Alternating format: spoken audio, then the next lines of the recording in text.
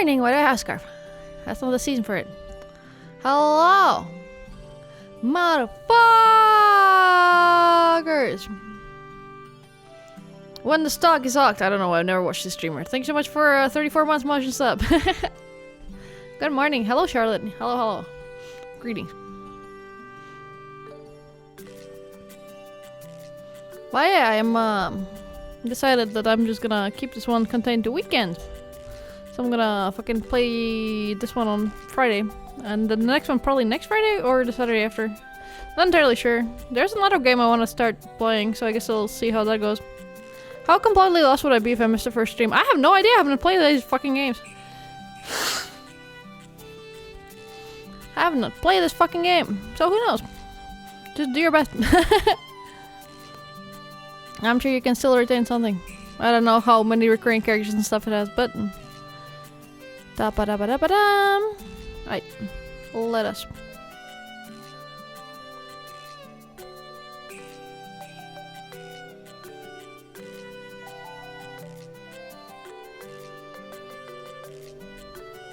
We're puppeteering Geralt and Charlotte, and also Felix is there. Yeah. We got our protagonist. She's a girl who apparently has schizophrenia or something. She takes medication for it though. It's fine.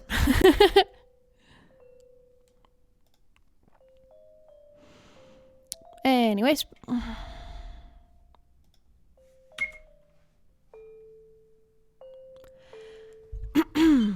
Inside a dream, I laugh, and the world laughs with me. Inside a dream I forget and the world forgets with me. Inside a dream, I am the world. Hello, world. Hello, Charlotte. Aeternam presents.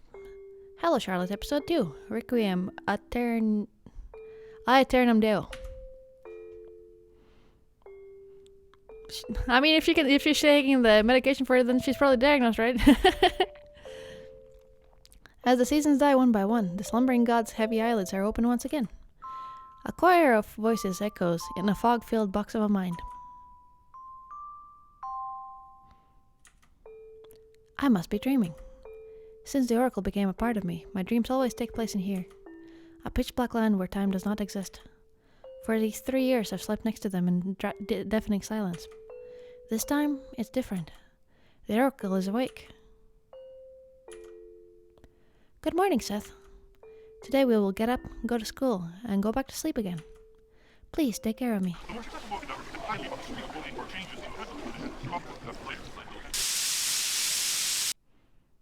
Oh shit, we got some string wars going on. Is it morning already? I feel a paw poke my face. Just a few more minutes. It sounded almost reprimanding. Matt got nuzzled against my cheek. Hello, Rick. Right, you must be hungry. Just wait a bit. It's a mad cat. It's a Magadon cat. I look at my hand. It's covered in something dark. It's not blood. Weird. It's nothing. Don't worry. Umbrella Man was right. Over these years, my health really did become worse. We still have a bit of time before school, Seth. Let's feed Magcat and greet everyone on our way. New task, feed Magcat. New task, greet everyone. New task, go to school.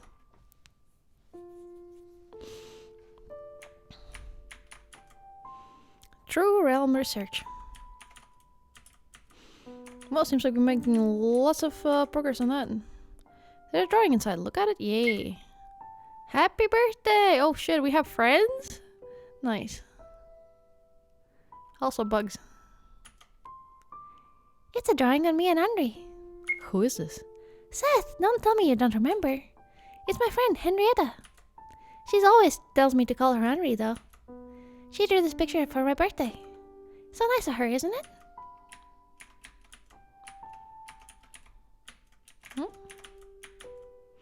The kingdom of God is within you. Welcome to Data on the Cube.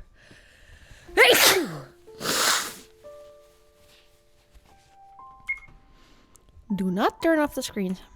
Do not disturb the neighbors. Do not speak of house tenants.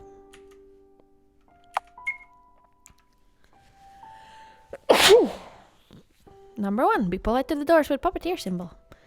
Number 2, bring elevator doors a cool sticker. Number 3, only users with X in their names have access to the doors with a puppeteer symbol. Omnicubes, short for omnipotent cubes, are multitask devices that allow the transportation, duplication, creation and disintegration of organic matter, and the storage of data. Please do not put liquid soap inside these omnicubes, as it may result in unforeseen consequences. Sounds good. Oops. List of registered first floor tenants: Charlotte Wiltshire, Felix Honecker, Henry Huxley, Bennett, Aiden, Magcat. Welcome to the Teleport Omnicube. No need.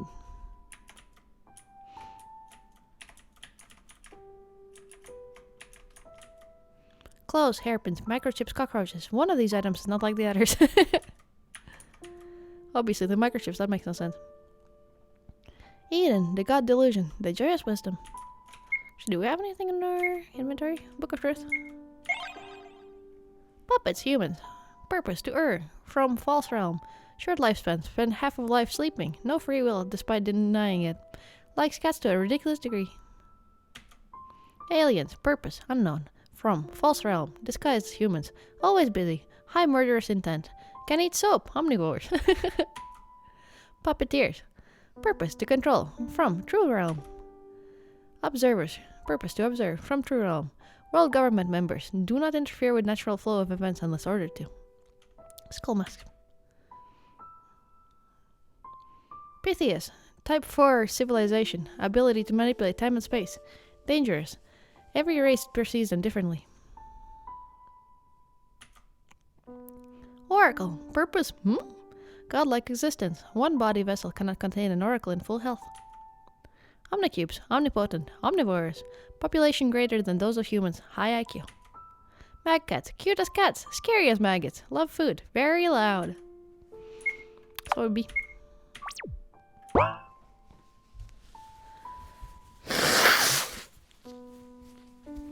Actually, can you?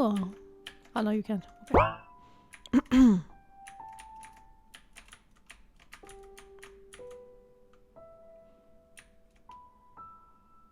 So what do we need to do? Feed kitty. Greet everyone. And go to school.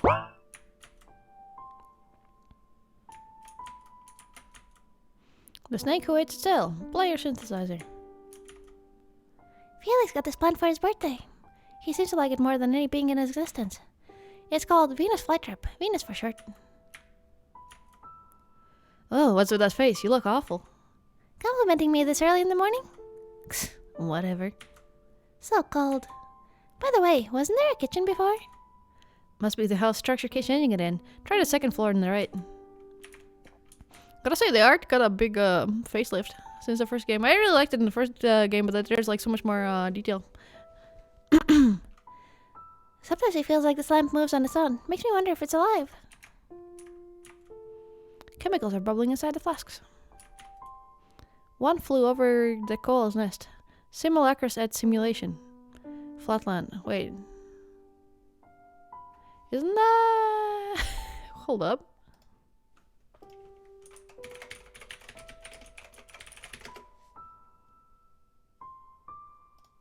Oh yeah, Boulder Alley. I thought so. One of the fucking postmodern fucks. I don't know the rest of the books though. I had a friend who was suddenly got very much into postmodern philosophy, and it was a fucking nightmare, by the way.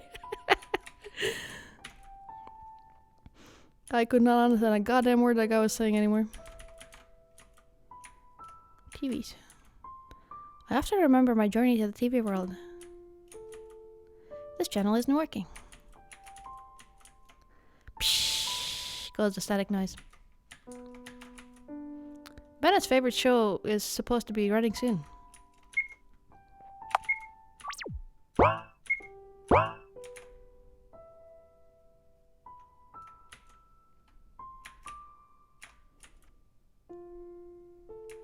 Bathroom. There's only a monthly supply of liquid soap inside. Take some? I guess so. Acquired soap bottle is blueberry flavored.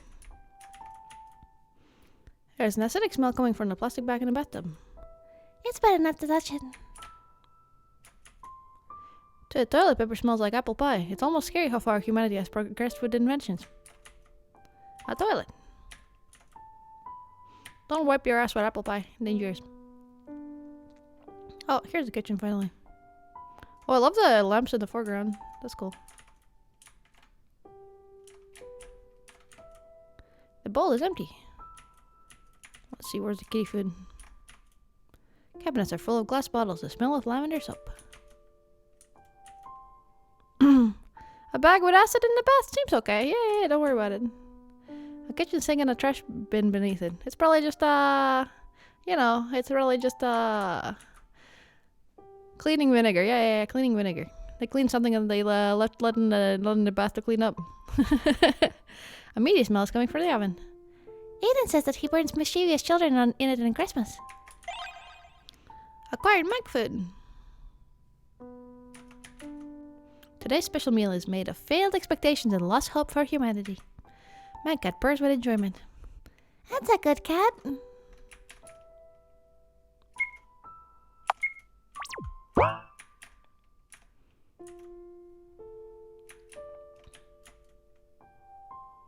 Oh, this is different too.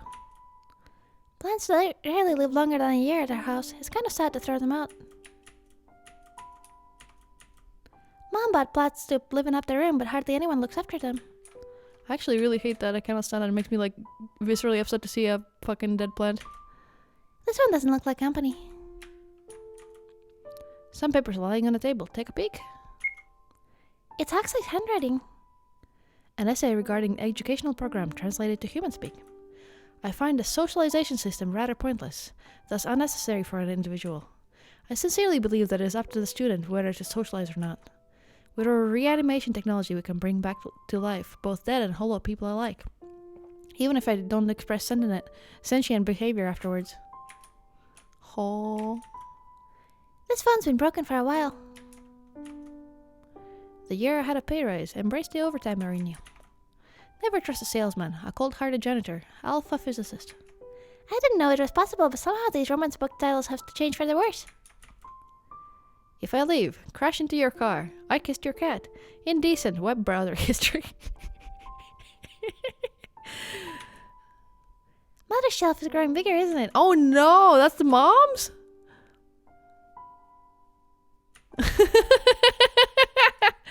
Oh no. Huxley moved most of his books to the basement. Now it's mostly magazines on this shelf. Science Fiction Almanac, 26th edition.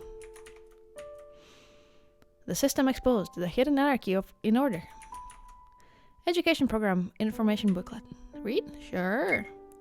Tip number 1. Socialize every day.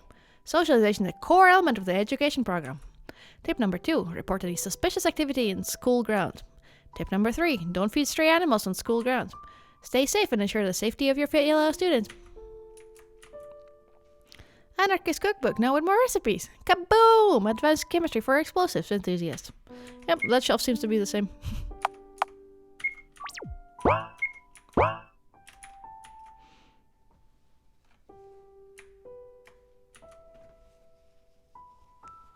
Oh, there we go, they have muggles. Morning. In high spirits like usual. Good morning, Bennett. Mind explaining why bathtub is filled with acid? Just asking. Bennett flees the scene. Should we chase after him? No, let's leave the scolding to Aiden. A neat freak's fury can drag even Bennett out of extreme procrastination.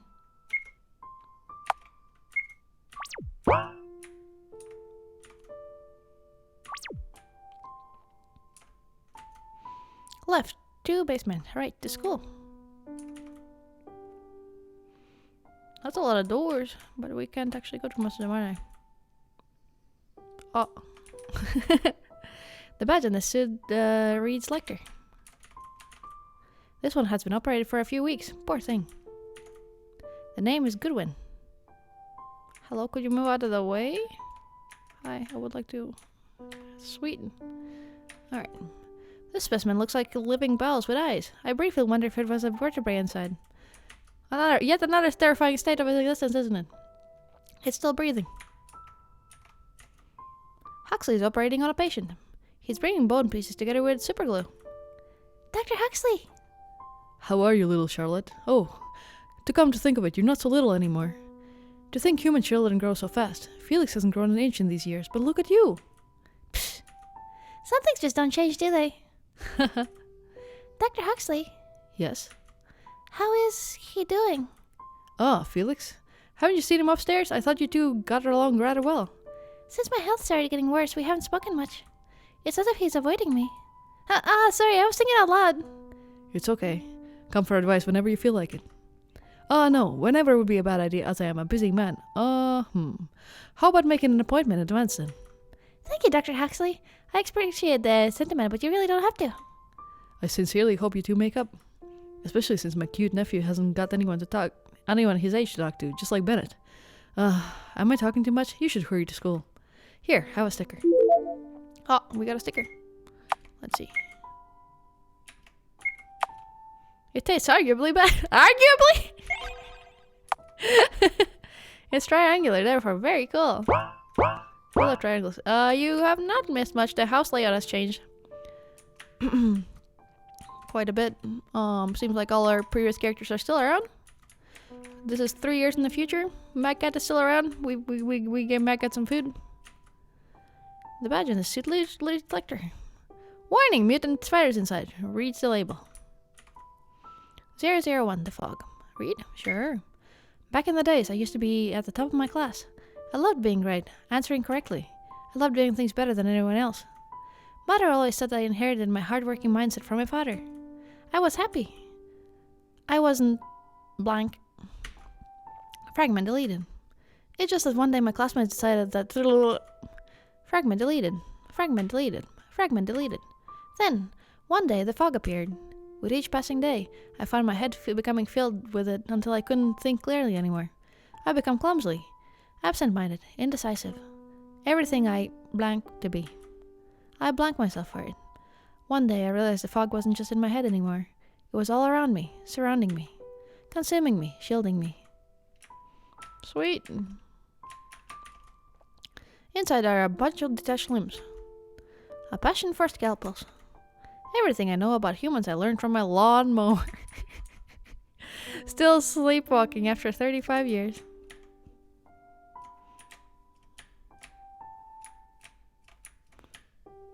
This is a rough piece of media for an inebriated individual. Huh? I would, yeah. Advise against that. Yeah, Saki loves this game.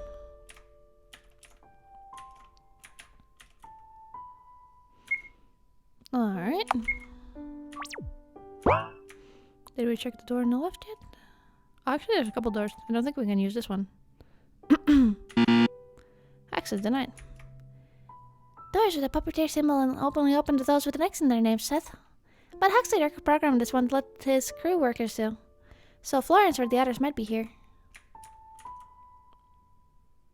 Good morning, Aiden.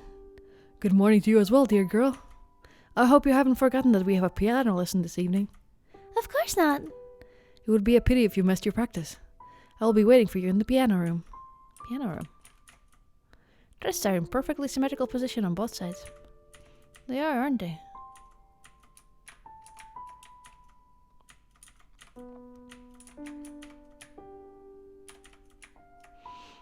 Bennett, my beloved. Amogus. Piano room. We'll come back here later.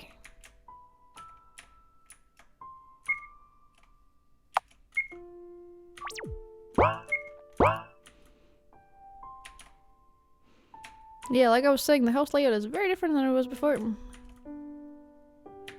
Cause yeah, over here used to be a kitchen, but now it is a lab. And we got a Venus flytrap in here. And this is where Huxley lives.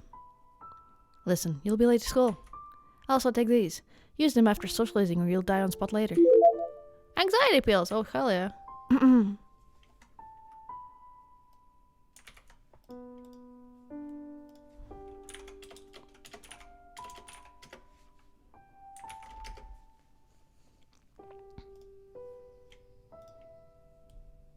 Anata wa totemo kawaii, thanks. Now, where was I? Normal pills. Helps fully recover after socializing. Not entirely sure what's happening though. 안녕고 조세.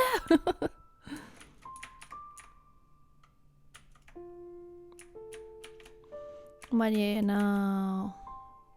Yeah, there's a bathroom here. Bathroom has some interesting things in it.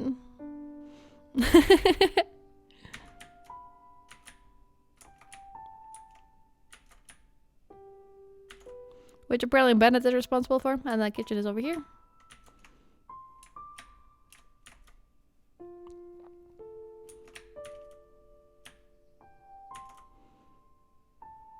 Yeah, the art is much different than it was, and the library is in the lower right, which I want to say it used to be in the upper right instead. Might be fun to just immerse myself in RPG Maker games. It really is sometimes. I feel like it's very easy to burn out though because a lot of them are kind of a little similar. Violent room. It's locked.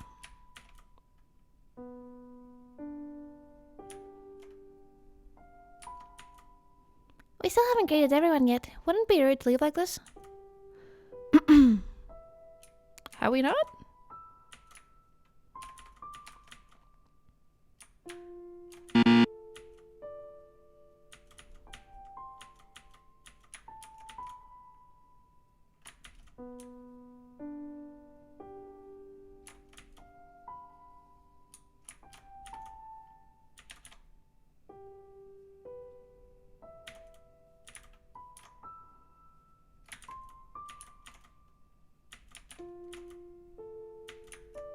Huck said Billy, let's not hinder him. If we need anything, we can ask Felix, even if he kills us for it.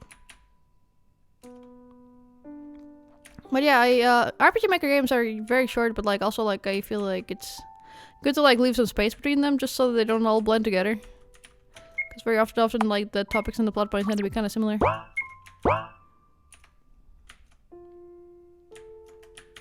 I think we got everybody. Unless...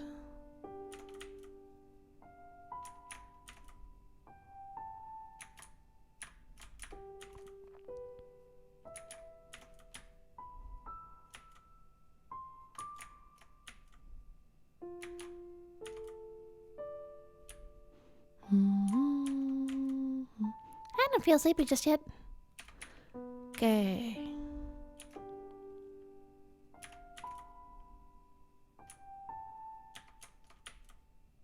Yeah, it's a conspiracy board about the true realm, which is where our player character is from, as in the observer. Have we not?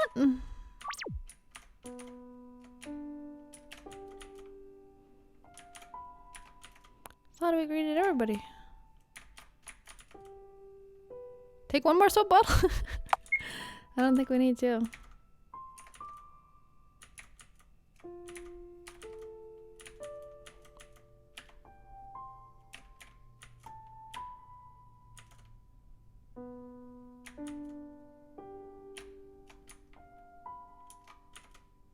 Let's see, was there anything else in the TV room?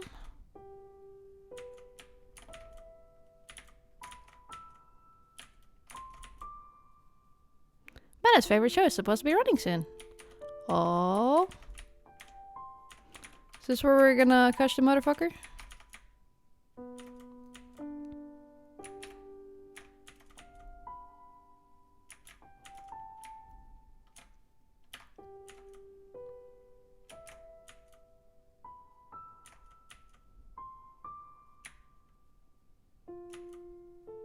What word of you'll be late you don't understand? There's a door that won't open for me. There's no X in Charlotte. Could have asked Huxley for it.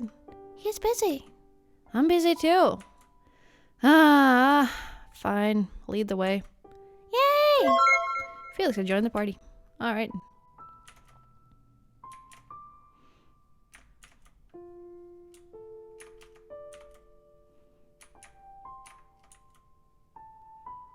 Oh! More groom. Hi, Florence. Oh, right on time. Can you hold some of this useless junk for me? I think I stole too many light bulbs so Dr. Huxley might start suspecting me. Ah, sure, I can help. Here you go. Acquired pepper spray. Thanks for your cooperation.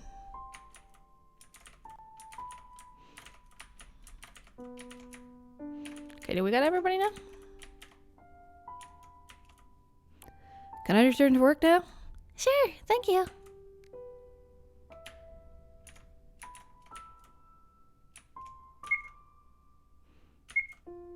I find it very funny that we have we have the Ghibli dude and we have the fucking From Stuff dude and they both have the same last name.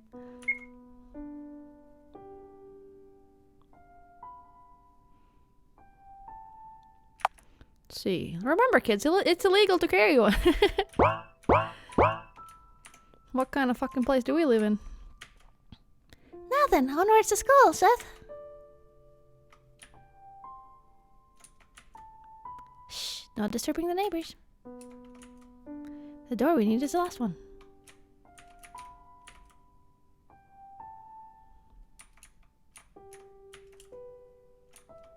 Tea time. No open doors day today. No open doors day today. Rude. I'll leave this one to you, Seth. Riddles are your credo, aren't they? Oh, it's an elevator, isn't it? I take out the sticker and place it in my bag.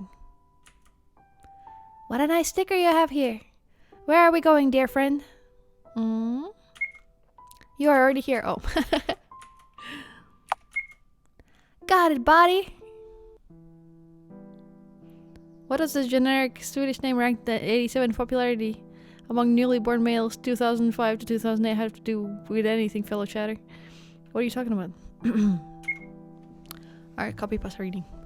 If this card is special summoned to a zone a link monster points to, destroy all link monsters that point to this card, then destroy all other monsters that those link monsters pointed to, and follow the link arrows of all those destroyed monsters, destroying everything they point to, and repeating this process until there are no more to destroy. This card cannot be destroyed by this effect. You can only use this effect of Volster once per turn.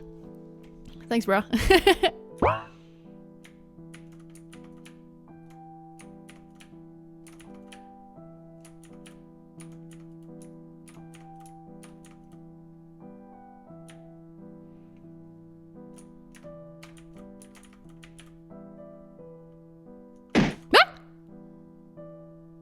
Oh. Let's beat some sense into this freak. A few punches will make him respect the elders, eh? Ugh, this looks bad. Actually, hold up. Let me...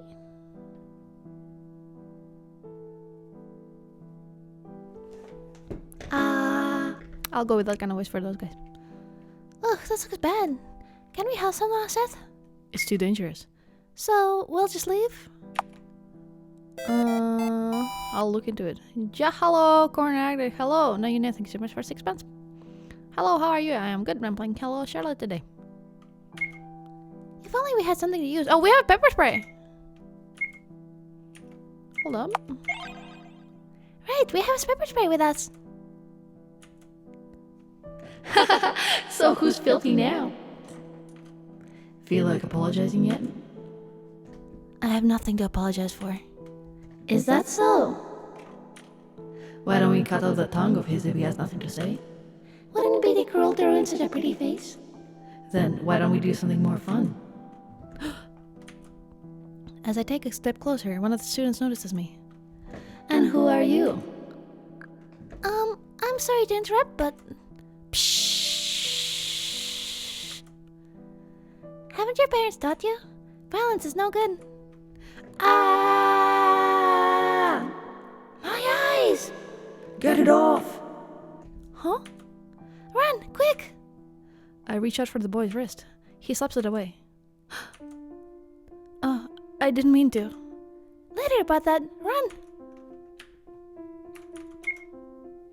See.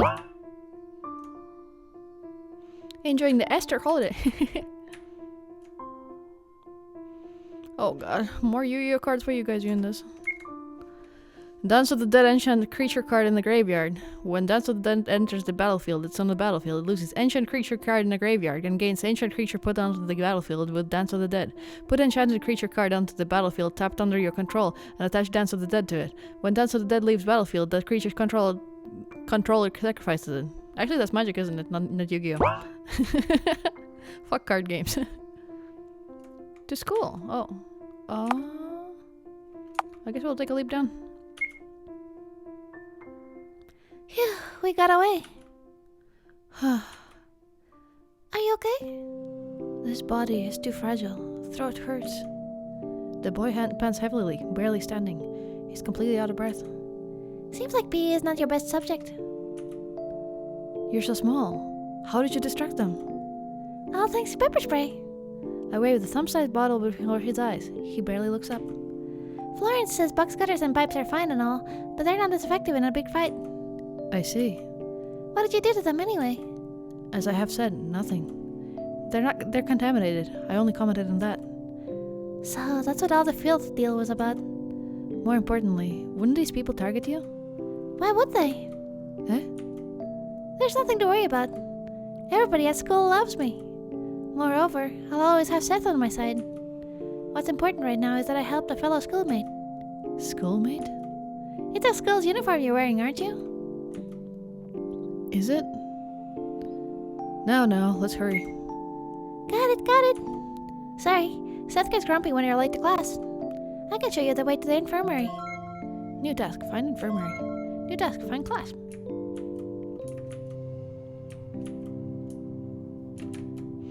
You're right, he does have the yellow eyes. That's Bulpit, isn't it? I can't believe we... Ah! What the fuck was that? Initiating socialization with student amalgamate. Oh, I feel that.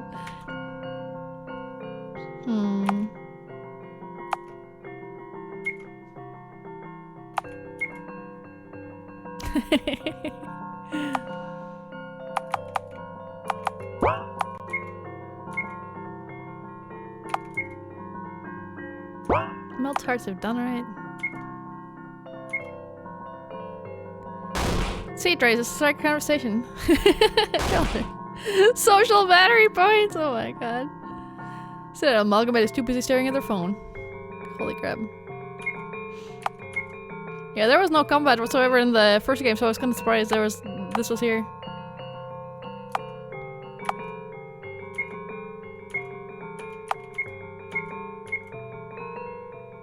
Charlotte smiles. There was no effect on student amalgamate.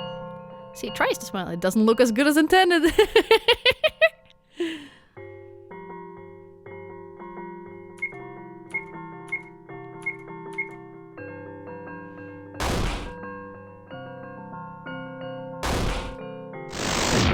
Got him. Socialization successful. SR, landfill 2 obtained. Super air landfill? Hold up. What is this? Oh, there we go. Oh, cool.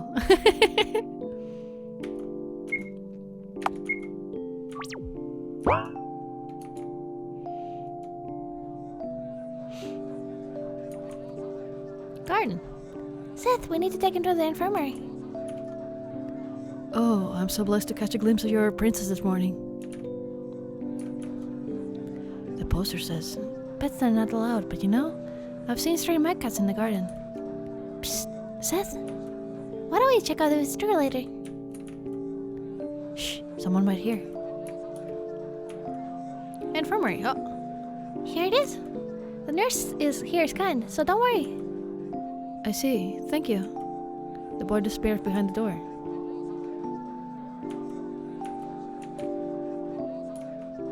Hello. Go to the principal room? Should I? A wonderful day, isn't it?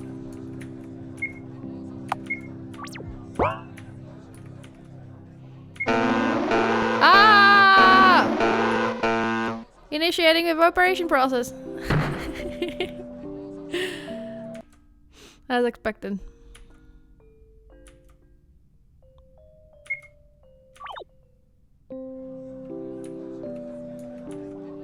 Got a second flusher. remember this place. My class should be among these doors.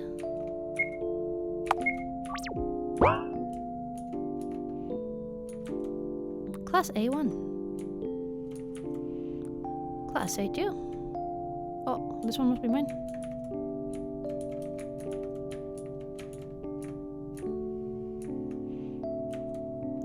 I'm sorry, I'm a bit lost here. Have you seen Class A1 somewhere here? Why, yes, the very first door leads to A1. But you can't just get there without a pass. Then, where can I get it? My friend from D3 had one. Go ask him. Is that a dream catcher? Above the blackboard? Whiteboard, I guess. I like the little confetti carpet they have going on there. Class A3, lesson in progress, access denied. Class A4, vaporization in process. Access denied. Well, damn.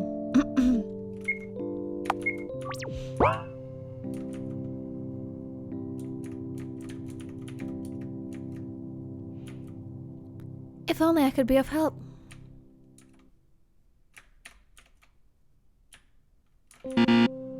Class B2, quarantine, access denied. Class B3, currently unavailable.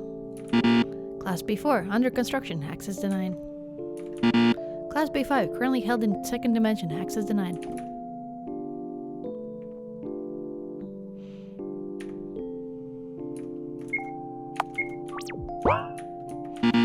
Class C4, up-phone on F-book users. U-phone on F-book users only, class denied. Class C3, only for cool kids, access denied. Access denied. Class C1, gone with the wind, access denied.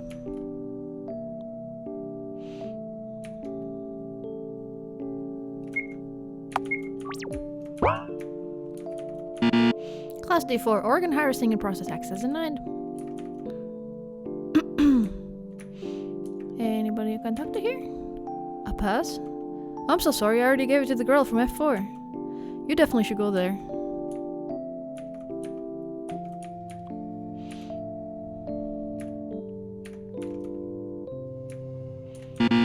Class D2, there is no D in your name, access denied.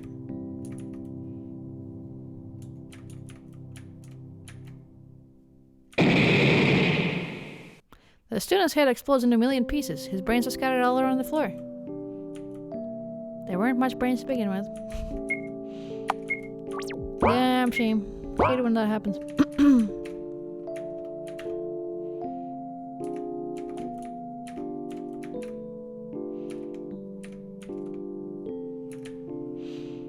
Alright. Class D5, kept in isolation until summer. Access denied.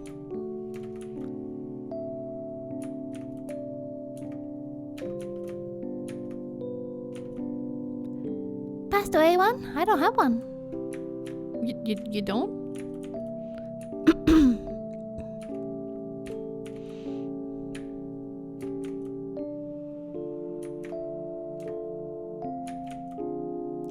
Let me tell you a secret. If you open the very first door with white door pass, it'll get you to A1.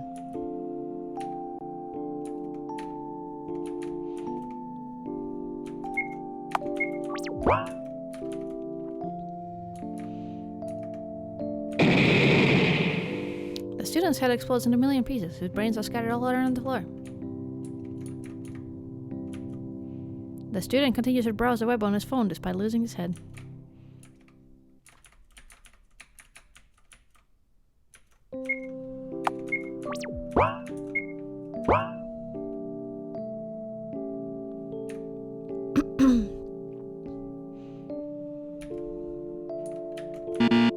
Class E1, no entry for lunatics, access denied.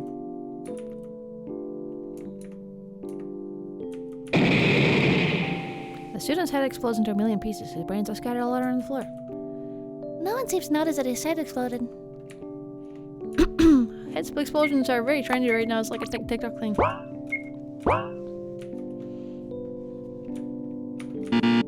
Class E3, toxic level above normal. Access denied. Class C4, shroom soup in preparation. Access denied.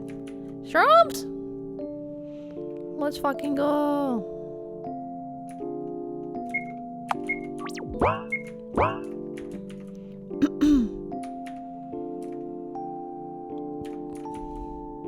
Why didn't you come sooner? I've already lost my pass in a bet. Why don't you go to C2 and beg for it? C2.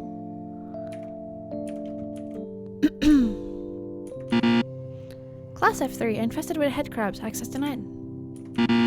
Class F2, in this class we appreciate crocs, access denied. Class F1, error 404, access denied. Okay, C2 it was.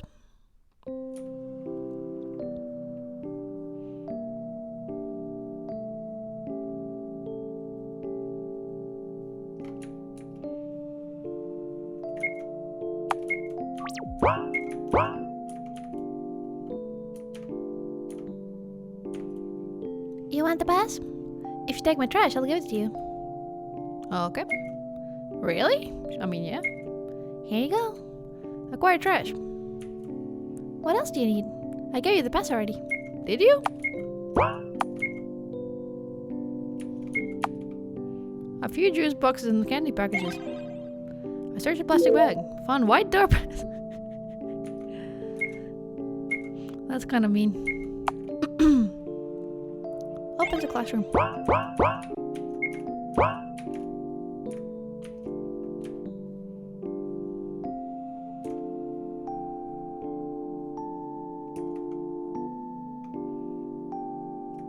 Alright, finally A1. Yeah, the menu character portrait is really good. I used the white door pass. Finally! My head is spinning after all this running. I go to my place. Someone taps my shoulder. Psst. Henry! What took you so long? I thought we were going to check homework before class. My bad. I ran into some trouble on my way here. Oh, really? Wheelchair, Warhol. No talking in class, please. Henry lowly clicks her tongue. We're sorry, teacher. You apologize too. I'm sorry. Alright. Attention everyone, we have a new student in our class. Please introduce yourself. Hello. There's no name that can define me, but you can refer to me as C. I am the god of this world. The class explodes with laughter. Do not be afraid, I won't be staying here for long. Wait. Take your seat, Mr. Wordsworth. Wordsworth? Wordsworth. It's backwards. Yeah, I guess her name is Henri Warhol. No, the other name was Charlotte's last name. Warhol is the friend's name. The class starts. I try to focus on the teacher's speech. Today our topic is the trial and soul cubes. As you all know, since you've turned 15, you're now able to see your soul cubes. Soul cubes store your soul data, as the name implies. It's speculated that soul cubes are just smaller omnicubes, which raise a controversy among our scientists. If our soul cubes are omnicubes, then aren't we just meat armor they control? I'm sure you have heard this kind of news. Just like any data storage, soul cubes can become corrupted. That's where the trial comes in. The trials exist for helping the defective. Their cubes will be formatted and debugged. Our school is proud to certify that it's usually one person a year, but sometimes it's two. As all you know, the annual 75th trial will be held quite soon, which all of you will attend for the first time. Who can explain the purpose of the trial? It's for correcting the defective. Right. Trial exists for the sole purpose of providing help to our students. As a public vote among students and teachers alike will be held to determine the defective student among us. Tell me, who has a defective cube? Anybody? Remember, it's someone who'll amount to nothing if not provided help. Now, class, how do we avoid cube corruption? We go to school. We abide the rules. We socialize. Very good. Now, let's proceed with the lesson. It's lunch break. I look at Henri. We always eat together after all. She looks like she's about to cry. Did something happen? Oh, no. I forgot my wallet. Even though I wanted to buy us a meal today, I'm so worthless. Don't say that. I'll buy us something. Really? You'll do that for someone like me? You're not at fault, Henri. It happens to everyone. Yay, I'll be waiting on the rooftop. Yep, see you later. Let's go, Seth. Let's buy some apples and activate a warp point while we're at it, shall we? Only apples? I don't really feel like eating much today. Sorry. Actually, I feel like I could throw up at any moment. New task to canteen. New task activate warp point. Who up corrupting their cube? Hello, Mr. Teacher Man. Oh, I can't talk to you. I don't have this privilege. Alright. Wait, this... I don't remember this place looking like this. Okay. Did you see that god imposter? I think he needs help. Nice dress, wheelchair. The trial will right all of your wrongs. Although you're already an angel.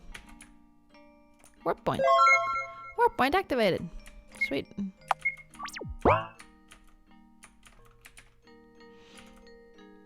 Ah, how do I envy you? You always look so pretty. Where to? Changing room. And what do we got here? Oh, there we go, cafeteria.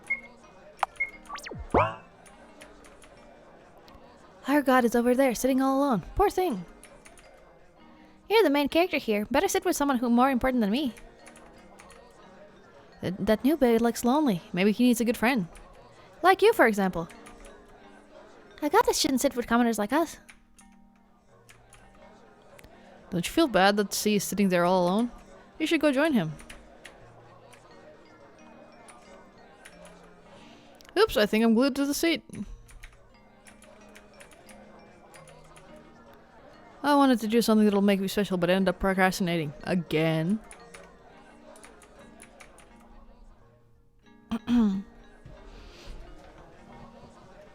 The author is no longer asking. You look so pretty today. You're cute. Hey!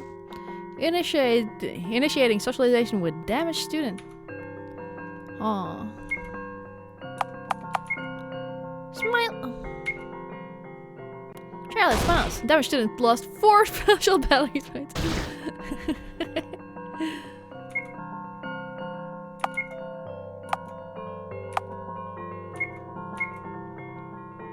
Charlotte tries to be compassionate. Damage to SPP3? Oh no. Oh, SPP is social battery points. Okay, okay.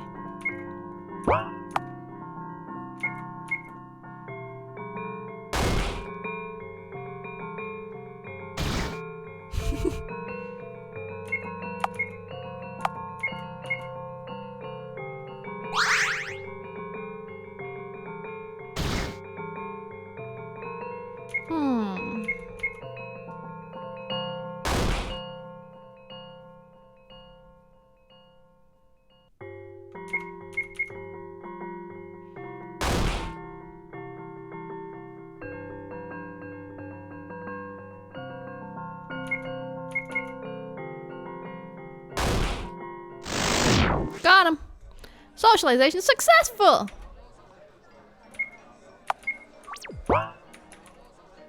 The meal today is especially delicious, isn't it?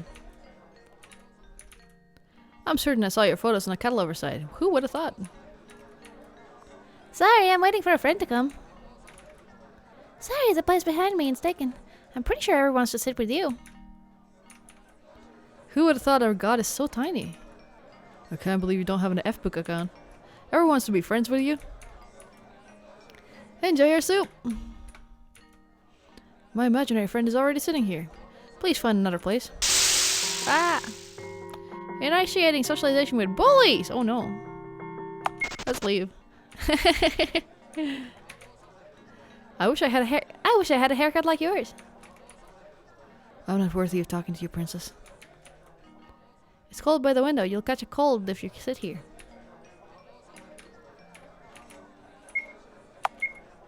You can just walk away from social situations, just like real life.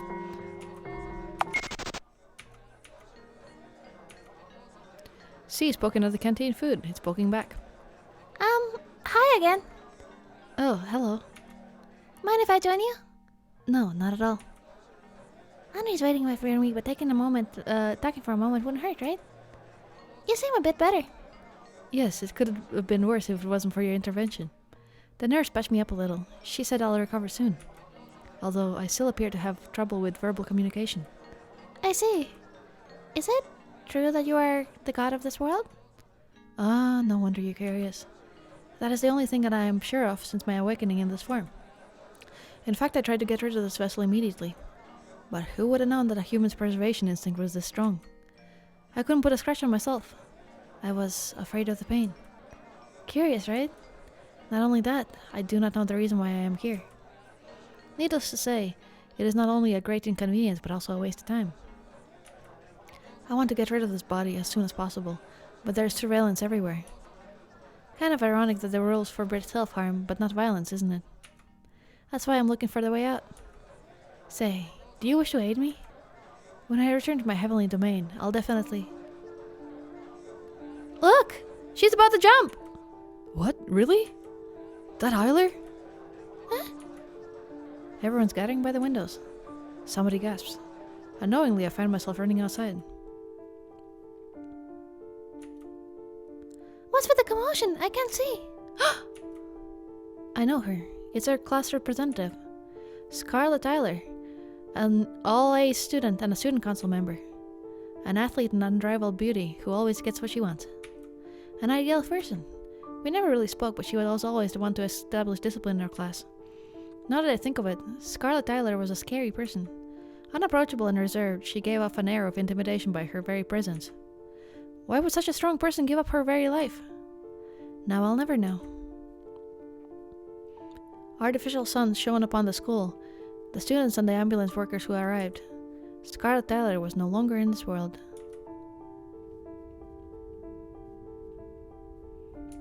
Okay.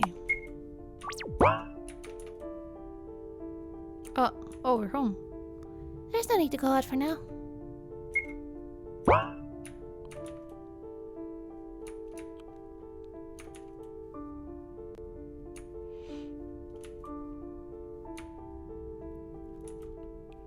Hi, Aiden. So you didn't forget about our piano lesson? How could I? Good. Well then, come join me. We shall play a prelude to the events about to unfold. I join Aiden at the seat. We play a prelude.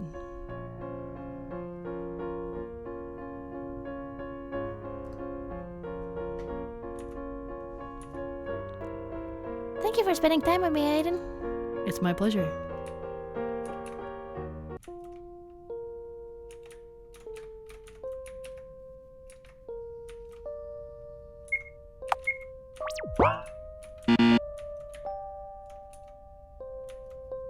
Violent room. This one has been operated for a few weeks, poor thing. This specimen looks like a living bowels with eyes. I briefly wonder if it has a vertebrae inside. Felix is deeply focused. He always takes things he does seriously. Now, carefully cut through the membrane. Ah, hello there. Shoo! Sorry, I didn't mean to interrupt. Come on in. Since I've tutored Felix and Bennett on the first aid, they've taken interest in unidentified life form dissection practice. Isn't it wonderful? Bennett refused to use anything but the chainsaw to cut through the specimen, so I had to kindly refuse his offer to participate in the classes. Oh, careful, you'll cut through his brain. Wait, what? It's not his bowels?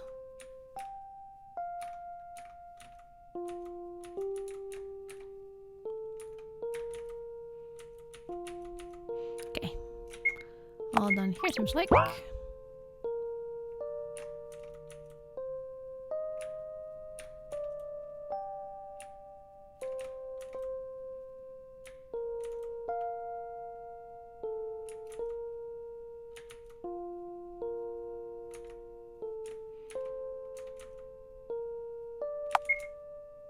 Alright, privacy is important. We already read them though.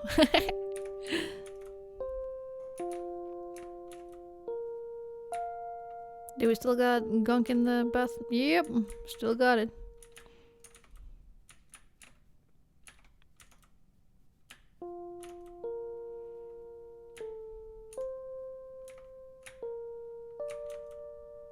Alas, there isn't anything particularly edible in the fridge. Particularly edible. So you're saying that there's a chance?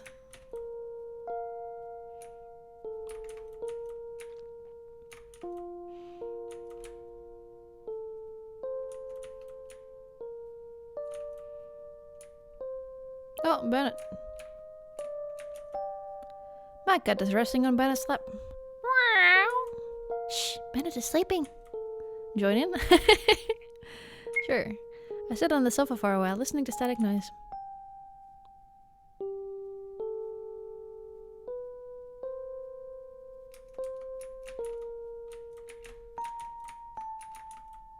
Psh, goes the static noise.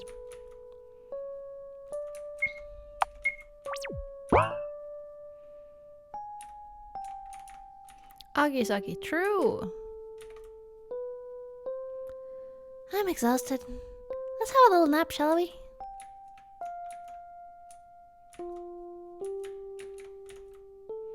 I exhaustedly cover myself with blankets, falling asleep as my head hits a pillow. Oh, right, we have very vibrant dreams now, ever since we fused with the Oracle, don't we?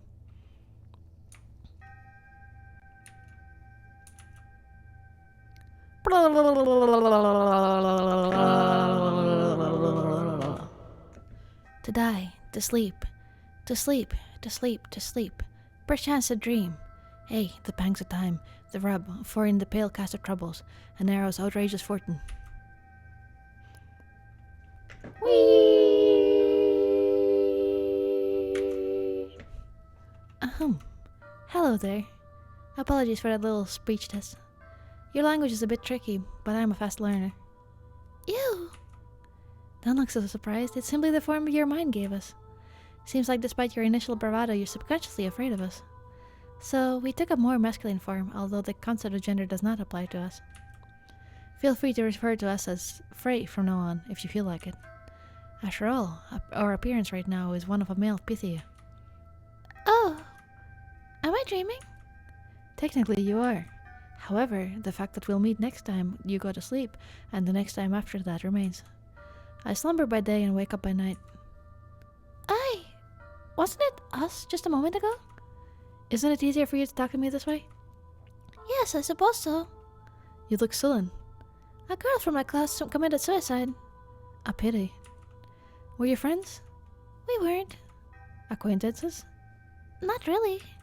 A complete stranger then. Shouldn't matter. Don't put it like that. We're classmates. You're sorrowful now that she's gone, but you couldn't care less during her lifetime. Have you ever had a conversation? No, She was so unapproachable. An ideal person. What can a miserable person like me talk about with someone this perfect? Thinking that you gave up completely. That's the same as being indifferent. No, it's not like that. You're exaggerating things. Only so that you're honest with yourself. Wouldn't anyone be sad if someone died? I'm afraid I cannot understand that. If that person wasn't important to you up until this moment, why do you feel so down? No, even worse, you feel obligated to feel sad. Deep inside, you know you have no reason to be. Why not be true to yourself? Is human empathy such a foreign concept to you? Empathy, huh? You humans have a rather twisted understanding of it. If death is so specimen you weren't involved with bothers you, then why not bawl your eyes out whenever you see a piece of meat on your plate? That animal must have suffered a lot more than some misunderstood teenage girl just to make your supper delicious, no? It's not the same, you'll say. I didn't. But in the end it is. You're all animals, yet your kind puts yourselves above all. Oh my, what a plot twist. Who would have known that the concept of empathy applies only to your fellow humans? It truly never ceases to amaze you how you humans love to make a mountain out of a molehill. You'll never understand. How can you know the sadness of losing someone if you and Pythias were all connected? And united you stayed even when someone died. For us, when somebody dies, the connection is lost forever. Do you really think it was always this way? That all Pythias willingly gave up their very egos for the sake of becoming one with everybody? Frey laughs. It echoes through the mind space. Stay in the fog if you wish to. Isn't it safer like that? Although, I would love to converse more. It looks like it's time for you to open your eyes. Sweet! How can I be at this hour? Oh. Oh, it's quite dark, isn't it? Hello? Wise choice. Good evening. No, it can't be. Since when did you start to use doors, Umbrella Man? I figured it'd be nice to be polite once in a while. Especially since I'm using this vessel. Let's have some tea, shall we? Sure. Come in. Now, what's with the suspicious look? I've merely come for a friendly chat. You see, I received orders from my employer recently, so I took this chance to have a small vacation. I thought that, Umbrella Man was using her dad's buddy before, right? I wonder who this person is. So you're slacking off? Don't put it in such an unsightly way. Believe me, even a workaholic like me can let this opportunity pass by. After all, such a chance does come once in eternity. Umbrella Man chuckles at his own words. Wonderful, isn't it? I suppose it is. You always seem so busy. And believe me, I truly am. But enough about me. How's school? Well, I helped a classmate today. Oh, you needn't have. Why so? I'll spare you the details, but there's something I know for a fact. That boy was destined to die in that alleyway. That's just cruel. See, he's a good person. He doesn't deserve it. It's not about deserving, my dear. It's just that his sole existence threatens this world. I'd put it that way. As long as he exists, his route is doomed for a bad ending, no matter what your beloved puppeteer do. I hope I made myself clear. Anyhow, I'm glad to see you in high spirits despite your worsening condition. Is it that bad? It wouldn't be an exaggeration if I answered with a yes. The circles under your eyes have gotten darker, skin color more pale than ever. Have you been eating properly? I don't feel like it recently. My, you have a doctor living under one roof with you. Why don't you pay him a visit? Or are you afraid to admit your condition has been worsening even more? You're right. I really should. Yet you haven't done so. I don't want to cause anyone any more trouble.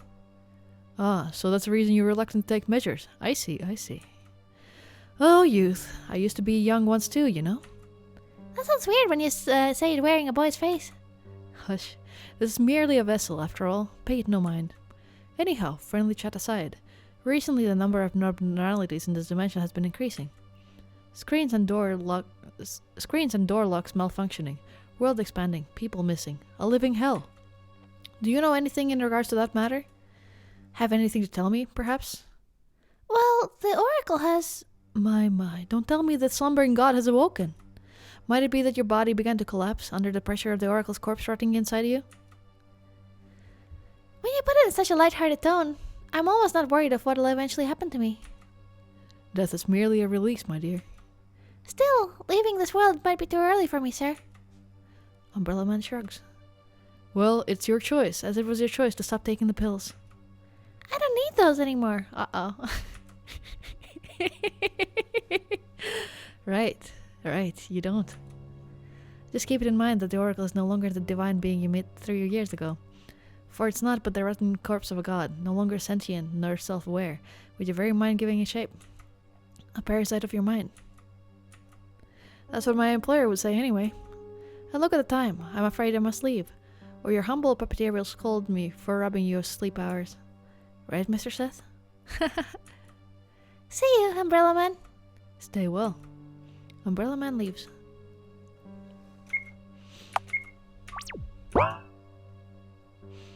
Yeah, 3 years have passed and she has decided to not take them anymore. The bowl is half empty, or half full?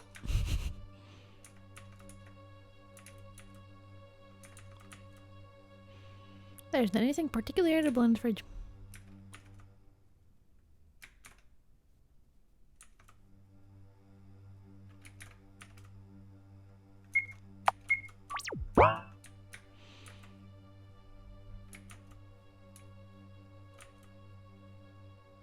Oh, it's quite dark in here.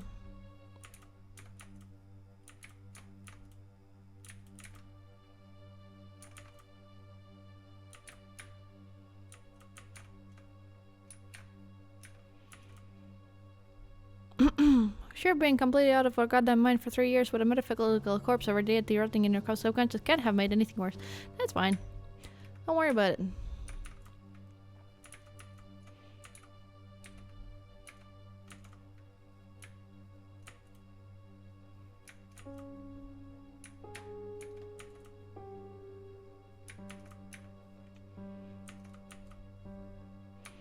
Alright, well, let's go see our doctor.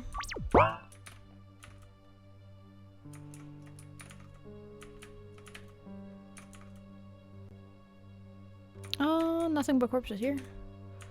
Where the doctor at?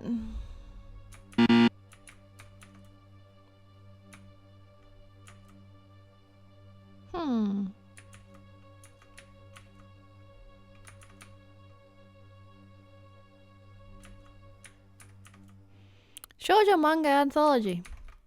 This one's not mine. I think I just saw something I shouldn't have. Let's put it back where it was, Seth. Soap and Skin's sheet music. It's not that I like it because there's soap in the band title, Bennett said once. The ones he asked me to learn were Spherical and Turbine Womb. These are some names. Children's album. This one's my favorite. It's pretty easy to learn too. Game sheet music for piano. Felix and Bennett bought this one for Christmas. There are plenty of movie scares too. Trognosinus. Wait, that is what yeah, that is friggin' Eric Satie. So that these your servants can with all their voice sing your wonderful feats. Clean the blemish of our spotted lips, O Saint John. Soap and Skin is an experimental musical project of Austrian artist Anja Plasch, born Oh, really? It's real? Damn. Jazz for your fingernails. There is a My Chemical Romance full discography among the classical music plays. Alright.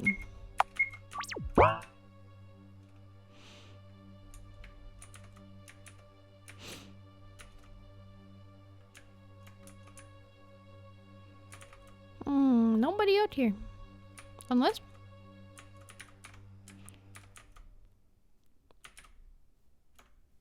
Where'd the music go? Oh, it just looped.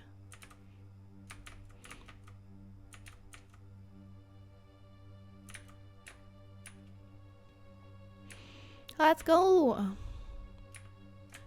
Wait, can you... Oh, you can't. Okay. Where is everybody?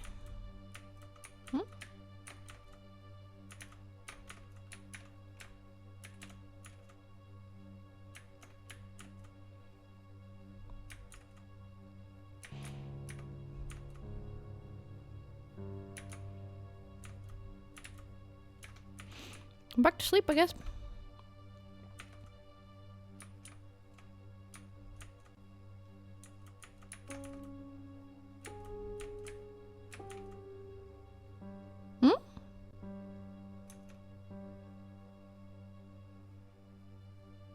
I did not save.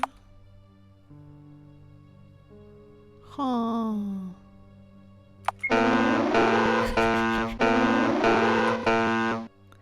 Guys, system shutting down and initially self-destruction. Hey! Hi. The next moment I know I'm being devoured by lumps of meat. And to think to myself, it all started with a bottle of soap. That do not put soup in the Omnicubes. Okay. I won't put soap into the Omnicubes. That's one of the things you missed. Okay, we were in the piano room.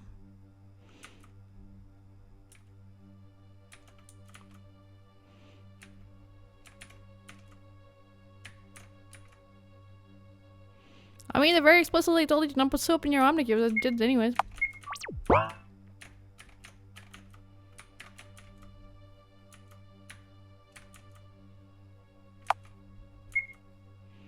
I'd better put it somewhere safe.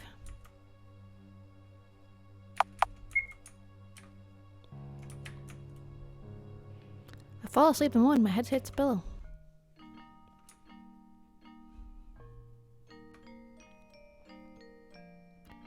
Welcome back, Miss Wiltshire. Sorry, I don't feel like talking. Is that so? Well then, I won't burden you with conversations. Instead, how about a bedtime story? Oh, and don't stand so far away. Come, sit beside me. Sorry, I'm not very comfortable around you. Is that so? Well, there's no helping it. It's all a dream, remember? So make yourself at home. I reluctantly sit beside Frey. Now, back to your story. Do you know the tale of Ink and Paper Princess? In our land during the pre-Oracle era, it was a part of a psychology test. It was made to be unfinished, and the one who read it had to write the endings themselves. It's surprising how much one can learn about another person just by having them write a few sentences. Want to listen to my own version? I don't have the other choice, do I? So much for free will, right? Well then. A pitiful ink-black princess that looked for minds alike who ended up in prison of Paper Kingdom. But the story didn't end here. Time passed and Paper Princess herself came to visit the prisoner. The two became acquaintances shortly after, and the Ink Princess was freed from imprisonment. Ink Princess taught Paper Princess writing, and no paper in the city was blank anymore. They obtained power known as knowledge. Paper Princess couldn't be happier. Yet, having spent so much time with Ink Princess, she became stained with Ink Princess's pitch black color. Day by day, Paper Princess became more and more soaked in jet black ink, until she was indistinguishable from the Ink Princess herself. That would be the end of the story. She fell asleep, huh? By the way, hello there, Mr. Seth.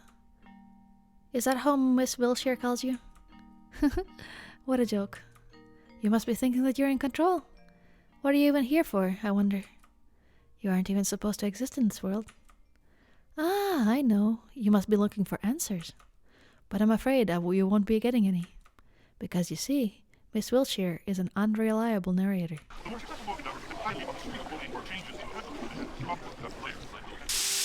Yeah, it was one of the stories in the bookshelf.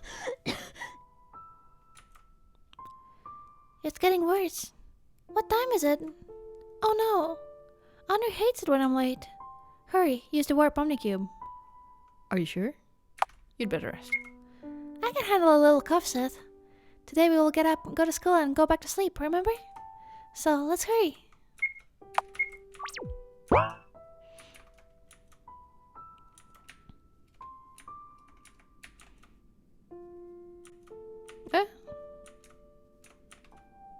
Warp on the cube. Should I go right away? No time for walking around, Seth. Aww. Straight to school, I guess.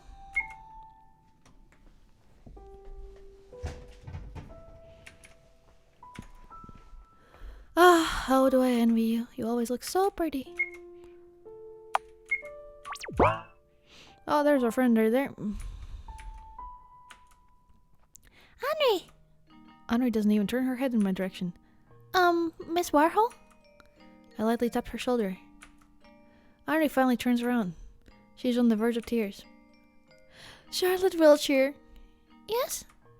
Why didn't you come to eat lunch with me yesterday? I waited and waited and waited until everyone left, until the bell rang. But you never came. Henry began staring up again. I'm sorry. I guess I wasn't quite myself yesterday. I went home straight after that happened, you know? Henry locks me in a hug, hiding her face in my sweater. Her hold is so strong I can barely breathe. I thought you didn't want to spend time with me anymore. I thought that you hated me. I thought... I pat Henry's head. There's no way that could happen, right? Friends don't abandon each other. Yet you did the opposite, you liar! Please forgive me. I won't do that anymore. You promise? I promise. You'll have to swallow 1,000 needles if you break it. Uh-oh. Sounds like something that will legitimately happen at this rate. Alright, well. Our god is a loser. Oh, how can you fucking bully him like that? The student blushes, turning away. Hey. Initiating socialization would behead a student.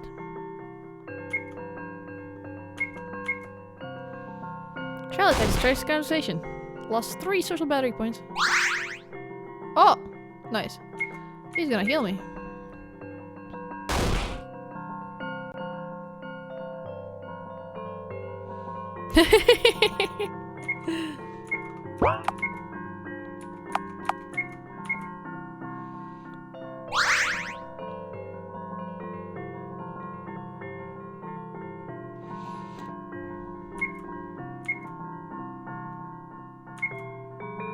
hate this fucking balance. Don't worry about it. As long as we get social battery back, that's fine. What's wrong with eating a little bit of guts?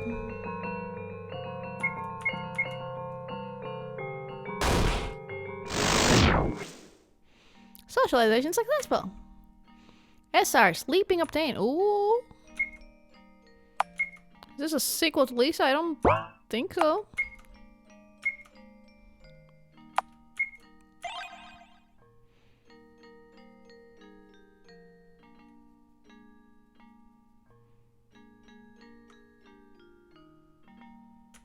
Nice.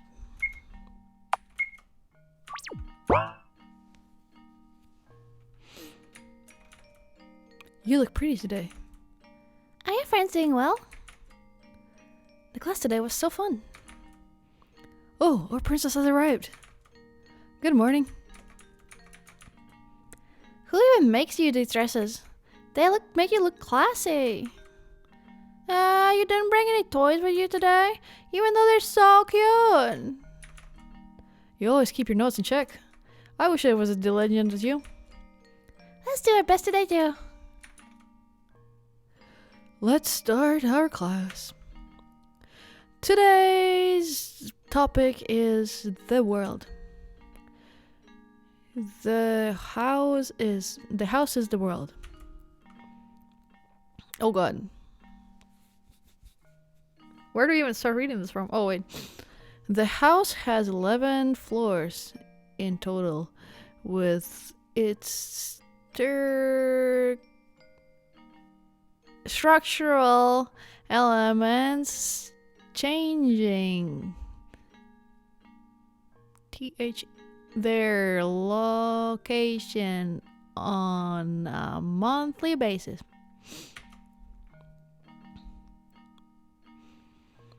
A11 transportation in the house is carried through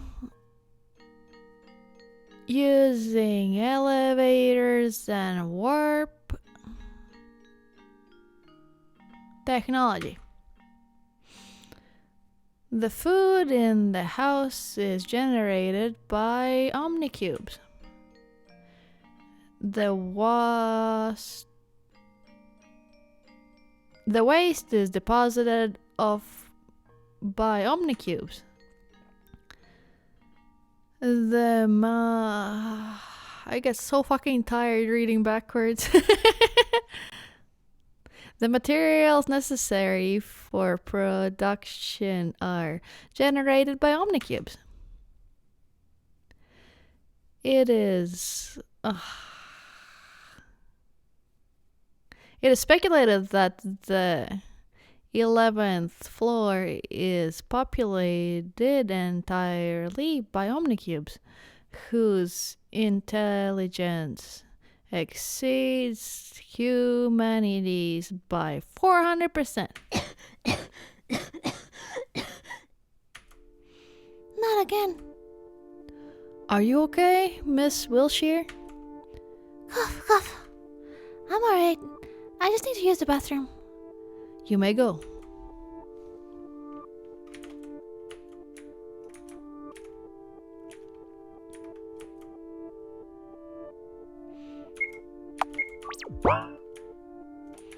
Bathroom.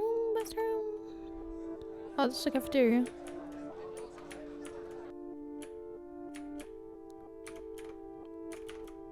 Changing room. Hi, Acker Hellebonmeister.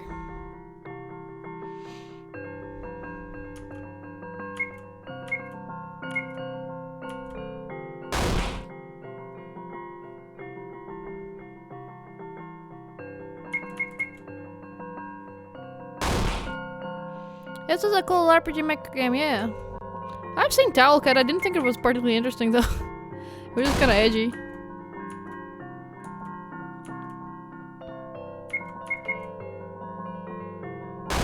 This game, on the other hand,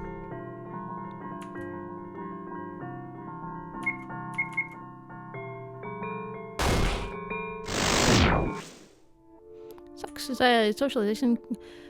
Oh, another landfill. Hell yeah. Hey, my items keep going away.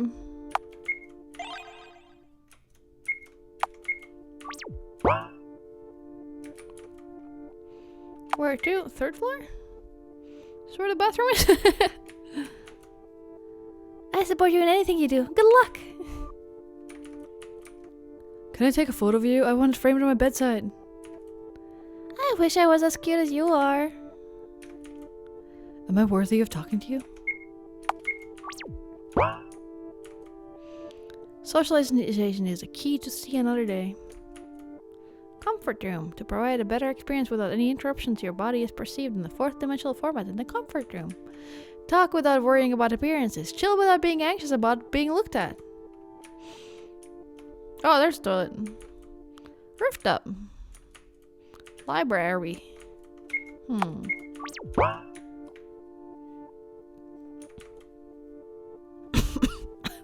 Hey, they got the triangles here. That's fourth dimensional perception for you. Everyone's a pyramid. Let's not disturb anyone. It's a bit disturbing to think that I appear as a pyramid to these people.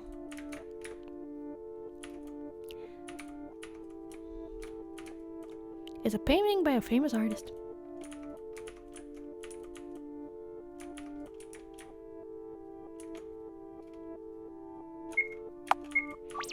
Oh, to be a pyramid, untethered by social norms. Rooftop feels dangerous.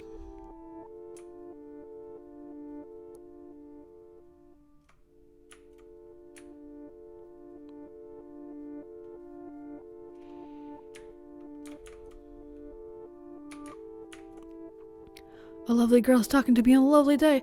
I'm so happy. Mathemagics. Unconventional ways to use internal organs. 99 reasons you shouldn't leave home after school. XX15. How to peel an apple without hurting yourself. Quantum physics in pictures. How I became successful by procrastinating. Delicious worm soup recipes. Recipes. How to treat canteen food poisoning. One reason you should stay outside after school. XX16. Get a job by playing apps. Why you should say no to learning by heart. Library catalog.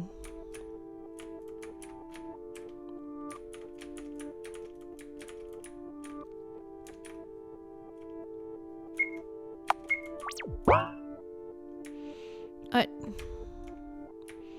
Toilet time. What a fancy toilet! Washing internal organs in the sink is strictly prohibited. That doesn't work. Where's the...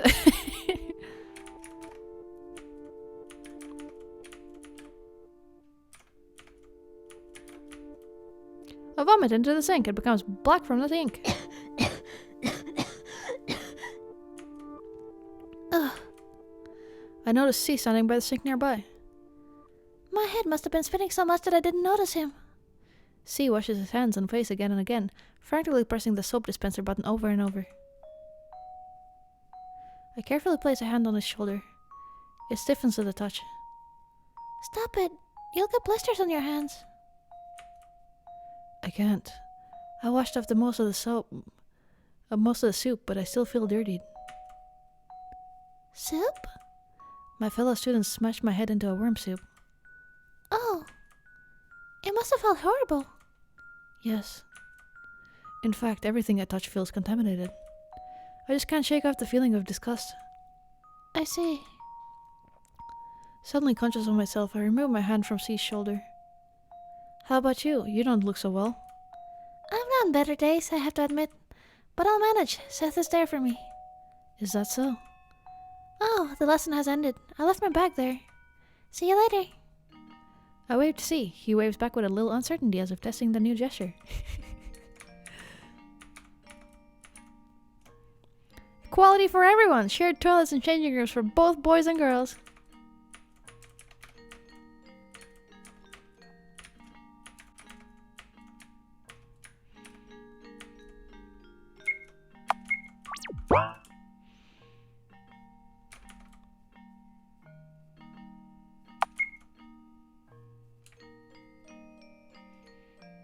Shared! This is the future that liberals want.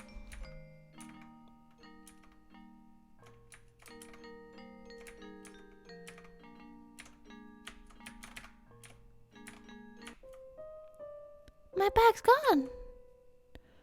What is it, Miss Wilshire? I'm very sorry. I can't find my belongings. The class left. Maybe someone accidentally took it. Excuse me, I'll go look for it. Teacher, can I go too? Why would you, Miss Warhol? Because I want to help, of course. 2 heads are better than 1. Okay, you can go.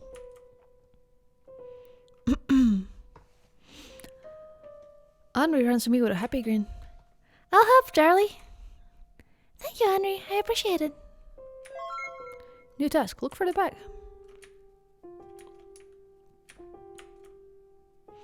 Are we being bullied?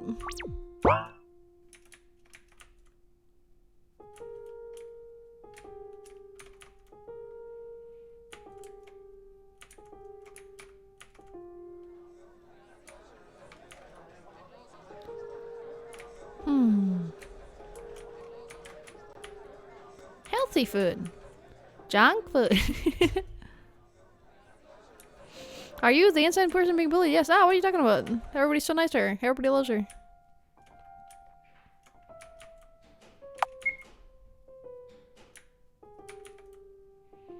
I don't think it's there.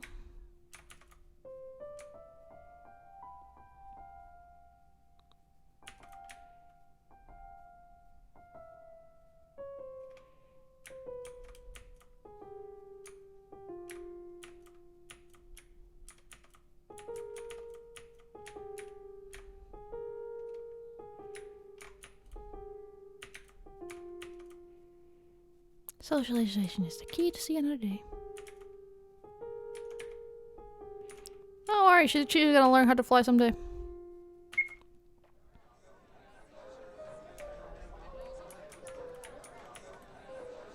Jeez, how many times do I have to tell you? It's forbidden to enter the principal room. Shh, someone might hear. Infirmary. Garden. Go outside, I guess so. Charlie, are these yours? I don't know. All the pencils and pens are covered in mud.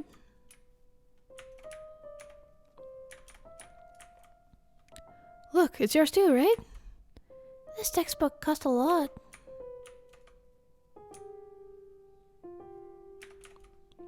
There's another textbook. I wonder who did this.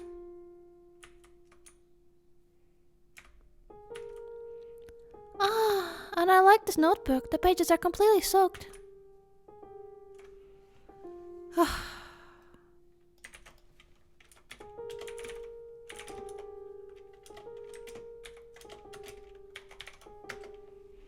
Maybe contribute something useful to the chat once in a while.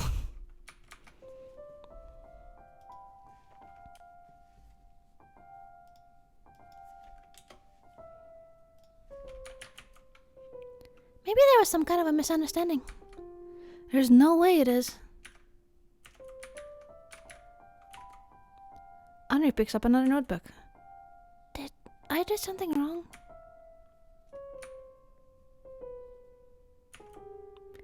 Even the pages in my book of truth are torn out, even though I worked so hard on keeping it tidy.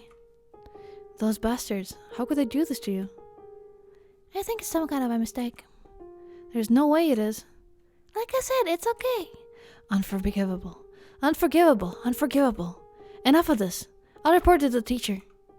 Henry leaves before I could protest any further. Looks like we found everything. I don't feel like going to class anymore. Let's go home, Seth.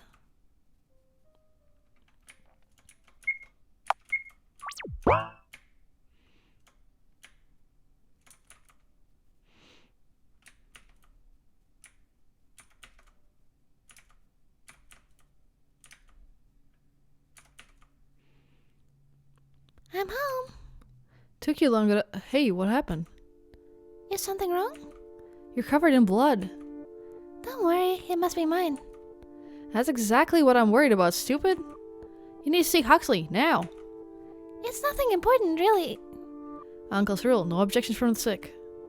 Felix clumsily drags me to the basement stairs, tugging me by the sleeve. What were you doing, even? I attacked the god today. Oh no, this looks worse than I thought. Might as well check your brain function too. Should I start with good or bad news? Just kidding. I was planning to tell you the good news first anyway. Well, good news is that I know what this is. The bad news is that it's really incurable. I see. So, what exactly are these, Uncle? Heart wounds, as I like to call them. This kind of disease is quite common for those in their adolescent period, just like you are now. When you're stressed, anxious, or hurt by words or actions of others, these wounds inflicted upon you will manifest as scars on your body, mostly on your arms, to be specific. It's not lethal, but it'll cause you some minor inconveniences. The good side of the disease is that although your body will become vulnerable, your mind will receive less damage. Isn't that wonderful? I suppose so. There's nothing to laugh about. No, don't be so harsh. Can't you see your little miss already has weak immunity to her environment? Whatever. I'm getting back to work. Do forgive him. No, I'm not angry. It's just that I don't understand why he is. He must be worried about you, am I wrong? He shouldn't be. I don't deserve that. He must be thinking otherwise. Take care, little one, will you? Worry not. Seth will make sure of it. I'm sure he will. Good night, Dr. Huxley. Sorry for troubling you at this hour. It's nothing. Remember my clinic's motto? Healthy people are not welcome here. So there, feel free to visit when you're sick. For now, I'll get back to work. Your social stamina has increased. New task, go to sleep.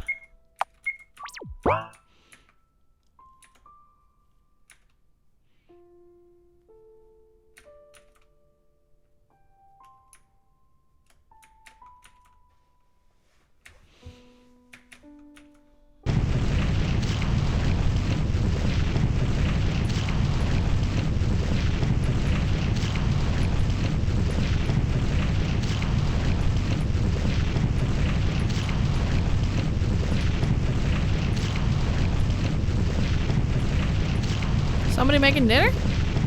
Hideous smells going from the kitchen. I tried the door handle. It's locked. Is anybody in here? Dear girl, I don't think it's a good time to enter right now. Aiden, is that you? What happened? Mr. Dennett decided to take up cooking. And right now, his cooking is destroying everything in sight. Ah, I see. I won't hinder you.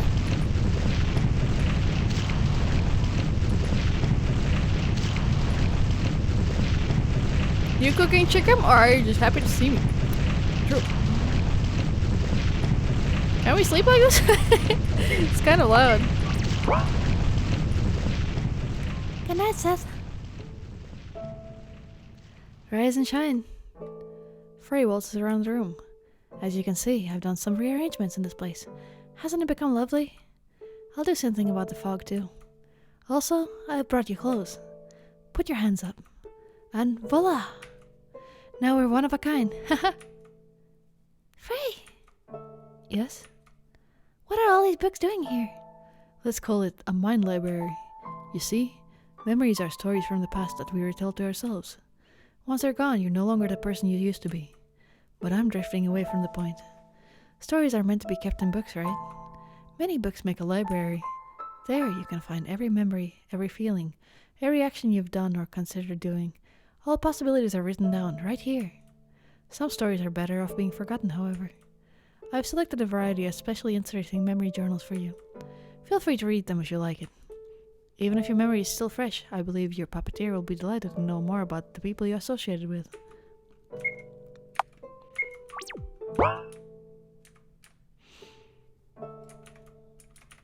Oh, these are all empty. Okay. Oh, there's a piano too. Can we play? A piano? Want to try it? Today, Elbas. How am I Aiden? Read? Okay.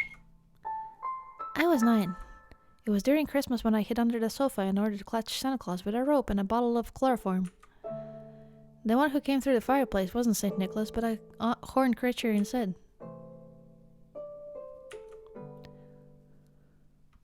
Come out, mischievous one. I can see you, he called. Unwillingly, I had to comply, hiding the chloroform behind my back. You're not Santa Claus, I declared, a bit disappointed.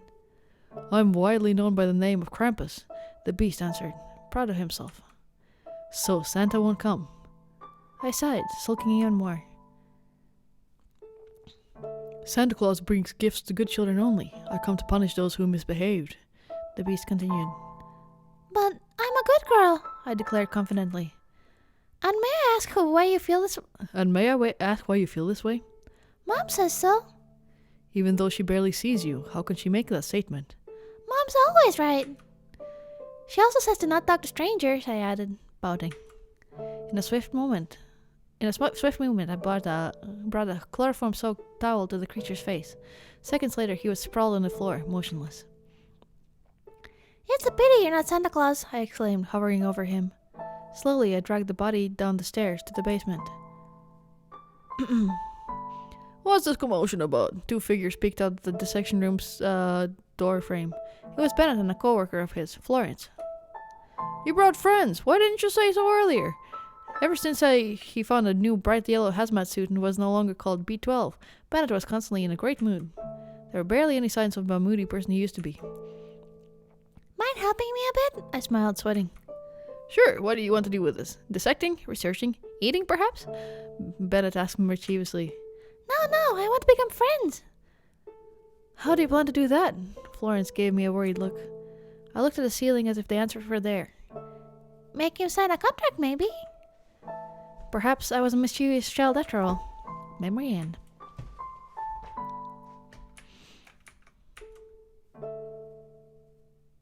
How I met Bennett and Huxley. I was 8. On one of the days when I was home alone, they appeared out of nowhere at my doorstep. There was small, rhythmic knocking at first. Knock, knock, knock, knock, knock. Knock, knock, knock, knock, knock. Repeating over and over again. I knew I shouldn't open the door. Mother told me not to do so, no matter what. Good children don't disobey their parents. Knock, knock. When I was scared of the unknown, I crawled under the bed to hide beside the monster beneath it. I felt safe among them. As time passed, the knocking got louder and louder and louder until I couldn't bear it anymore. I was adamant on staying under the bed until the morning comes. Then I heard the door opening with a click sound. Someone came in. My room had no lock, so I ran to the bathroom. However, I was too slow. A figure in a hazmat suit covered my mouth. Another hand curled around me in an iron hold. Shh, the intruder whispered. Don't make a sound. Another figure had a mask on, the one plague doctors from horror movies would wear.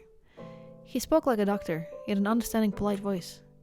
We are so sorry to interrupt you, but I am afraid we have no place to go in this cold, and the other households we turned to expressed quite inadequate reaction to our humble plea for shelter.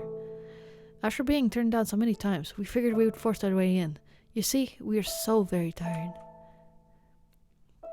Do you live alone? The person in hazmat suit asked in a harsh tone, hissing at me. No, Was my simple answer in a voice hoarse from fear. I thought of Umbrella Man and his quiet presence in the room, and how good it would be if he appeared sooner. He was nothing like these violent strangers. Alright. Are you good at keeping secrets, little one? The doctor asked. The only option I had was to note an approval. Great. Bennett, dear. If she would be so kind, do release the child. She is no threat. You're too trusting, the other grumbled. Am I? The taller person let out a loud laugh, sending shivers down my spine. You see, I am a doctor, he continued. Figures. However, my stay in this place is highly confidential, so I wouldn't like anyone on our tail. Please do respect that and keep our stay here a secret. If you don't, I'll kill your parents. Bennett said in a casual tone as if it wasn't a threat. Father doesn't come home these days, I replied, saddened by the fact. Sorry, just your mother then. That settles it, the doctor beamed. No, little one, accompany us to the bathroom, for I am so awfully hungry I could eat a human. The smaller man elbowed him. Ouch, sorry, it was a joke, a bad one. The doctor quickly backtracked. In the morning I found 2 peacefully sleeping in the bathtub, having eaten all the soap and shampoo off the shelves. I can picture it so well. There they are. I don't even have to picture it. There they are.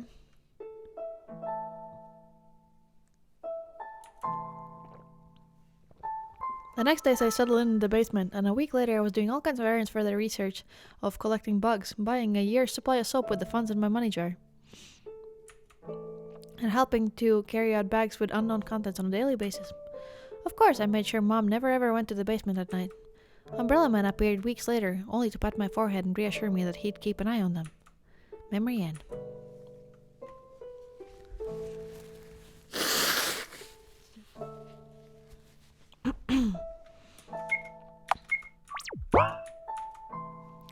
Perhaps you would like to join me in reading, Miss Wilshire.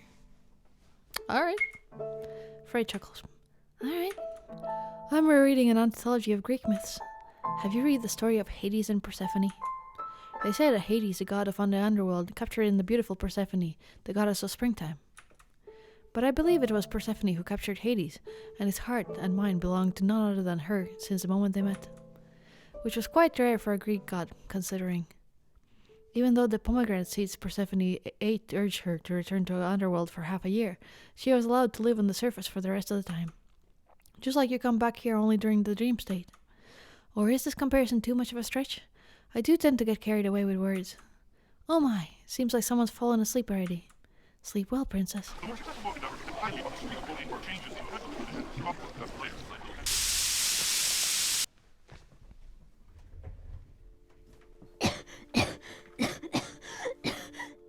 Are you alright?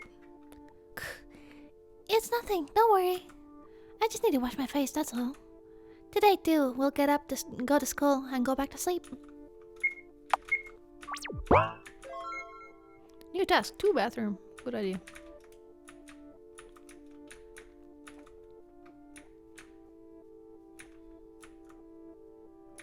Oh. Bennett? Ah! Oh, it's just you. Hi. It's rare seeing you without the mask. It's easier to blend in with the crowd with it, and safer considering the environment I work in. Does your face still hurt? A bit, not much. Not to the point of being unable to sleep anyway. Ever since Henry removed my eyes from my internal organs, I've been just fine. Apparently these orbs don't look like when soap gets into them. You need to use the sink, right? Ah, yes, I've been coughing up ink lately. Ink, huh? Maybe you should collect it. We can make a fortune of selling ballpoint pens. Ha ha ha! Alrighty, I have to run. Gotta finish my business in the violent room before the game of chairs starts. Oh yes, the game of chairs. Bennett, seemingly satisfied with his financial proposal, leaves the bathroom. I wash my mouth and face until the ink stains become barely visible. No, that's better. Oh, right. There's something I want to get before we go to school. New task, visit Felix. Okay. I will be right back.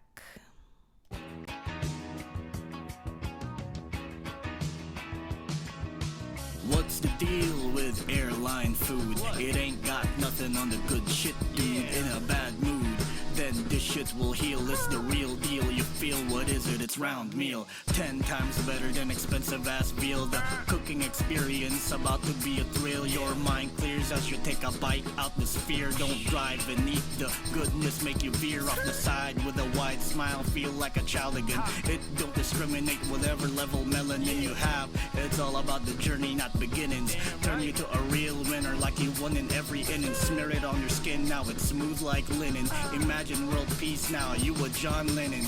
Everybody's friend like a real good brethren. Flavor Town War of the Spice, you the veteran.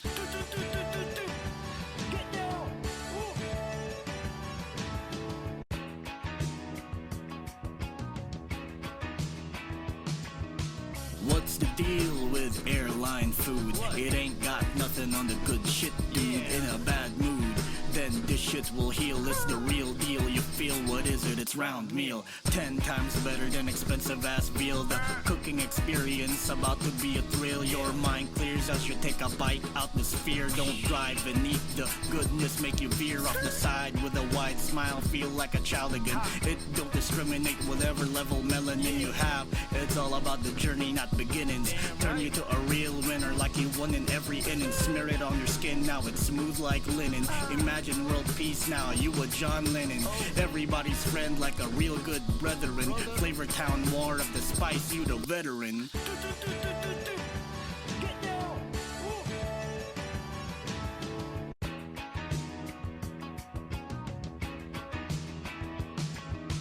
What's the deal with airline food? It ain't got nothing on the good shit, dude. In a bad mood, then this shit will heal. It's the real deal. You feel, what is it? It's round meal. 10 times better than expensive ass veal. The cooking experience about to be a thrill. Your mind clears as you take a bite out the sphere. Don't drive and eat the goodness, make you veer off the side with a wide smile. Feel like a child again. It don't discriminate whatever level melanin you have. It's all about the journey, not beginnings. Turn you to a real winner like you won in every inning. Smear it on your skin, now it's smooth like linen. Imagine world peace now, you a John Lennon. Everybody's friend like a real good brethren. Flavor Town war of the spice, you the veteran.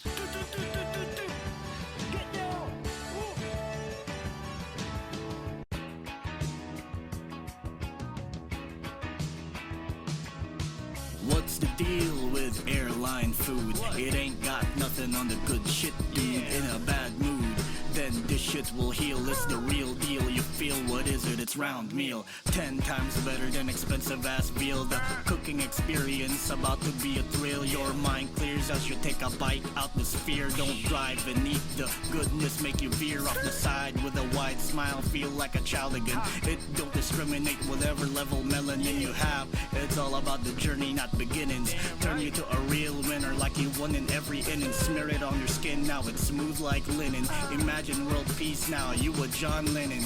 Everybody's friend like a real good brethren. Flavor Town war of the spice, you the veteran. Okay.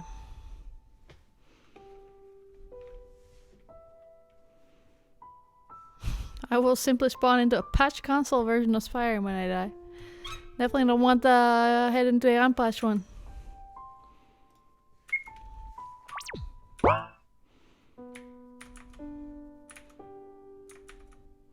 There's an acidic smell coming from a plastic bag in the bathroom. Calm the fuck on, Bennett. It's been like 5 days. God. Oh. Huxley and I didn't have a heated discussion about something involving particles in dark matter. Well, it's half empty or half full.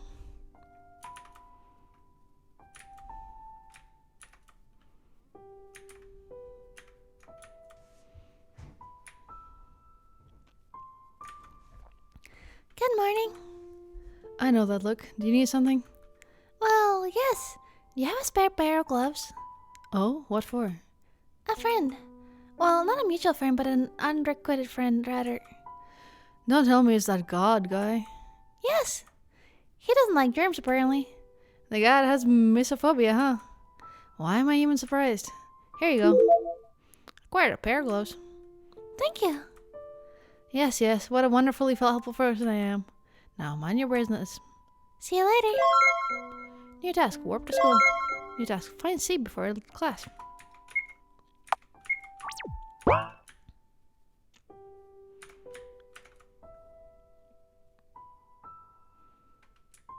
In the world where Todd is gone.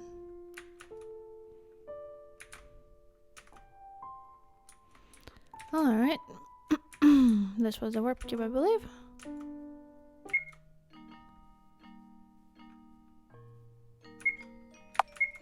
Hold on a sec, he's probably gonna be in the bathroom. Charlie. Henry. Annie practically throws herself at me. A wide smile is plastered on her face. Aww. Cute. I've missed you. Hey. Let's go feed the mad cats before class. The stray ones? So the rumor was true. Yes, they're in the garden. Come on, let's buy them food. Although I forgot my wallet again. It's okay. I can buy it. Really? What a relief. Let's go, let's go. Alright, lead the way. Guess I'll have to find C later. You just buy food and go to the garden. Where do I even get kitty food from?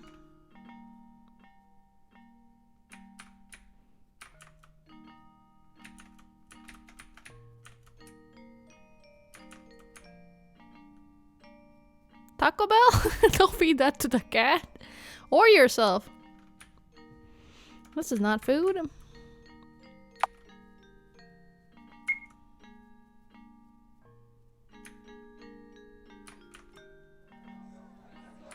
Can we... Healthy food. Junk food. Oh, I barely have any money. It's okay, let's settle for the cheap stuff then. Acquire junk food. Do not consume Taco Bell. Do not perceive Taco Bell. Do not approach Taco Bell. If you approach Taco Bell, you will be consumed by the all-consuming Taco Bell.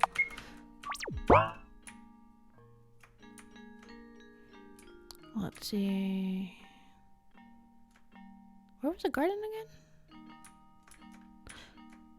Oh wait, it was on the first floor. Many sports are cute.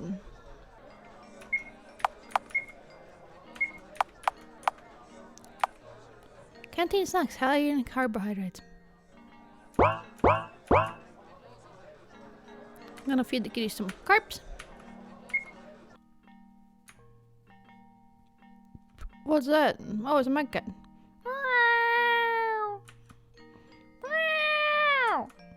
Aww. The maggots nuzzle against my hands. No need for formalities, I'm just a mere human. I bring out the snacks we brought. Today's special flavor is failure and impending doom. Maggots hastily eat with eagerness. Good cats. Let's visit them next time too. Sure. Now then, let's go back and change for PE class, shall we? Ah, sorry, there's something I have to do before the lessons start. But I'm here. What other business can you have? It won't take long, I promise. Is that so? Well then, go on. I won't wait for you. You will, though! You say that you won't, but you will!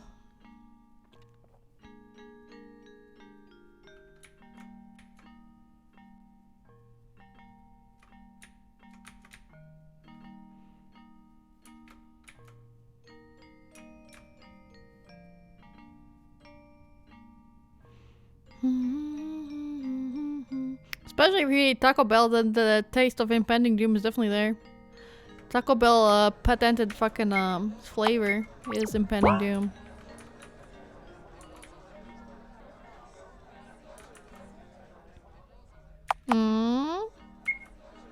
Access denied. Oh. Probably third floor? Oh, there he is. C puts it on the book he was reading when he sees me. Hi there. Hello. Busy? Sort of. I'm gathering information of this world. My memories are incredibly out of order, which is a great inconvenience.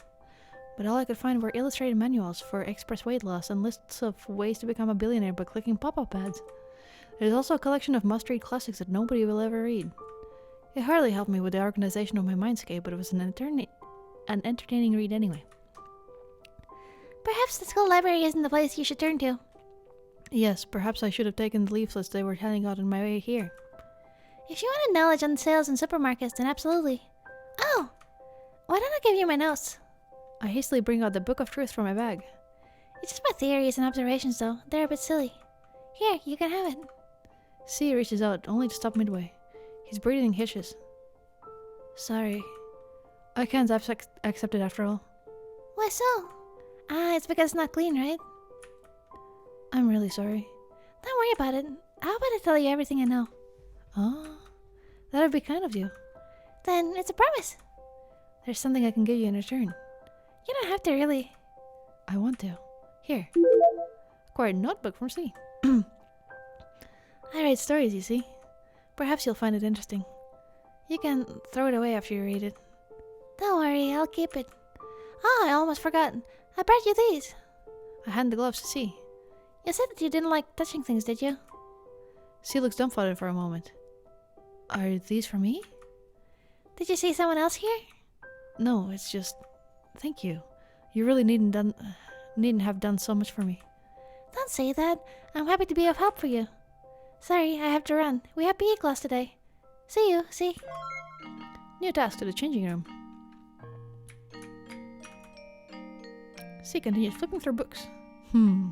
Doesn't look like this information will ever become useful. Let's see. Notebook. I open C's notebook. There's a text titled The Story of Two Gods. Read it, yes. Long, long ago, long before the universe was created, there were two. One was born with a power to create, a gift. The other was not. He only watched the new creations come into life each passing day. So creator and observer they became. These were the names they gave each other. Every single thing became real the very moment creator thought of it. So he created, accidentally, chaotically, indiscriminately, while the observer arranged his creations into structures, giving them order. That's how the world was born. However, their bliss did not last long. Even after every single atom in the world was perfectly arranged, the gifted one continued to create, threatening all order that came into existence over billions of years. So for the world to continue its existence, the creator gave up on his own life. I'll give you my power, he told his friend. Kill me and become the keeper of the order of this world, he asked of his lifelong partner. The observer refused. How could he destroy the most important existence in the world? Please, the creator begged. Save me before I become chaos in its pure form. The observer refused until the very last moment, until creator completely lost his mind, consumed by the growing chaos inside him. Unable to completely destroy him, the observer sealed the creator along with the part of himself that cared for him deeply. The tiny fragment of him became this world's only god.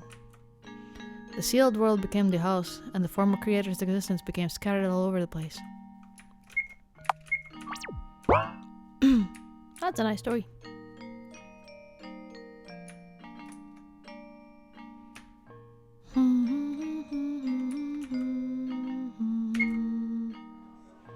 Wait, changing room was on the second floor. There we go. Changing room. My locker is the last one on the upper right. Something's up here, Seth. Why is the oracle in here?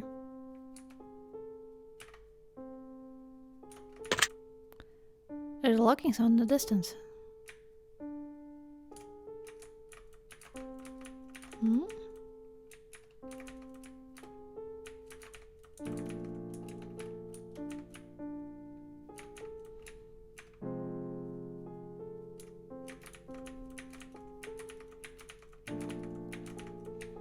This story reminds me of Boss Baby 2.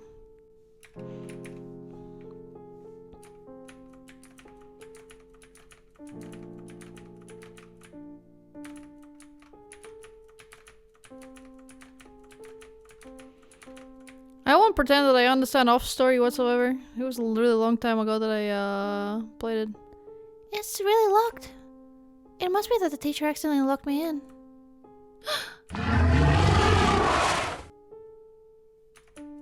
Oh no. The oddities pushed me down to the ground. As I rip apart my body parts, I cough out a considerable amount of ink black matter. Just what is this? I'm suffocating. Isn't there somebody? Ink kept flowing and flowing out of my mouth, completely flooding the room. In a moment, all went black. Sure, wake up, sleepyhead. Frey? Finally awake, I see. Just look at this warped reality bubble. The universe is expanding. Am I dreaming? Not this time. You're perfectly awake. But you're here. Do believe me, I'm as puzzled as you are. I see. They say going through the looking glass is the classic symbol for dissociating from reality. Does that apply to you too? I don't know. Oh well, maybe I'm teasing you too much. Anyhow, it doesn't look like we'll be leaving anytime soon. I wish there was something to read. You're the type to read labels in food stores, huh? Might as well be. So, what shall we do? Feeling adventurous yet? Well, it's better than sitting here. Let's look around. I'll get Frey in the party now. Triple face mirror. Use?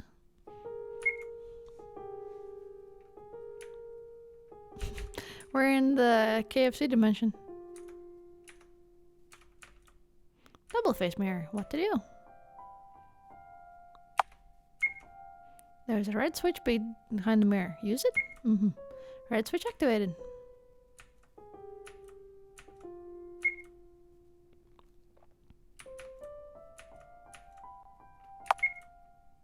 There's a white switch behind the mirror. Use it? Sure.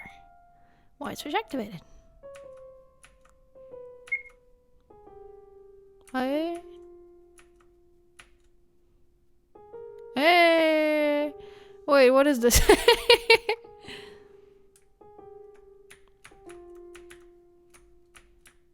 Feel like I have seen these patterns somewhere.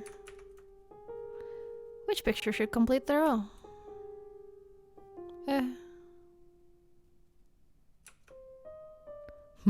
Isn't that Cartel's intelligence test? Seems fairly easy. I've passed one before. Then I'll leave it to you.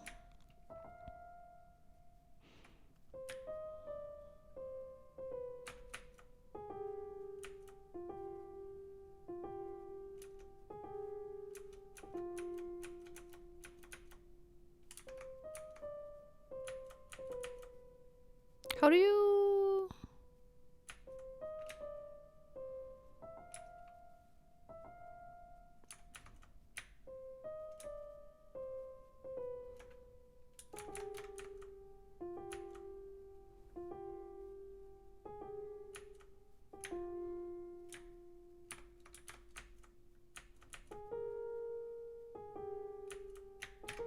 How do you do anything?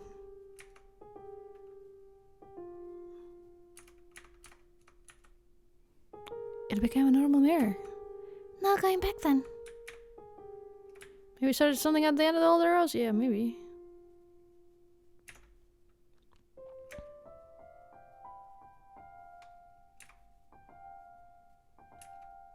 Figure out the pattern, but there's nothing to do with the pattern.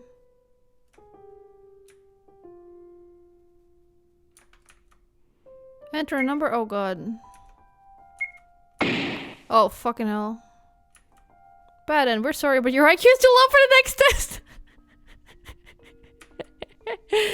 yeah, it's a number sequence. I get it. Now that I saw the input. Oh fuck.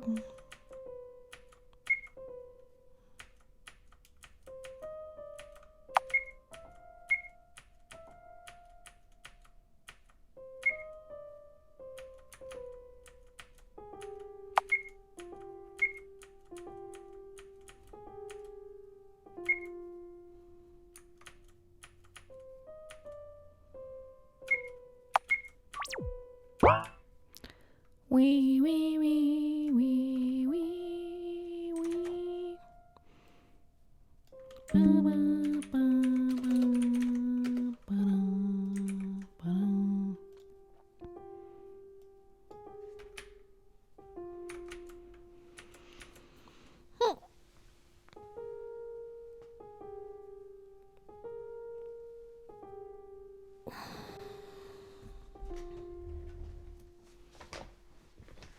These are not very descriptive, are they?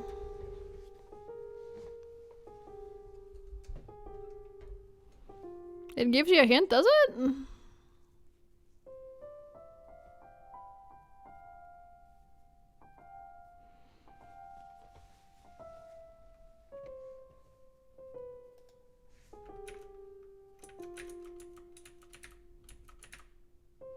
It's easy to know if you have enough IQ.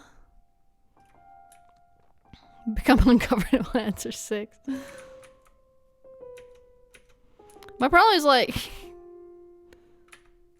simply fucking remembering what I was looking at once the fucking picture goes away.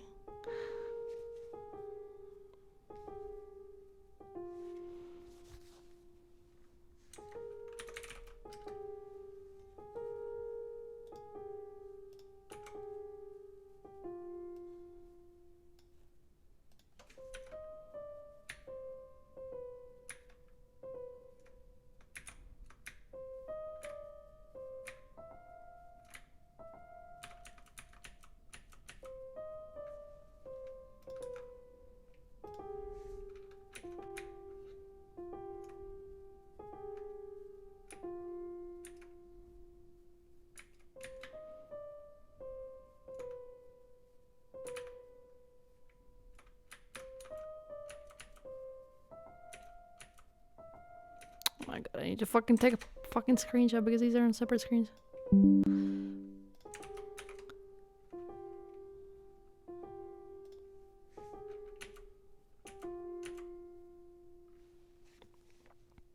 Gives you a hint for all of them, I think, or does it? If there's a hint, I'm not seeing it.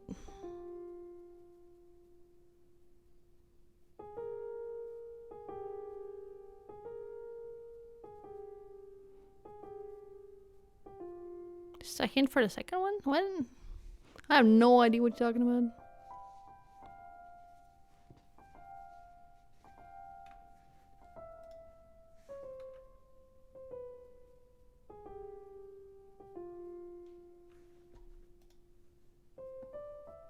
Oh no, you can go ahead.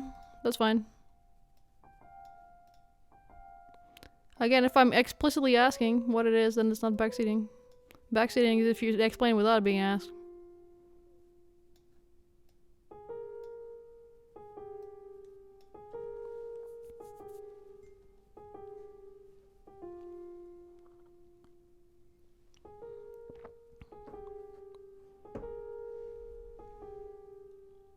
Oh, which number? I wouldn't even look at the writing at all.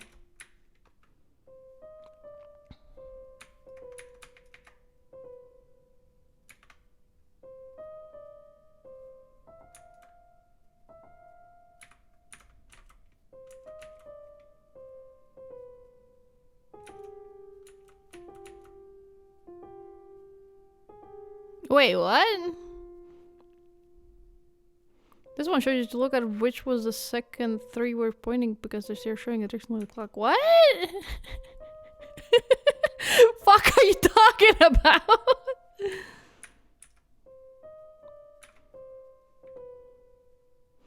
Anyways, I'll be right back.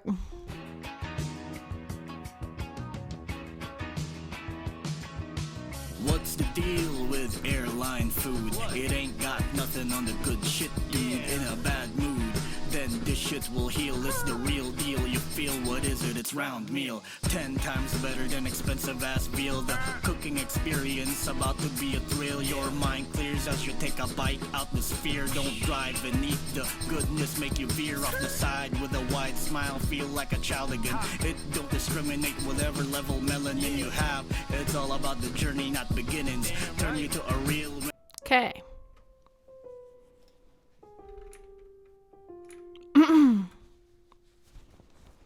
Sorry, I don't really like doing shit like this on stream, necessarily.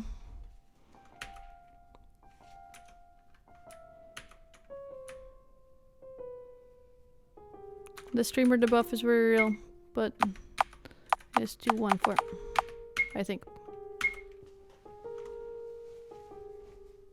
Okay.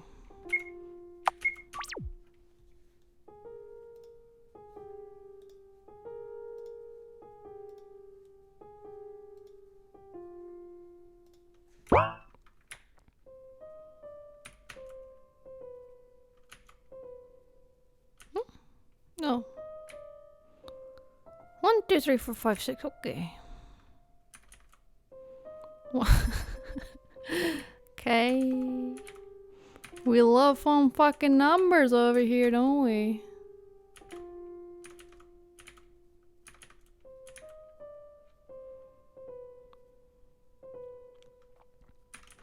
Let's not worry about that one for now.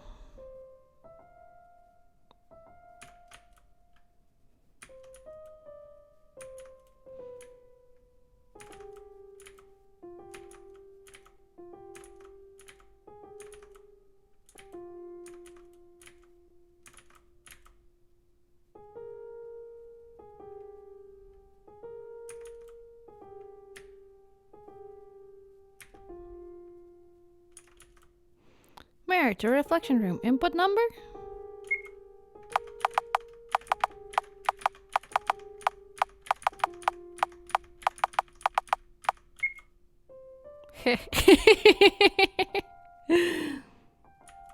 It worked. See the past and you'll see the future.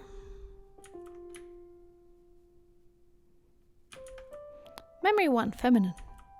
Going to the mirror? Sure. Dear girl, I saw your eyes sparkle when you saw this dress in the making. Want to try it on? I don't think I'm cut out for dresses, Aiden.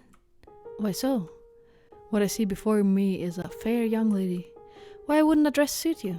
Look, it looks like it was made to be worn by you. So wear it proudly. Okay, I'll try to. Also, you should let your hair grow. Wouldn't it look weird? Believe me, it wouldn't. You'll make a wonderful lady when you grow up. Memory end. Memory 2, individuality. Go into the mirror? Yes.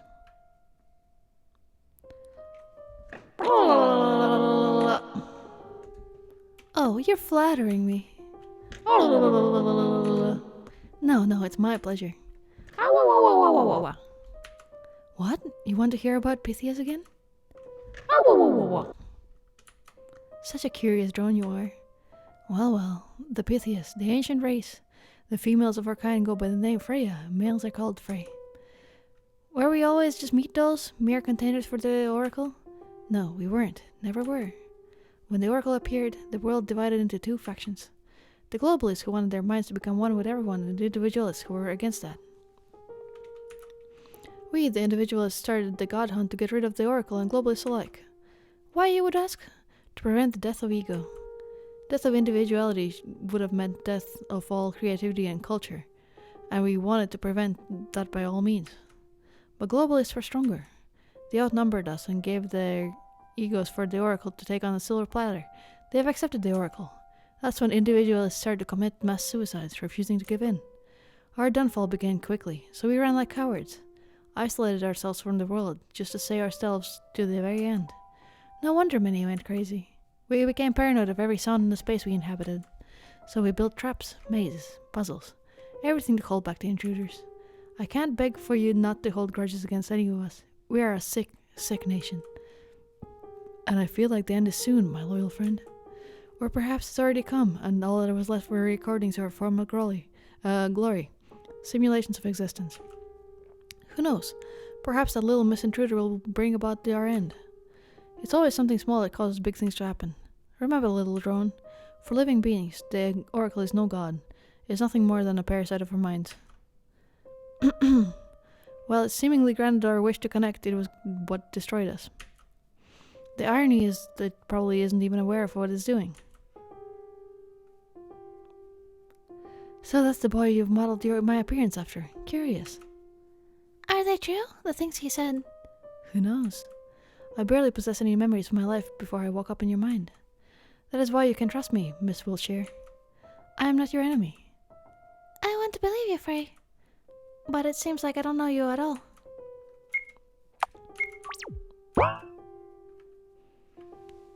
What happens if we time Cat with the voice distortion? Cat! Well, fuck. Time to become somebody I don't recognize.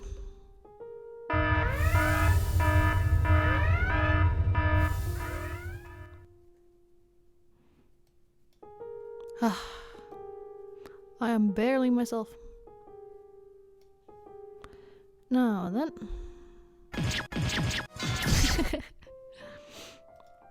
Nice try. The roof of this forklift is too sturdy.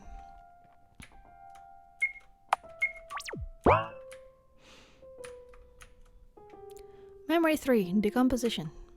Go into the mirror. Here. We're back. Thanks, science.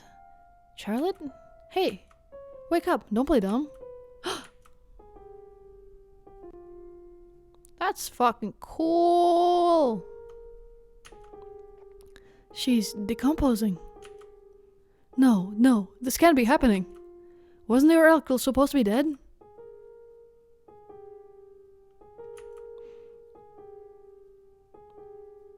You know, Miss Wiltshire. Yes? I had a thought here. What also may have been your thought, but that's beside the point. Maybe Mr. Honecker started distancing himself from you because he became afraid of you. Felix is not a coward. Is that so? Then perhaps afraid is a strong word. He just isn't sure it's you anymore. You turned into a lump of meat right before his eyes. Wouldn't anyone have suspicions? Perhaps you're right. We can't go back to those days anymore. Fry sighs. It's all because you took pity on me. And now you're doomed to face the consequences. That's all there is.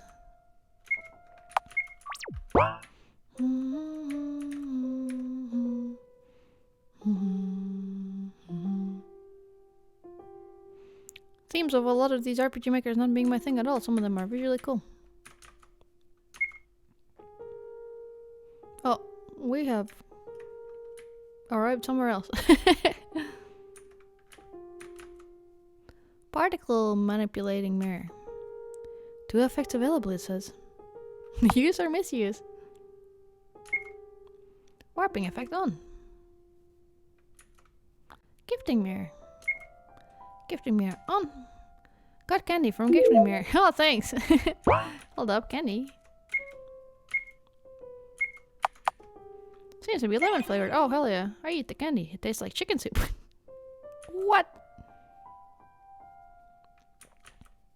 Questioning mirror. Use. Questioning mirror on. Which period was earlier? Fuck do I know? Boo, wrong answer. Triple question mark mirror. Killing mirror on. Oh. Alright.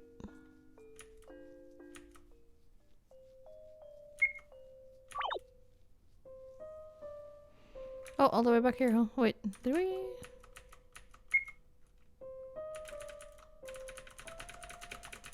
At least we get to look at this cool art again.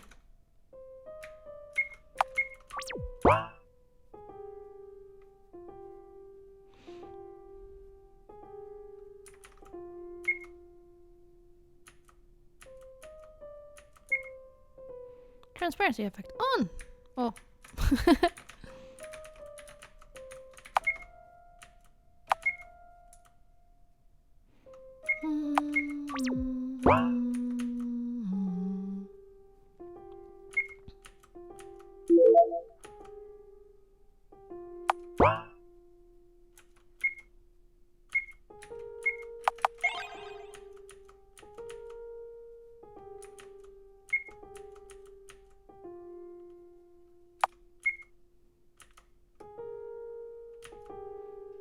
Yeah, it doesn't even say what it is. I wake up to someone opening the door.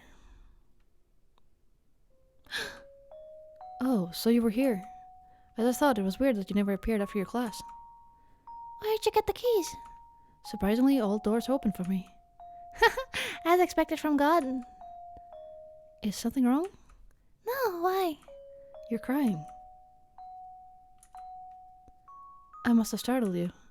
Huh? Oh, why is it, I wonder? Maybe I'm just a little tired. Here. The boy stretches out his hand with a paper tissue in it. I felt red flowers bloom on my hands as I wiped my cheeks. The wounds are healing? Thank you, C, for coming to help. You're welcome. You should go ahead of me. There's something I need to take. Ah, alright, take care.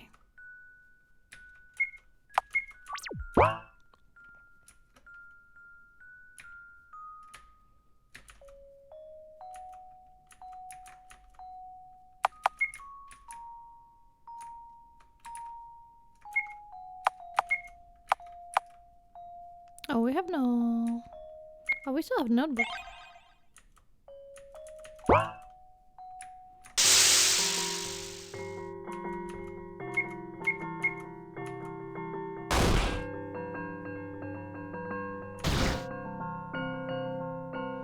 Ba ba ba ba.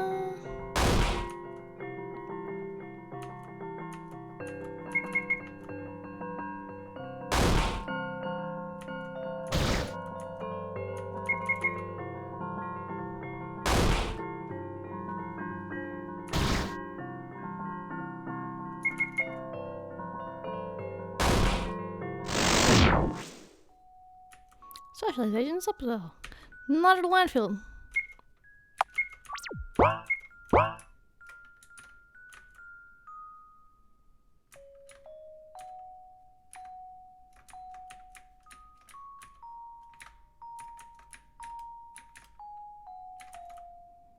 Are your friends doing well? Nope, we don't have to deal with this. Although I kind of want to see what kind of art they drop. Nice dress, wheelchair.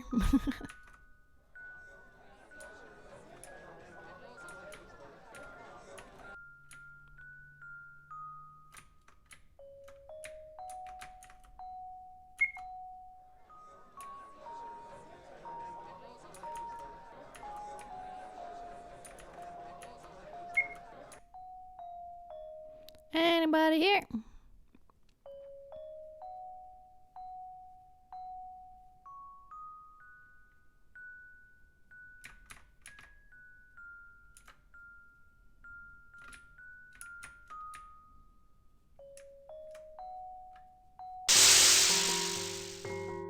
Socialization with anxious student. Oh no, we're gonna kill her. Hi.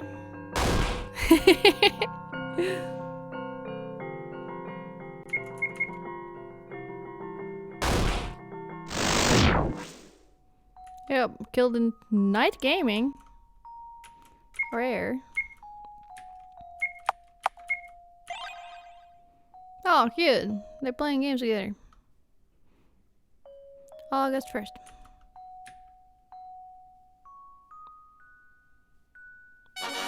Badam!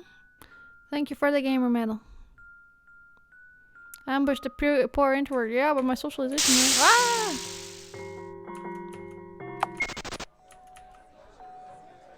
Awesome.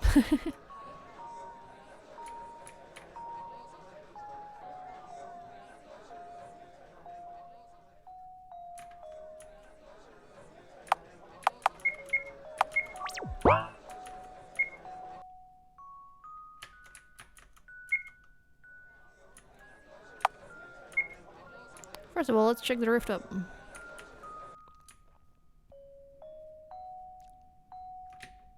Nothing here.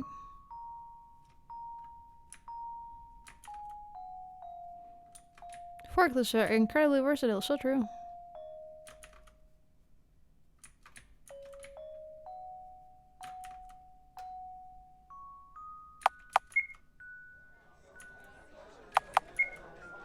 Access denied. Guess we can't go.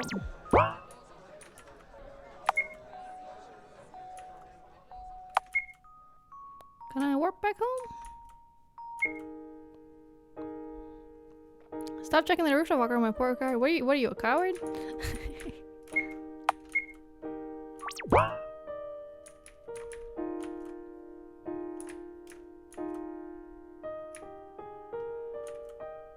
Ow, ow, ow. Can't you be more gentle? Stop complaining when this wound is your fault to begin with. Save me from this monster, human maggot! This monster's the one saving you right now, Bennett. Can you imagine? The specimen on my table got bitten by a mutant spider, and now he's doomed to have his leg covered in necrosis bites. Aren't you going to treat it? If you're going to blabber, I'm going to amputate it. But it's just a bite! Not to interrupt, but does that mean there were spiders in the house? Ah, that! One of our workers accidentally broke the glass of a mutant terrarium, so we're still dealing with the consequences. But worry not, it should be clean by now. I think. Oh.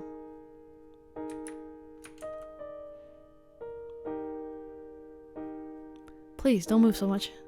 But it's itchy! I'll stab you with a fork if you do. Yes, sir.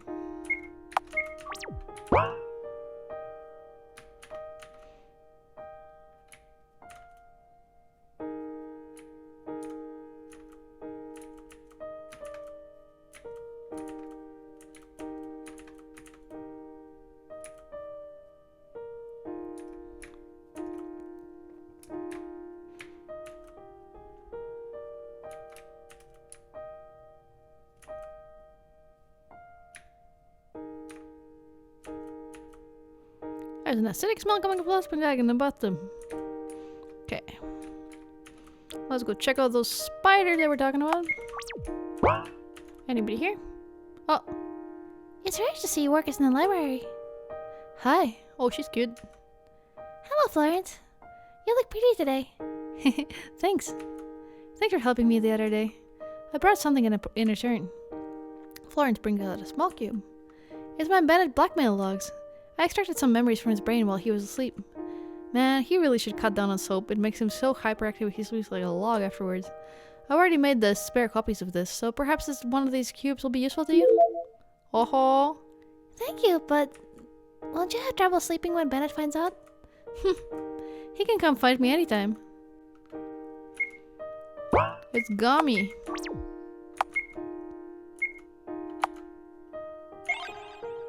Use the memory cube, I guess. Oh, memory cube, side A. The planet I was born on had 2 races living on it, humans and overmen. We looked the same, yet our roles in society were completely different. I was born as a designer baby in the laboratory of human resources. A B-type born to live on nutritional soap as a lab rat for testing cosmetics. All for the sole purpose of a sticker saying, safe for skin, approved by leading dermatologists on a tiny cube of a cream.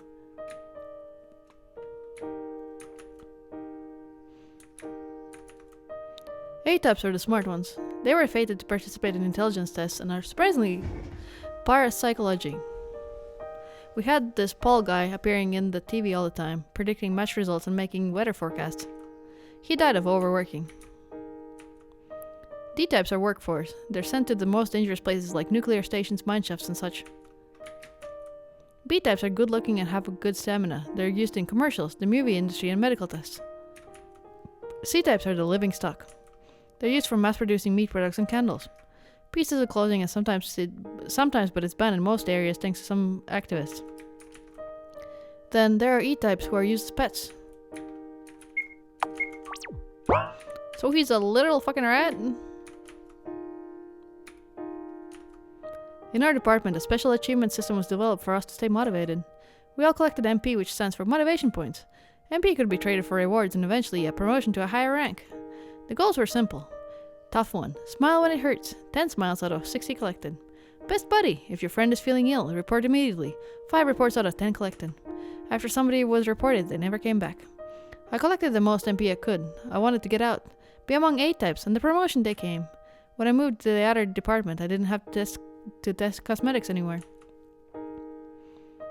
I was to become a test subject for medicine instead. To be purposefully infected with a skin disease and have all kinds of treatment tested on me.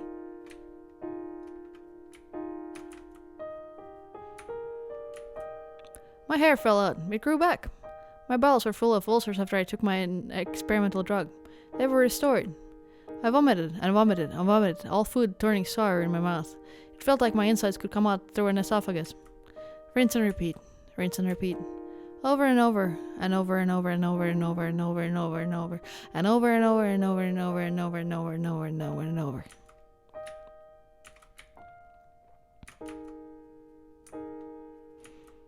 One day I was accidentally infected with eye plague, an incurable illness that made eyes grow on both skin and internal organs of the infected.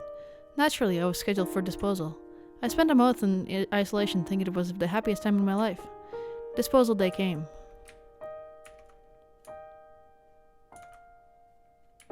Memory cube side B. A person in a lab coat came in, looking too young to be an executioner. Hi there. Nice to meet you. I'm Henry Huxley. I know you're scheduled for disposal. Scheduled for disposal, which by a lucky coincidence is today. But it's been cancelled just an hour ago. Just when I signed papers for your ownership. Sounds better than dying, doesn't it? I'd rather be dead, Mr. Huxley. Is that the sarcasm I'm hearing? Ah yes, they must have stopped giving you intellect suppressants, for they are not cheap. Would be such a waste to give them to a defective specimen, am I right? You know, I'm researching eye plague. Yes, the uncurable eye plague, which I'm going to cure. And you, my dear, are going to become the face of my success. You see, it's the first time a B-type got infected. You're too valuable of a material. And it's a fact that your specimen are most beautiful of all types, as you are constantly used in commercials. So it wouldn't be an exaggeration if I said that you were chosen for a pretty face. And timing. Timing was also crucial. Just recently I've discovered that I have less than half a year to complete my thesis. And that is a little troubling. You madman. Yes, I am. Worry not, we'll become the stars of the modern time. Science will bless us.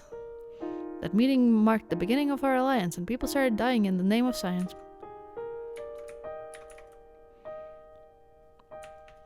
Oh.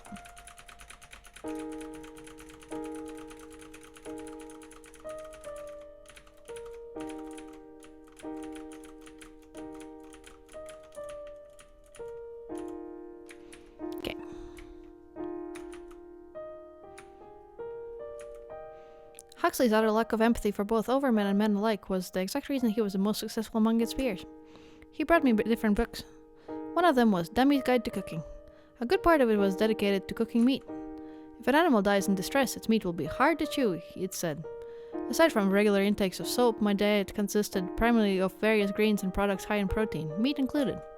One day I decided to ask, "What kind of meat is this?" I inquired of Huxley, who was vigorously waving his hand in the air. As I learned later, he was using VR environment to work.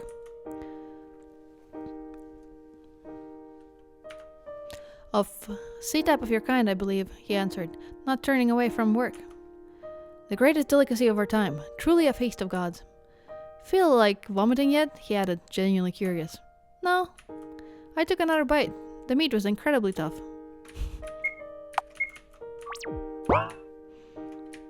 Cannibalism, ho! Huxley brought me books and taught me reading and writing. He regularly tested my physical capabilities, so I was kept in good physical form. He talked too much, spent more time with me than he should have.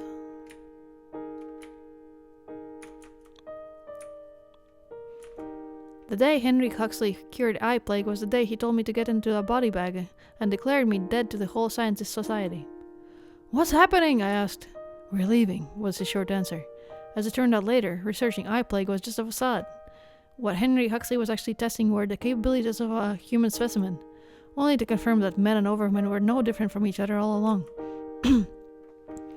As we boarded his spaceship, he began to quickly explaining that we are a threat to society, that he found a cure from eye plague long, long ago, and that he only used it as an excuse for doing other projects. That we need to find a new home.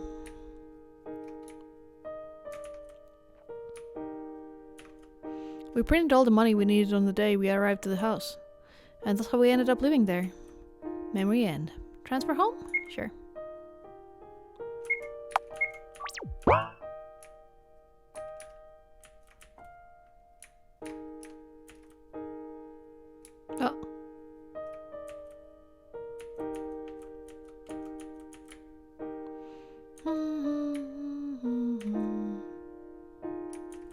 That sure was blackmail worthy. Haha, you're elaborate.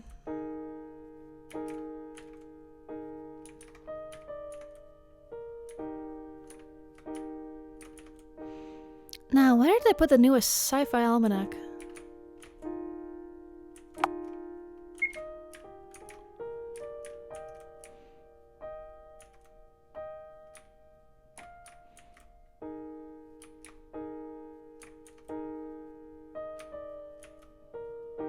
Hello, Aiden. Been busy? Good day. There's the dress I've made in collaboration with Henry. We call it dark matter dress, although the amount of actual dark matter in it is non-existent. Want to try it on? Sure. It takes any form you want it to take. Pretty handy, right? For now, it changes only the shape, but we're looking to a way to make it change its structure as well. A pair of extra hands or a particle bomb spawned from clothing wouldn't be so bad, right? I guess so. It's cool. You can have it. Thank you, Aiden. I'll cherish it. Dark matter dress. Let's see. Actually, we should probably save before we use that.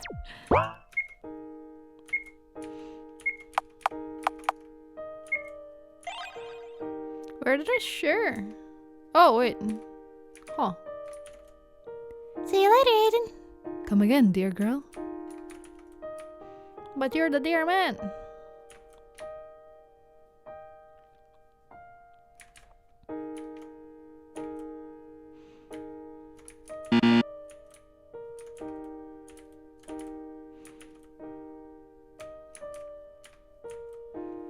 Dr. Huxley cut the body on his table in half. Oops, missed the membrane over here. Hello, little Charlotte. Would you mind helping me for a little bit? Sure, Dr. Huxley. What is it? I need you to carry this to the morgue room. My dear crew members will aid you.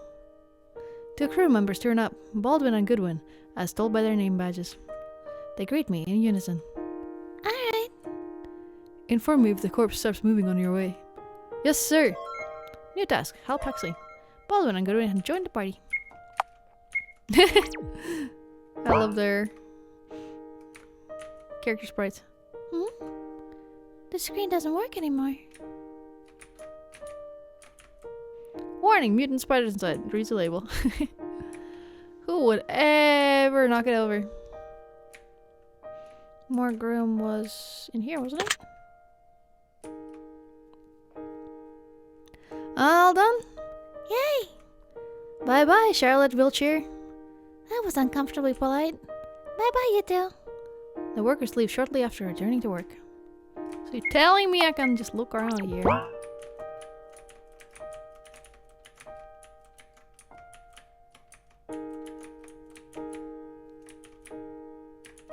Oh, there's nothing to look at around here. Oh well.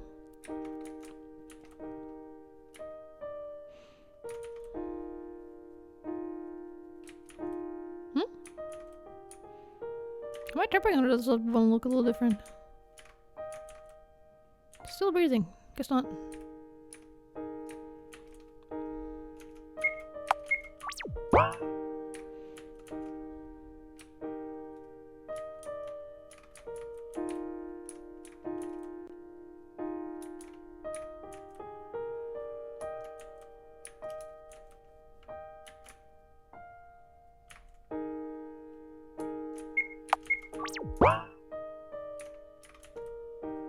True realm research.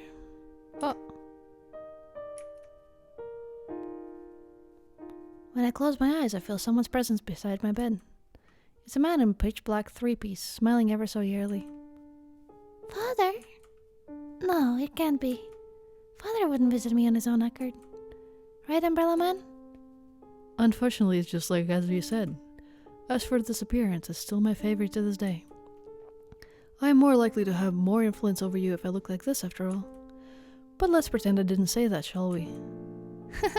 Got it. What brings you here? I've seen you collapse at school. Figured I would pay a small visit.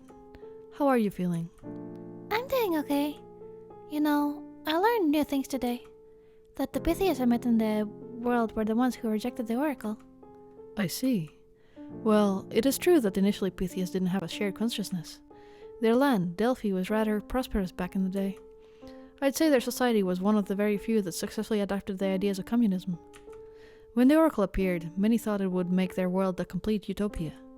You see, even when a young Oracle is powerful enough to grant wishes, as long as it finds beings to form a symbiosis with, of course.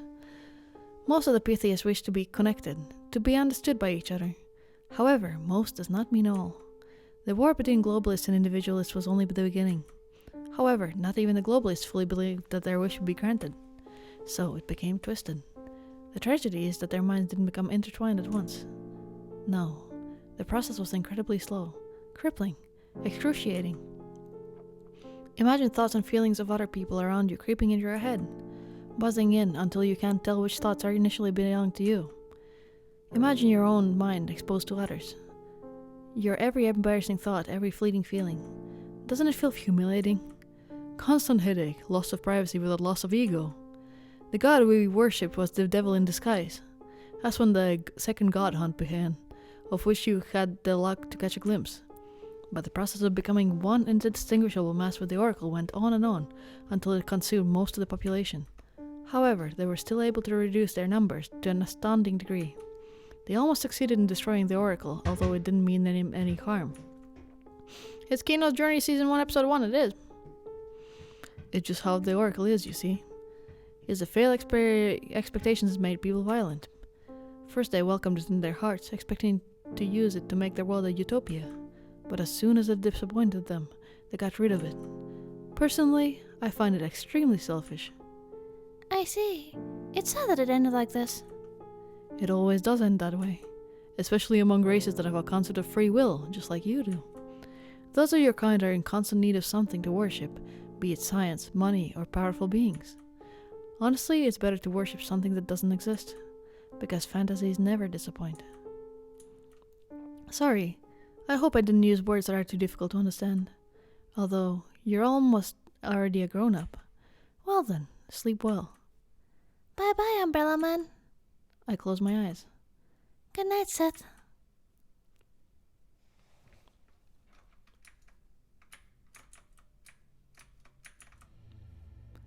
We're playing the piano in four hands. Wonderful, you're getting better. Say, Frey. Hmm? I was thinking of the story you told me the other day. Why did the paper princess let herself become soaked in ink? Isn't it toxic? Why, yes. Ink is poisonous. Then why? Because of love, of course. That's the only reason? Is the sole reason, in fact. It seems there's a fundamental lacking in your understanding of love, Miss Wiltshire. You see, the final and the sole goal of love is the loss of individuality, the ultimate death of ego. To love is to sacrifice your own ego in order for two to become one, to mold your thoughts, beliefs, hobbies, and character traits into one. That is why Paper Princess became the same as Ink Princess. They became one of a kind. Unless you're willing to give up your ego for somebody else's sake, you can't claim that you've known love. You know? I find the concept of loss of individuality rather fascinating, for it requires the greatest sacrifice of all for an individual. Oh my. Looks like it's about time you woke up. Day 25. Wait, that jumped the fuck forward?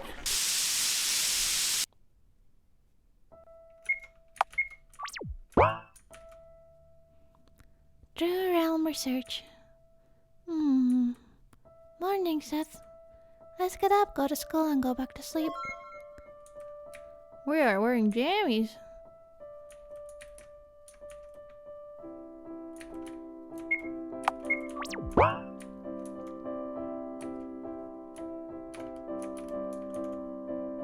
Let's go to school.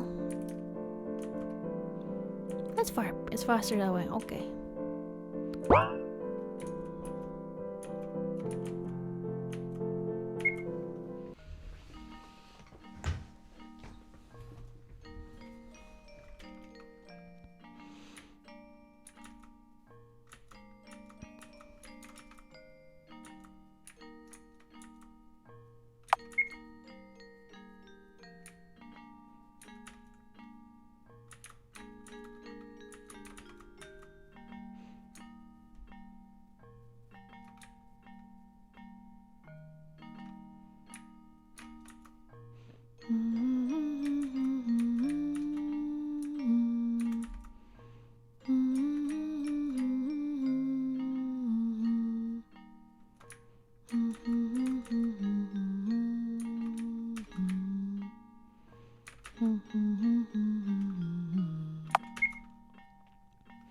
Okay, let's just go to class, I guess. Doesn't seem like there's much differences anywhere.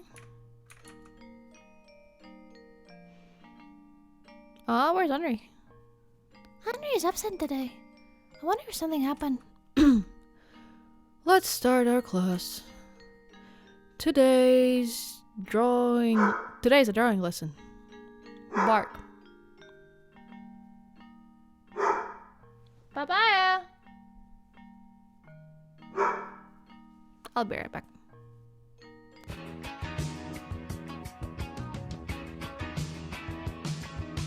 What's the deal with airline food? It ain't got nothing on the good shit, dude. In a bad mood, then this shit will heal. It's the real deal. You feel, what is it? It's round meal. 10 times better than expensive ass veal. The cooking experience about to be a thrill. Your mind clears as you take a bite out the sphere. Don't drive and eat the goodness. Make you veer off the side with a wide smile. Feel like a child again. It don't discriminate whatever level melanin you have. It's all about the journey, not beginnings. Turn you to a real winner like you won in every inning. Smear it on your skin, now it's smooth like linen. Imagine world peace now, you a John Lennon.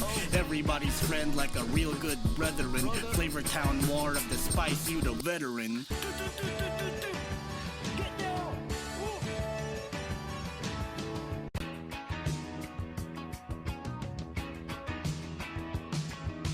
What's the deal with airline food? It ain't got nothing on the good shit, dude. In a bad mood, then this shit will heal. It's the real deal. You feel, what is it? It's round meal. 10 times better than expensive ass veal. The cooking experience.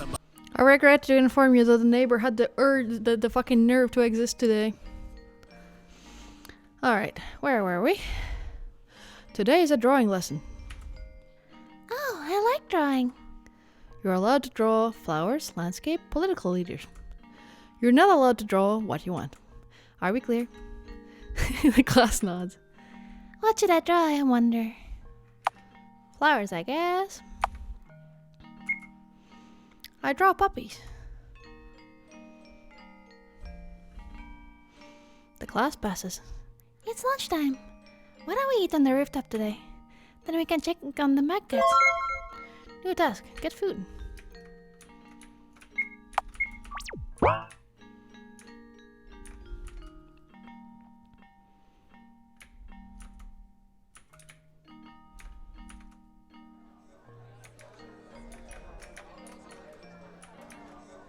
I'd take some apples. They're quite cheap.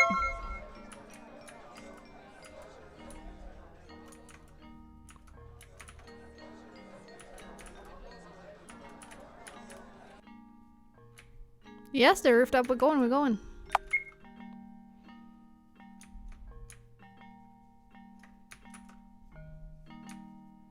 Oh, there you are.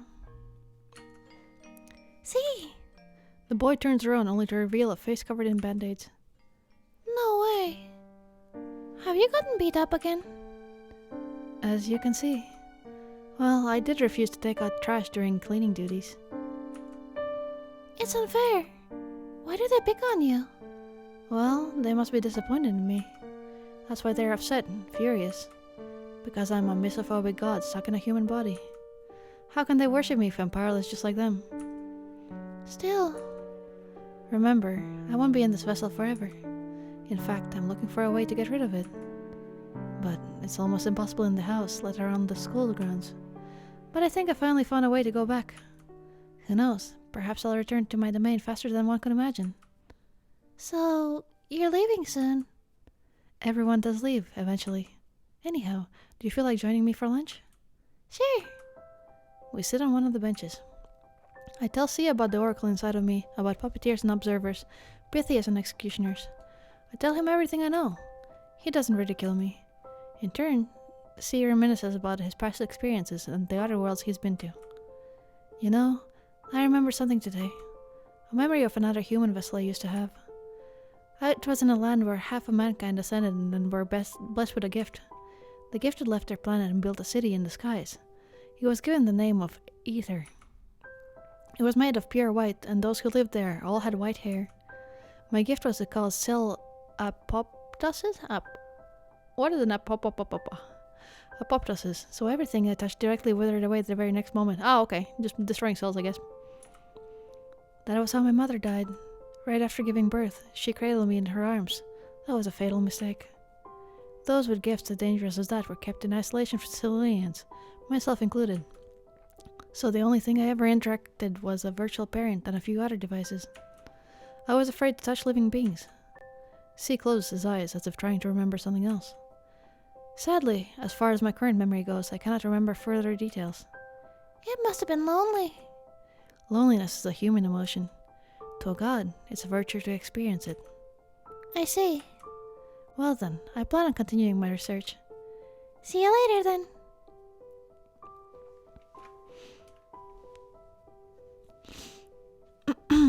For example, the separation of fingers and toes in a developing human embryo occurs because cells between the digits undergo apoptosis. Oh, I see. That's cool. We should go feed the mad cats, Seth.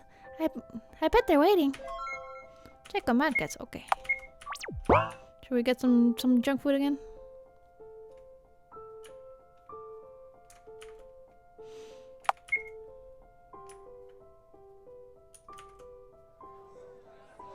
That makes sense though. I never really thought about the fact that there has to be like a process for things not sticking together.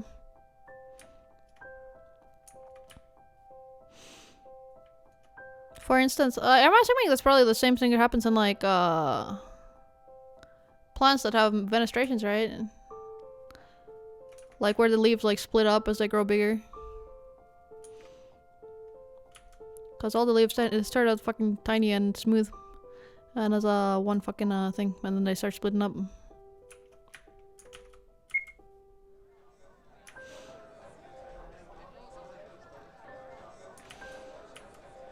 The mad cat dead in before.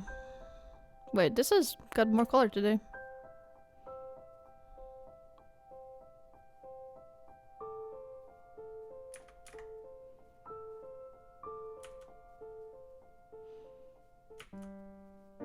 The maggot dead! Oh, they got maggots on them. They're all dead. Someone puts a hand on my shoulder. I barely feel its presence. Pets aren't allowed here. You knew that, didn't you? So nobody's responsible for what may happen to them. I played with these maggots. I gave them food. I tamed them, Frey. Yet, I couldn't be there when they needed me the most. You were the Oracle, Frey. Can't you do anything? I was the Oracle, Miss Wiltshire. Everything that defined me as the Oracle has perished. I do not bear memories of my past, nor do I possess extraordinary powers. Therefore, I am the Oracle no more. It is you who defines me right now. However, it still greatly exhausts you. If you use even a pint of my energy consciously, your life systems will collapse, just like the last time. And returning dead back to life is no laughing matter. As long as you reject me, we will eventually drain each other out and perish. When we merge, however, we shall obtain great power. The question is, are you willing to give up your ego for the sake of someone, or die an individual? Think about it. Frey walks up to the heap of small bodies and crouches beside them. Poor little things. Let's give them a proper burial, shall we? New task. Go to class. Like this? Sheesh.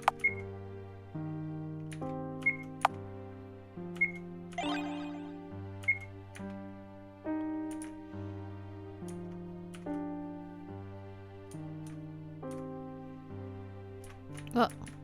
Hello. Oh, you can't talk to anybody, okay.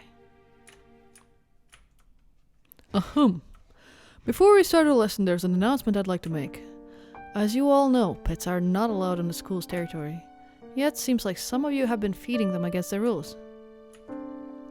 Just to make it clear, the cats in the garden died because of food poisoning. You see, junk food is incredibly toxic to animals. Especially the one containing xylitol, which is most commonly used in snack preparation by Charlie's Junk Foods. Whether you did this as a prank or not, it's incredibly cruel to kill an animal like that. So whoever did it, make sure you dispose of the corpses in the garden. The guards aren't your janitors, so I want you to take the responsibility yourselves. No way. It can't be. It can't be. It can't be.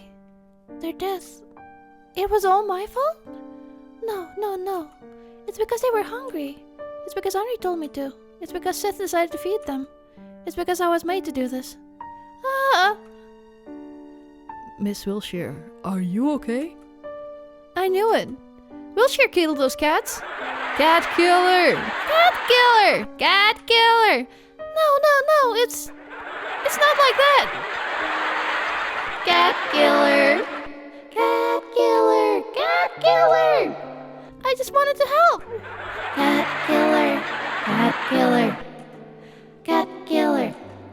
I'm sorry. I'm sorry. I'm sorry. I'm sorry. I'm sorry. I'm sorry. Charlotte Wilshire's a murderer! Ah!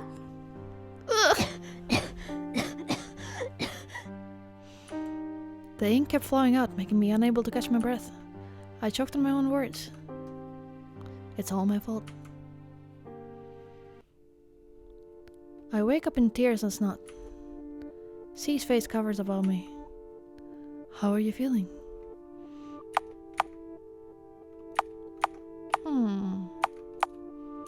Not so well. I've been better, I have to admit. Why are you here? You don't remember? I carried you here.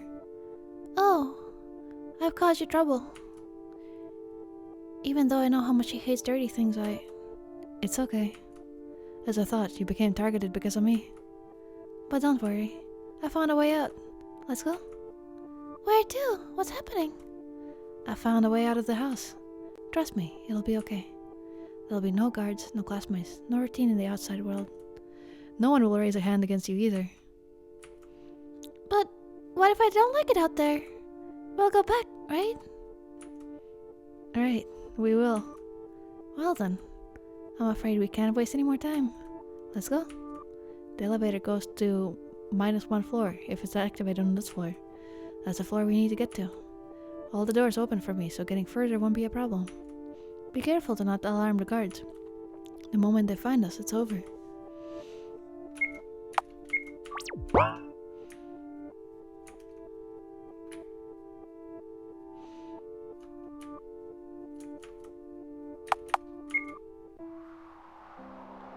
This place looks deserted. Are you sure it's okay to wander around here? Don't worry about it. Let's look if we can find a shelter here.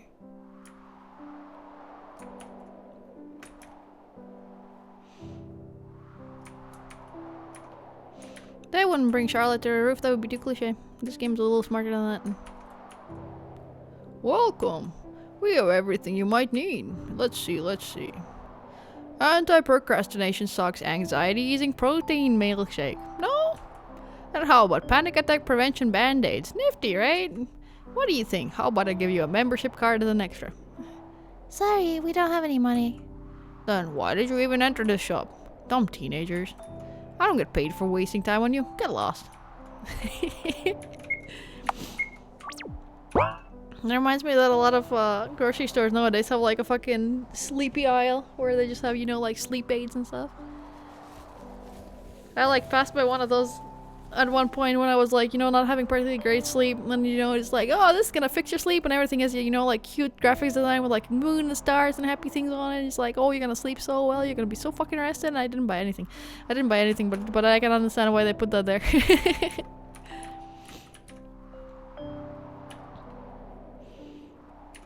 Oh, there's a door here too.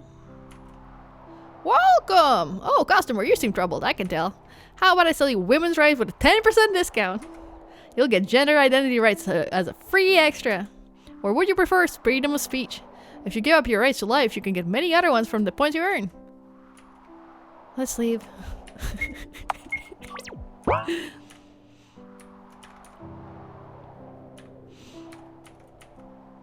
The shopkeeper looks surprisingly normal. Wait until they suggest you leaving food. Sounds promising, although I don't have my wallet with me.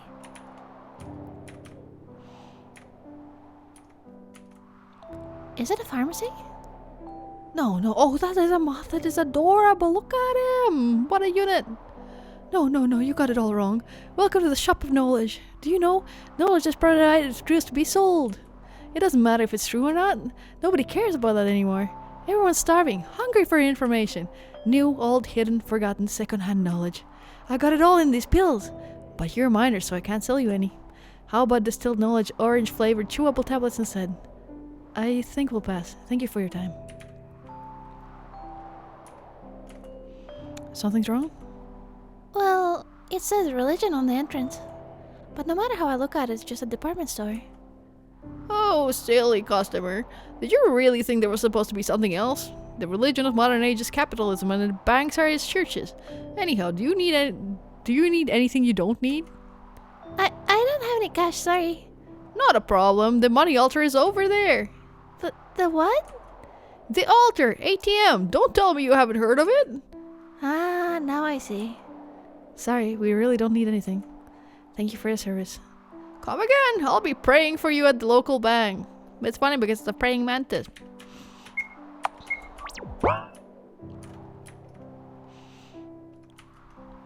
Seems like there's no place for us here. Let's see what's ahead then. What lies ahead is a maze. Suddenly I feel weak in my knees. The next moment I lose my balance in a coughing fit. C crouches beside me. Are you okay? No, I just remembered something. This maze reminded me of it. I see. It must be a painful memory. Can you stand? Sure, don't mind me.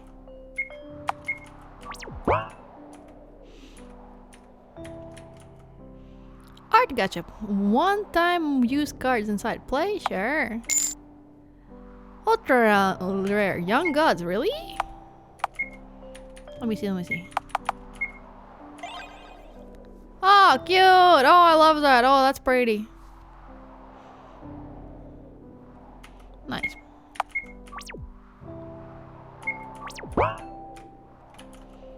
Art gotcha. One-time cards inside. Yes. Oh, we already have done one. Don't hinder.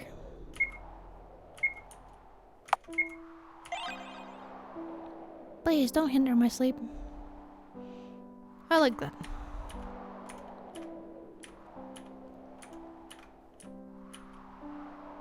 Shit, this background is really pretty.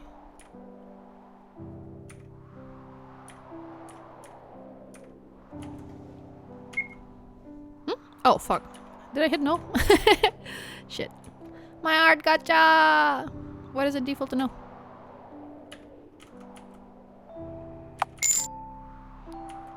Already got that one.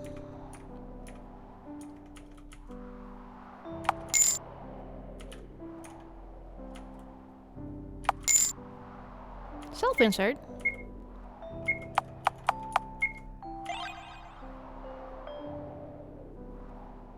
Oh, that's the new dress that we got, isn't it? Or is it doesn't have the stockings actually, not to look at it.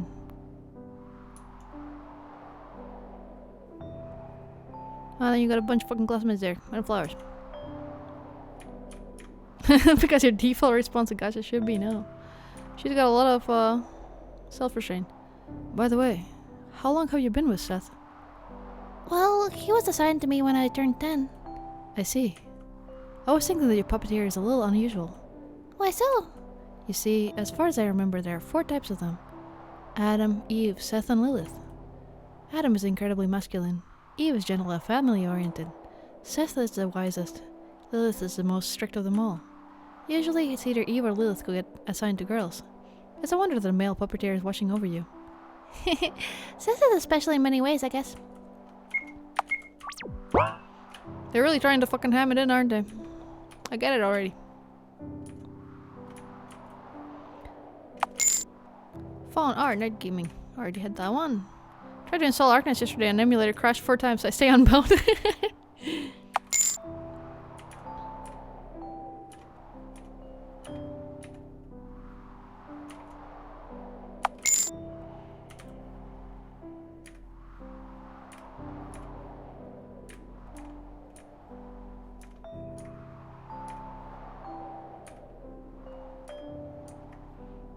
The universe saved you.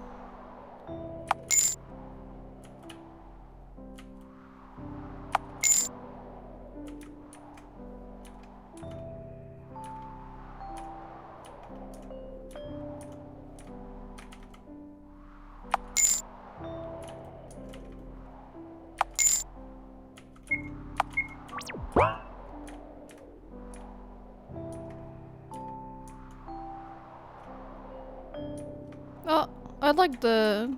They use like fucking... the sensor filter. These cubes are massive. Fascinating. Can you read what's written here? Let's see... Memorials for anonymous leaders, the true rulers of the world. This room looks how I feel, god damn. What are the smaller cubes? I think they're soul offerings. Not only does a cube contain soul data, it also represents the ego of a person.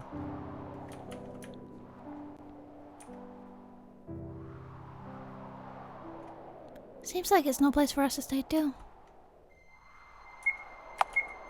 No, man. How far can we go?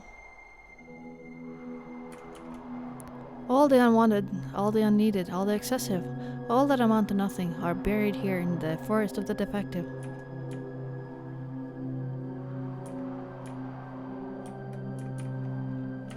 The smell is so strong that I cover my mouth and nose. See, does the same. I wonder who these people were. They're all failures.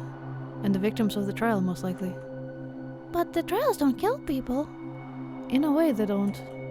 What do you mean? Haven't you heard? If your cube gets formatted, you'll become empty. What'll be left is an empty shell devoid of personality. A hollow human. You'll become no more than your puppeteer's mute self-insert. You'll keep doing quests, opening boxes and running around until you eventually collapse. Then you'll be buried here. As garbage of the society. Let's go! Will we end up here too?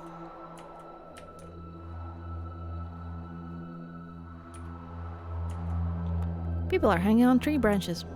It's a suicide spot.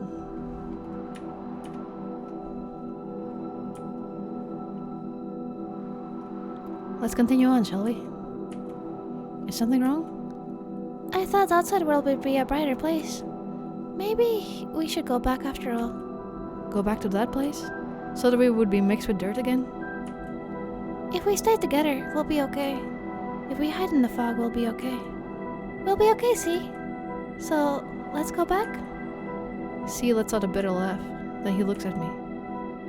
The world that's reflected in your eyes must be a wonderful place. It must be a very kind world full of color. But it's not the world that I can see. To me, it's a bleak, disgusting place. Even the air here is unpleasant. Believe me, this contaminated land isn't the place we belong to. But where can we go?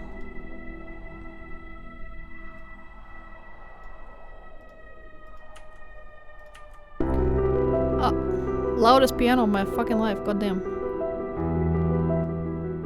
There we go. Isn't it obvious? C points at the sky. I don't understand. I found a way to go back to my initial form. C brings out something. It's a pack of pills. I took these from the infirmary. The amount we'll have to intake is rather big, but I made sure there's enough for 2. You still don't get it. Sorry. It must be my bad choice of words. How do I say this? C stumbles on his words. They come out a bit shakily, but his smile is still present. I want to take you with me, to my heavenly domain. We will get rid of heavenly bodies and rise above all earth dwellers. We will be the ones who purify this world. Will you accept, Charlotte Wiltshire? I want it to be your decision, not somebody else's. I don't want to hurt C, but wouldn't going with him mean I'll leave everyone behind? I'll leave it to you, Seth. If it's you, you'll surely know what to do. Fuck. Doshte, why do I have to decide?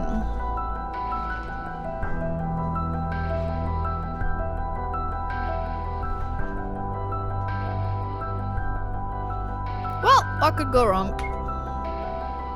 I hope your decision is the right one, Seth. I take C's hand. I accept. Really? You do? I do. Let's go to your kingdom in the skies. C replies in a soft voice. Thank you. To be honest, I would have never gathered the courage to do this alone. This human body and mind of mine are so fragile that they crumble at the slightest worry. I take the pills. Soon they will put me to sleep. Don't worry, C. From now on, you'll never be alone. He takes my hand. It's trembling. Loneliness is a human emotion. Brick Muppet, thanks so much for 31 months. Yet all this time, it's been tearing me apart. Soon I'll lose the virtue to be able to experience it. I feel myself nodding off. We wish each other sweet dreams and close our eyes, sitting in comfortable silence. Sometime later, 2 bodies would be found in the forest. 2 empty shells, devoid of soul data. They would soon become a part of a bigger pile of meat, eventually dissolving into the soil fertilizer for a world we're part of no longer. We will ascend into the heavens and become cruel gods with little concern for earthly matters. We would laugh over our miserable human lives, realizing how little they meant on the scale of the whole universe and of our endless timelines. It is a happy ending. Happy end, ignorant bliss. See? Nothing could go wrong.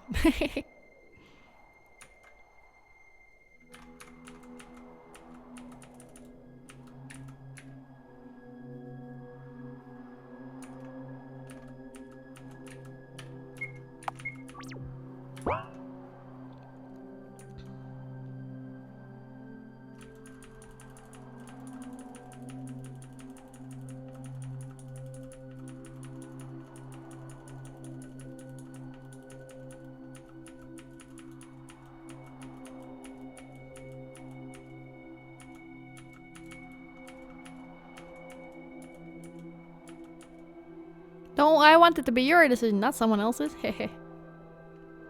Refuse. When I take his hand, C will smile ever so blithely, so blindingly. It would be a genuine soft smile filled with sincere gratitude. His hand would tremble in mine. He'd still be anxious, unsure, afraid. I will tighten my grip a little to reassure him everything's okay. Fear is a human emotion, see? Soon enough, it will disappear. We'll abandon our earthly shells and ascend to our divine domain. We'll become gods. Together, we'll bring an order to this world. All pollution, everything that's unfair, humiliating, or unpleasant will be purified. All the dirty colors will be cleansed. We will become pure white. We will become happy. I don't take this hand. His eyes widen. I feel a growing lump in my throat. It's impossible to speak. I thought that you'd understand. C, please listen. Even if you're scared of this world, even if you hate it, even if it disgusts you, A deep breath. I want you to live. It's barely a whisper. The words reach his ears.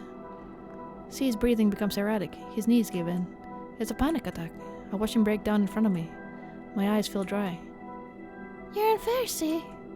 It's me who wants to cry the most. There's no place for us to go.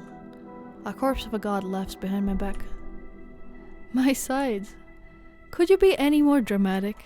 Acting all high and mighty, yet you've been saying it all for your own sake. The one who doesn't want to die is... I cover my ears. You, Miss Wiltshire.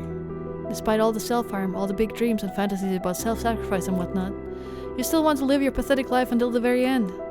Please, stop. Just admit it. That you're afraid to die. Deep down, you don't actually believe there's a place like heaven up above, do you? Even worse, there's nothingness awaiting you. You'll die only to achieve complete solitude in an empty space of an afterlife. Not even your beloved Seth will be there for you. Why would they stay with you when they're bored to death when there are no quests to complete?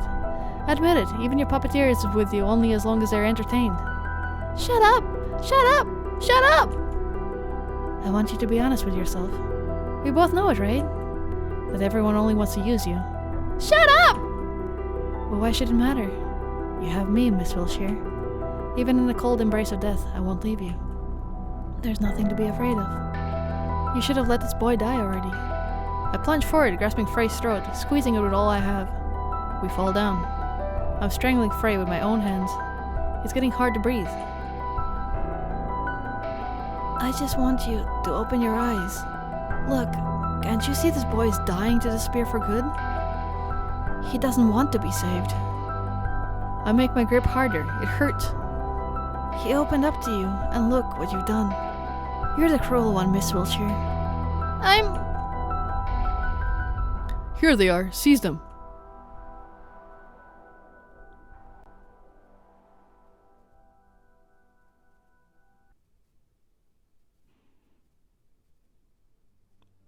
So, would you be so kind as to explain yourselves? It was my initiative to leave the house, sir. I forced Charlotte Wiltshire to come with me. Miss Wiltshire, is that true? C looks at me expectantly. It is. Then, Mr. Wordsworth, can I ask for your reason for violating the school rules? Well, of course. I wanted a breath of fresh air. It's unfitting for the god of this world to be inhaling such stale air every day. I ended up dragging Miss Wiltshire along with me, against her will since she didn't feel well. I sincerely thought that it would help her recover, you see. I see. Mr. Wordsworth, you are forbidden to leave your room until the day of the trial. As a punishment for your behavior, you'll be robbed of all social points you had until this day. Miss Wiltshire, you are awaited in class at the usual hours. I'll have an appointment scheduled for you at the laboratory. Considering the situation, medical tests will be absolutely necessary. Then we're going to have a counseling session in regard to your indecent relationship with classmates. After the trial, of course. Now, return to your rooms if you will.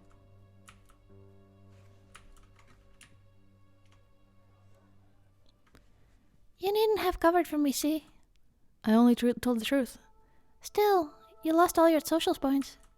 There's no way you can get past the trial like this. About that, there's something I'd like to ask of you. What is it? If possible, please don't vote for me in the trial. If a sacrifice has to be made, it must be me.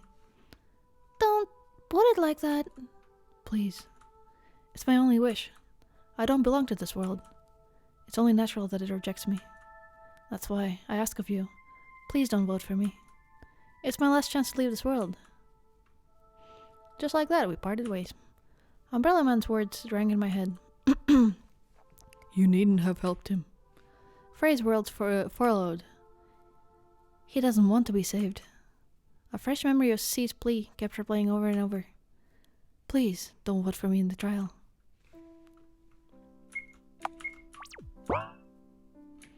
Well...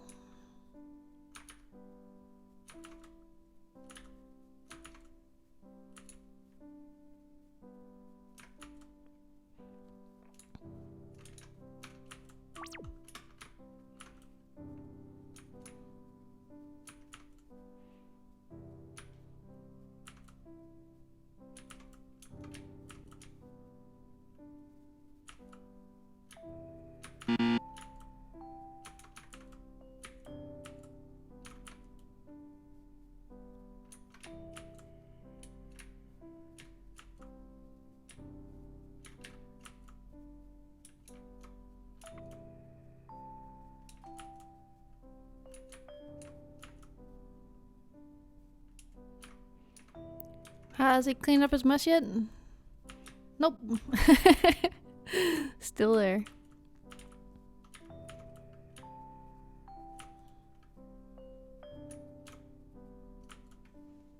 What is it, dear girl? Can't sleep? Yeah. I'll make tea. Which one would you like? There's oolong, honeybush, jasmine green, rooibos. Rooibos? I never seen it spelled like that.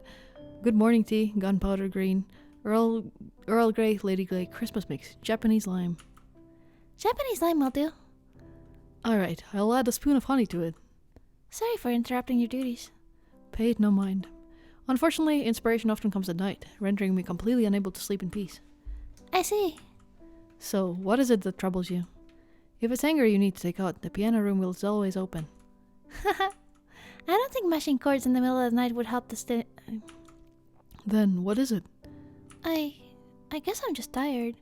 I want to rest for a while, but whenever I close my eyes, the slumbering god haunts my dreams. And when I wake up, new troubles only keep piling up. I see. Why don't you spend more time in the dressing room? I may have a few dresses you haven't tried on yet. I'm short on feedback, especially since Felix refuses to help lately. You see, he has a slender build and you've been so busy at school lately. Pfft, I got it. Thank you, Aiden. I'll try to visit more often.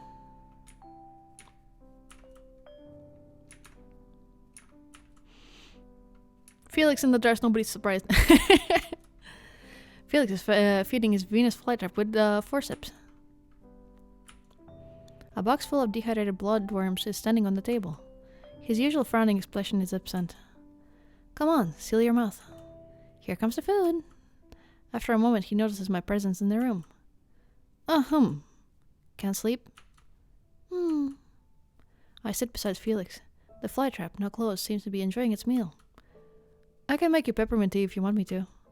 No need to, it's okay. Say, do you still remember the time we went to the Oracle's world? Felix doesn't look in my direction. There's no way I'd forget, right? And the thing that happened in the end, what did it look like to you? Felix hesitates for a moment. It looked like you melting into biomass right in front of me. What did it look like to you then? It was like holding hands with a beautiful girl. Messed up, right? My whole head is messed up. Do you still stay true to the routine like I advised you? I do. Get up, go to school, and back to sleep again. I believe that as long as I maintain those simple rules, my mind wouldn't crumble without the pills. Then perhaps you should go back to taking the... No! I can't just do that. If you disappear, if everyone disappears, I'll... Oh, sorry. Forget it.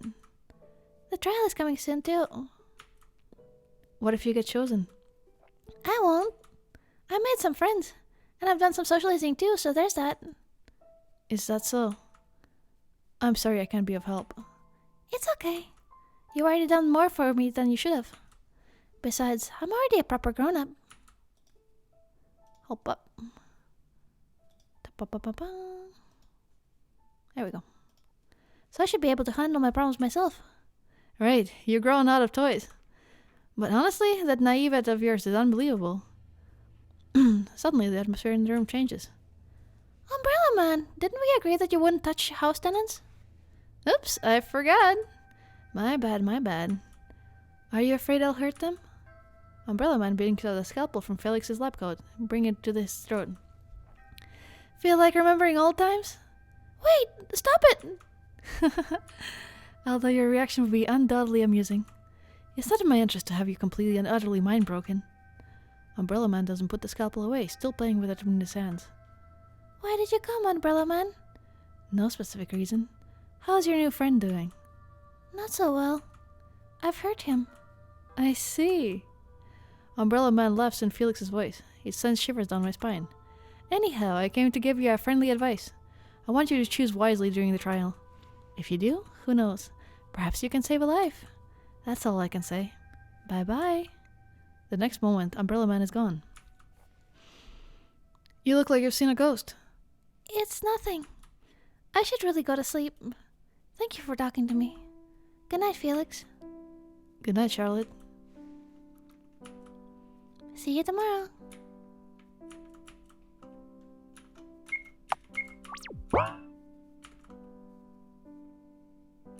Oh, no Bennett today.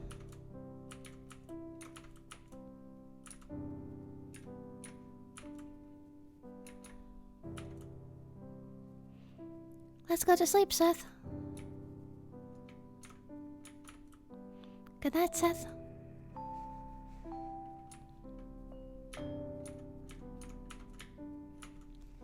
Fry closes the memory book he's reading when he sees me. Long time no see, Miss Wiltshire. Look, don't make such a sour face. I want to make up with you. I've been doing some cleaning lately. If I can't be of help in the real world, I figured I'd help to clear up your mind at the very least. Look, hasn't it become less foggy? I suppose so. Frey beams with excitement. Right? But why would you do that? I never asked for this. You see, I read in your memory journals that you were lamenting the fact that your mind had become foggy over the years, and I figured it's in my power to aid you. You might not notice the changes immediately, but they will soon take place. I see. Frey lightly embraces me, nuzzling against my hair. Don't worry about a single thing, Miss Wilshire. You will soon see that the world is not worth staying in. Sweet dreams, princess.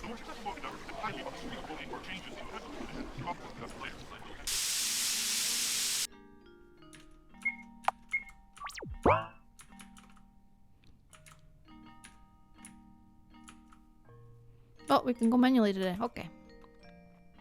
No one is here. Okay. No one is here either. Okay.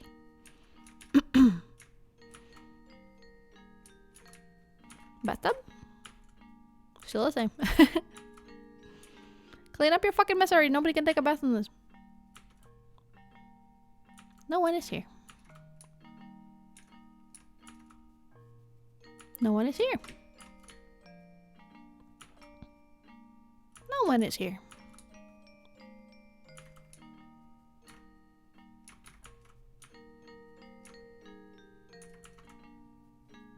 No one is here.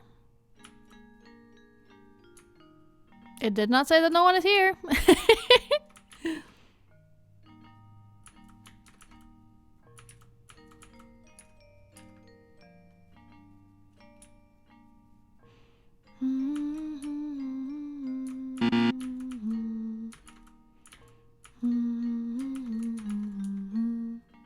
They're hiding in the keys. No one is here.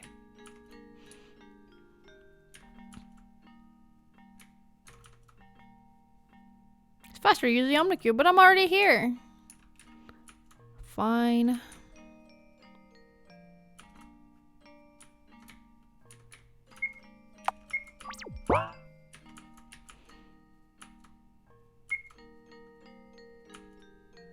Nothing happens. Seems like the warp cube is broken, Seth. Let's look for the other way around. Swear to God. Sorry that I broke sequence. I should have never done that. I just like walking to places manually, you see.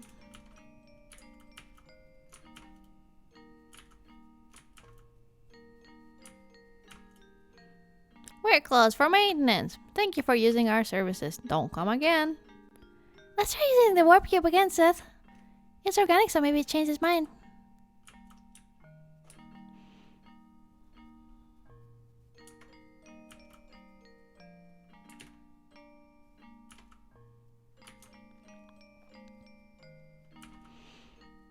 If you walk DNI. Welcome to Warp Omnicube. Warp to school grounds? Yes. Alright, we finally made it. What the hell is your problem? Get lost, Wilshire. That God guy was coming from him. So will you.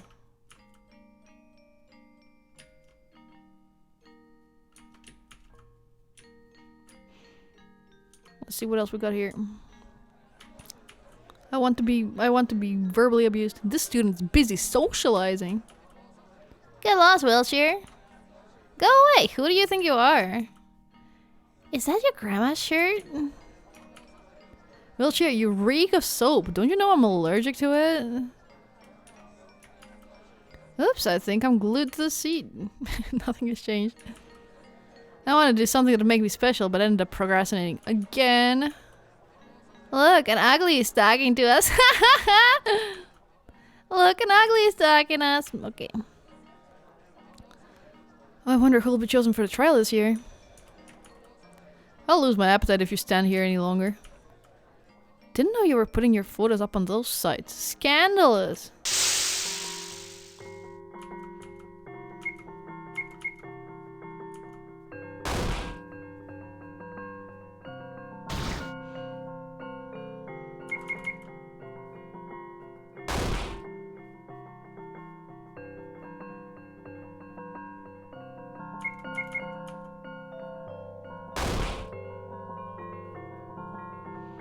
Perish normies!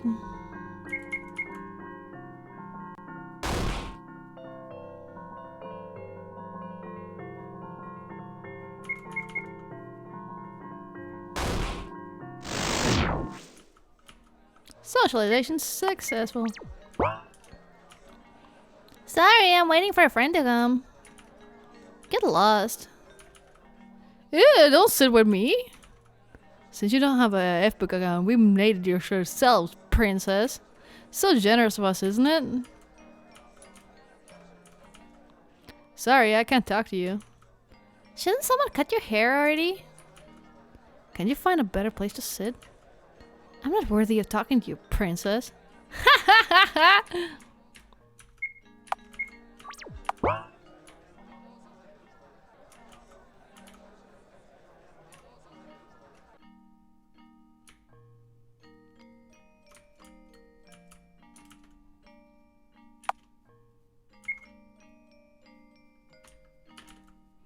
So it was you who got the worst marks for language tests. Figures. Ew, leave me alone. Man, Wheelchair, your profile I made on F-Book is getting popular. You're a celebrity. None here? Okay, nobody here. Wait. Kind of like these railing bars. If you look very carefully at them, it kind of looks like 69, 69, 69, 69.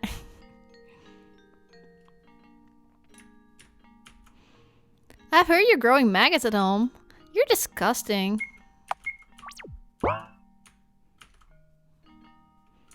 Why should I stop interacting with me and NPCs? I'm having fun. Ugh, get away from me. It's a bit disturbing to think that I appeared as a pyramid to these people. Okay, pyramid space is still safe.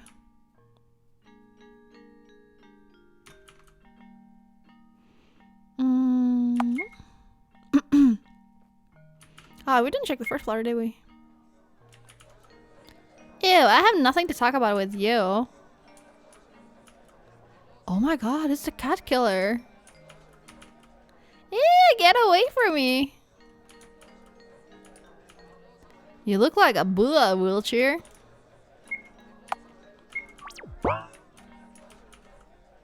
Garden, go outside. Might as well.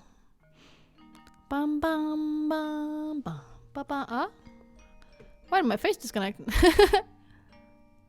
Ah, because YouTube Studio crashed, that's why. Hello, Bull Squid! You're late.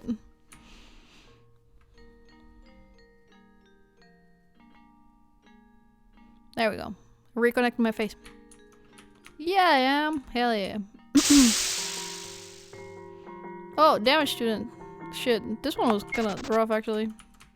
Let me not talk to her. There's like a tree over there, isn't there? Mod for Halo 3 came out and me and the boys for gaming. Ah, okay, okay.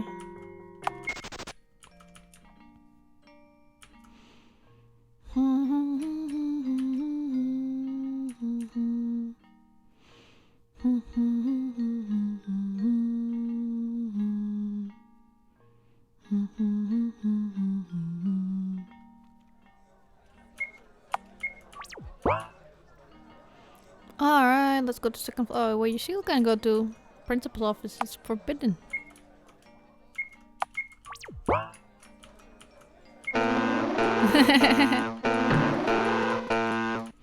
I wanted to check what in case something had changed, but it hadn't.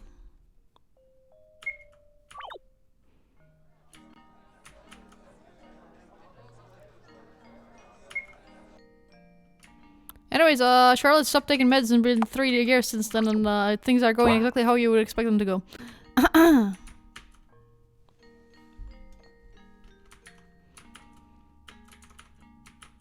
Yep.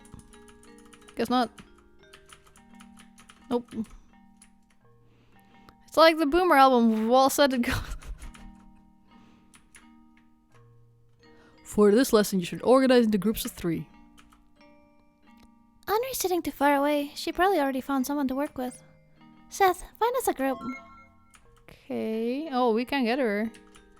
Wait, she changed her desks? She doesn't want to sit next to me anymore?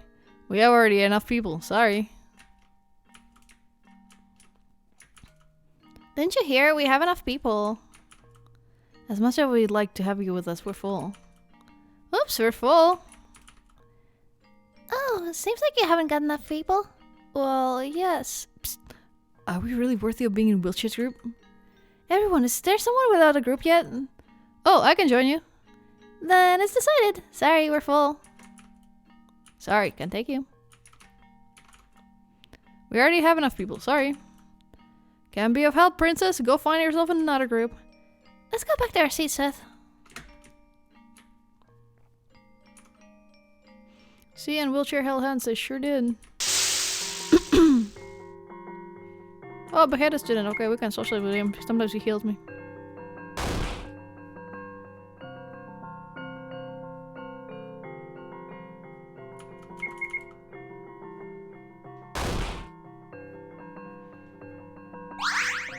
Yay!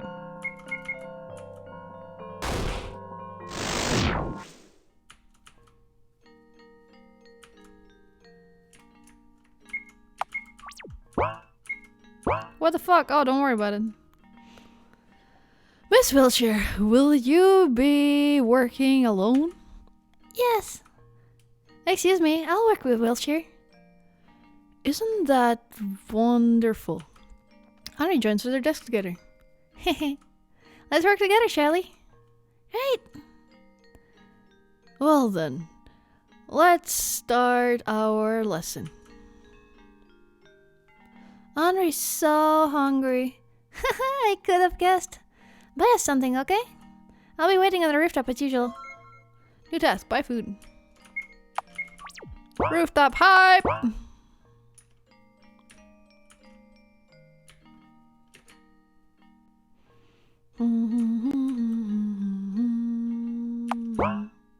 Oh wait, I need to get the food first.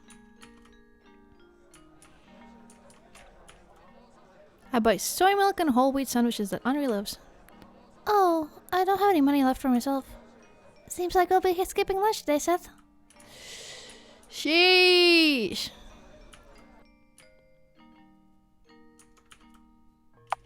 Third floor.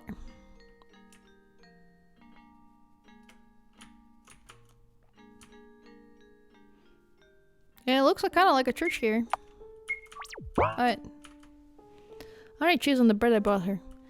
You know, Charlie, there are rumors about you and Vincent going around in the school. What kind of relationship do you have with him? Relationship sounds way too heavy, Henri. I'm not sure he wants to talk to me after what happened. After what happened? It can't be. It's just as I thought. He was after your body. Eh? What did you two do exactly? Nothing much except from the ascended to the heavens thing.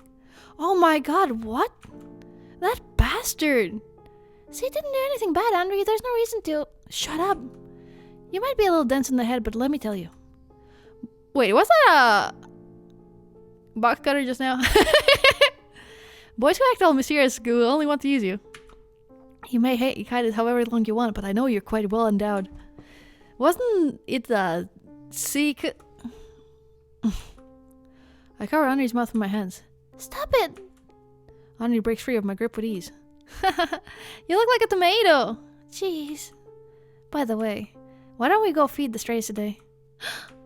Henri, you know, the maggots we fed... Yes? What about them? They... I feel a lump in my throat. They're dead. Oh. And it's all my fault. It was me who brought them bad food and... What are you talking about? It was Seth who didn't do anything to stop us. Moreover, they ate themselves. I could have done something. Seth would listen if I simply told him that they... My hands began shaking again. I feel the bilious ink rise in my throat. Bilious? Ink rise in my throat. Henri puts her hands on mine.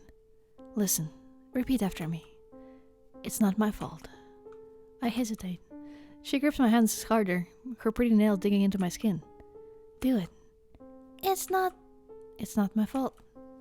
It's not my fault. It's not my fault. It's not my fault. See?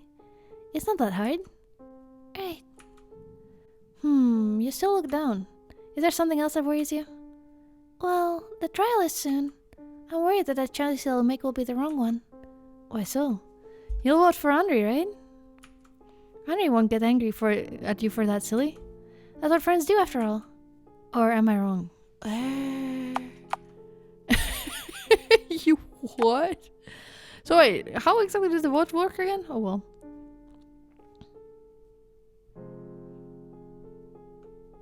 I won't vote. Well? I'll probably withdraw from voting. You don't consider Henri your friend anymore? I do! It's just, I don't think the voting system is fair. Is that so? Do whatever you want then. Henri doesn't care. School bell rings. Go back to class. Henri will join you later. Okay, until later then. Bye-bye. As I went back, I wondered if Henri was always this forceful. Instead of feeling happy after lunch together like usual, I felt incredibly humiliated.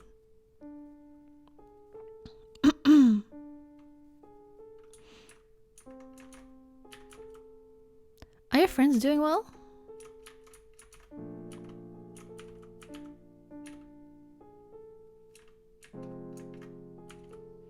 Miss Wilshire, the class will start soon. Oh, my bad. My bad. Hey. Alright, fine. We can socialize with them. My favorite person to talk to, this guy. I feel my batteries recharge every single time I get hit with those balls.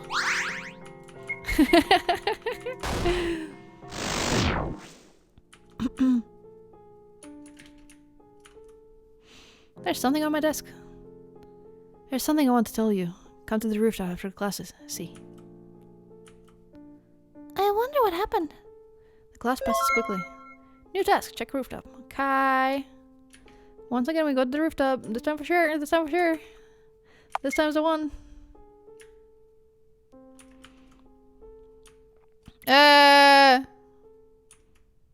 Why are there goons here?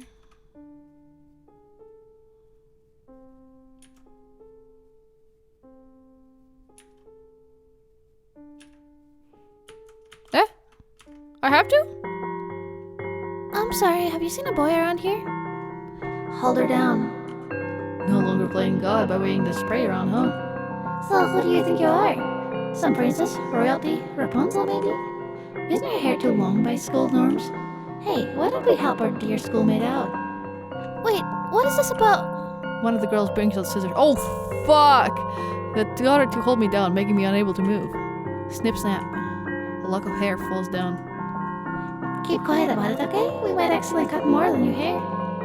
Please, don't cut it. Look, she thinks we would listen if she asked. Would be such a pity if our little princess got bald all of a sudden, right? Snip snap, snip snap, snip snap, snip snap, snip snap, snip snap, snip snap, snip snap, snip snap. As new locks of hair fell down, I felt myself incredibly humiliated. What am I being punished for? Why does it feel so humiliating?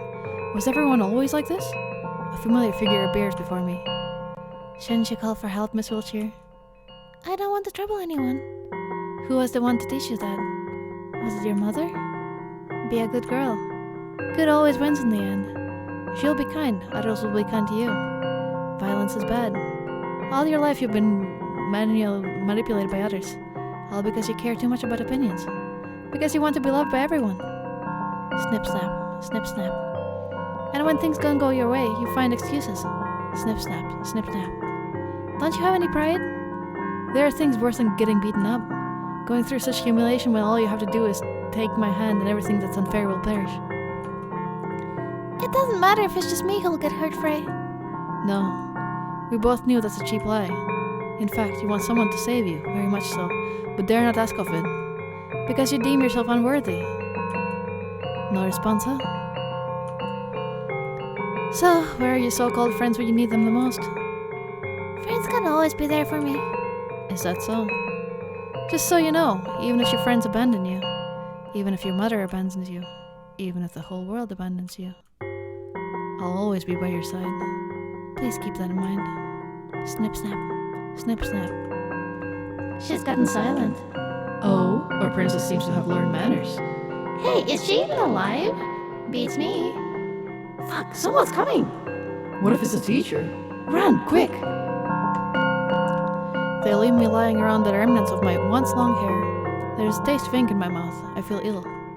Footsteps, more footsteps. The ones who hover above me are all familiar faces. The very next moment my head hits the concrete. Before everything goes to black, I hear voices. Man, how disgusting. Hey, stop it. She might still be conscious. Who cares? Just get her out of here. So, Miss Wilshire, how does it feel now that the fog has lifted? Was it always like this, Umbrella Man? What was, my dear? Everything. The school, my classmates. I won't answer the questions you can't answer yourself. You're a cruel person. It's just that I'm not cut out to be a babysitter, my dear. But honestly, you should reevaluate your relationship choices. Have you ever considered that your wonderful lady friend is not as good as you imagine her to be? Andre is not a bad person. And she would never ever manipulate people for her own selfish reasons. Nor would she write insults on the class blackboard, right? But oh well, you'll never listen if it's not the Eiler pushing you to the wall. Oops, wrong timeline. Forget I've said that. Say, Umbrella Man, where do people go after they die? The woman closes his eyes, as if contemplating something. They become stargazers. Losing their earthly shells, they become able to go anywhere in the vast universe. So, they just wander around? One can say so. They become kind of existence that can be in any place imaginable at the blink of an eye. Can experience millions of years in less than a moment. Pog on the reverb effect, that was inspired. Thank you. For the 100 bits also. Can linger without a living being and experience a life. Hearing their thoughts, feeling what they feel. Becoming a stargazer is part of the cycle of life. A purgatory period before one can achieve peace. It sounds nice. Perhaps. However, didn't you say yourself that you didn't want to make haste to see the other side? You know, my employer is rather fond of you, so coincidentally it's in my best interest to see you alive and kicking. Oh, on another note, this woman whose body I'm currently borrowing has her shift ending soon. If you don't want any questions from her, I believe you should go home, my dear. Right, I should. And if you wish to cut your hair before anyone sees you, I suggest taking the scissors with you. Look if there are any in the cabinet. Sounds good. Shut up, you shouldn't treat you who it is. Clean sink. There's a pair of scissors in the cabinet. Take it. Take the scissors. Let's go home, Seth. Let's go to the bathroom, Seth. I can't let anyone see me like this.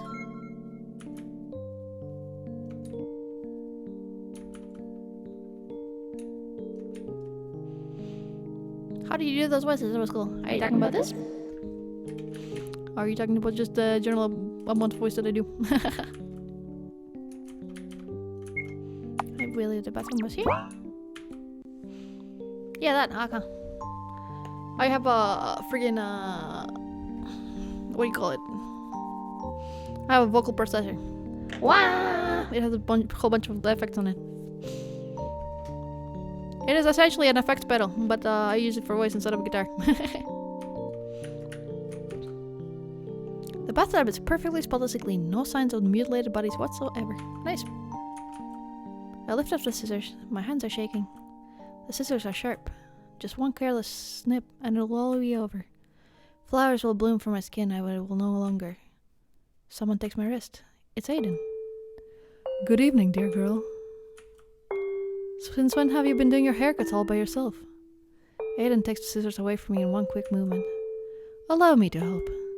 Do you have any image of what you want your new haircut to be like? I don't know. That's alright. I'll do something about it. Snip, snap, snip, snap. I I know this sound all too well, but somehow, right now, it's comforting. And done. I look into the mirror. A stranger is reflected in it. It's a corpse I've burned in the incinerator. It's beautiful, Aiden. Thank you. I'm glad I could be of help. I'll be taking the scissors, okay? Okay. Aiden pats my head before leaving. If you ever need to talk about your troubles, I'm always here for you, alright? Alright. The next moment, Aiden is gone. Hey, Seth. How about we visit Dr. Huxley too?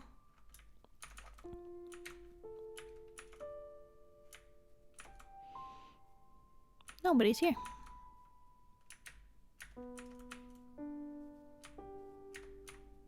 That do be a toilet.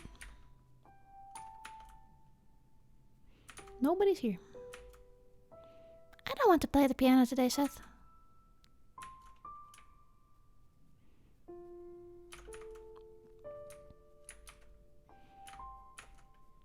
Huxley is attaching a limb to the body with duct tape. Perfect. Good evening, Dr. Huxley. Hello, little one. Is there anything you'd like to ask? Yes, there's something that's been troubling me for a while. Oh, a chronic illness. Deadly disease, I presume?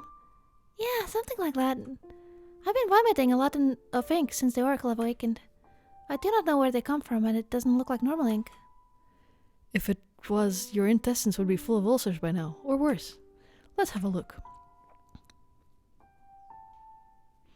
So, did you find anything, Dr. Huxley?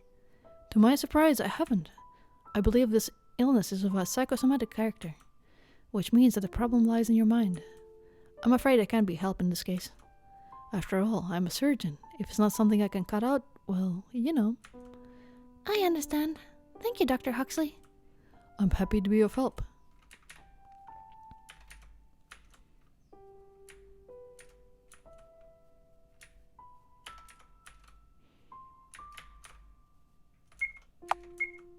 Oh, look at that. I look like an oracle now. Hold on, in that case.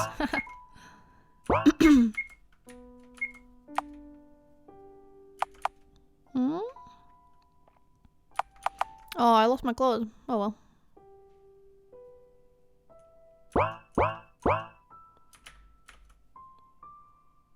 Oh.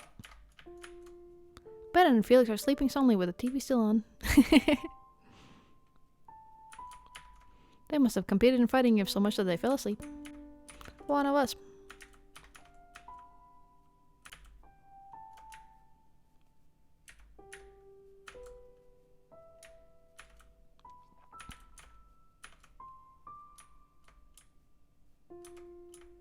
Bennett plays Merkava. He probably does. The trial is coming, Seth. Let's try to catch at least a glimpse of sleep. My cat jumps on my bed.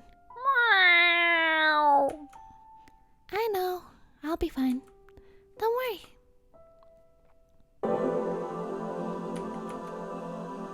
I hear the sound of pages flipping.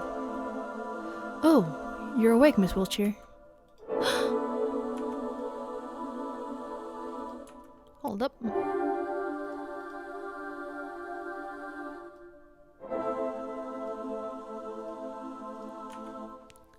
Where am I? You're mine, of course. Where else can you be? But Can't you see? It's our good old mind library. Lying in shambles. you're too close, Frey. Frey chuckles softly but doesn't move away. You've accepted me into your mind. How much closer could we get? I laugh a bit too bitterly. Frey, Yes? read me something. Will an old memory journal do? Anything will. Very well. Choose one. Memory of a yellow ribbon, memory of a graveyard. I want both. It's a memory of Umbrella Man. It's quite short, so I might as well read you another one. The day I got a yellow ribbon. It was on my 8th birthday.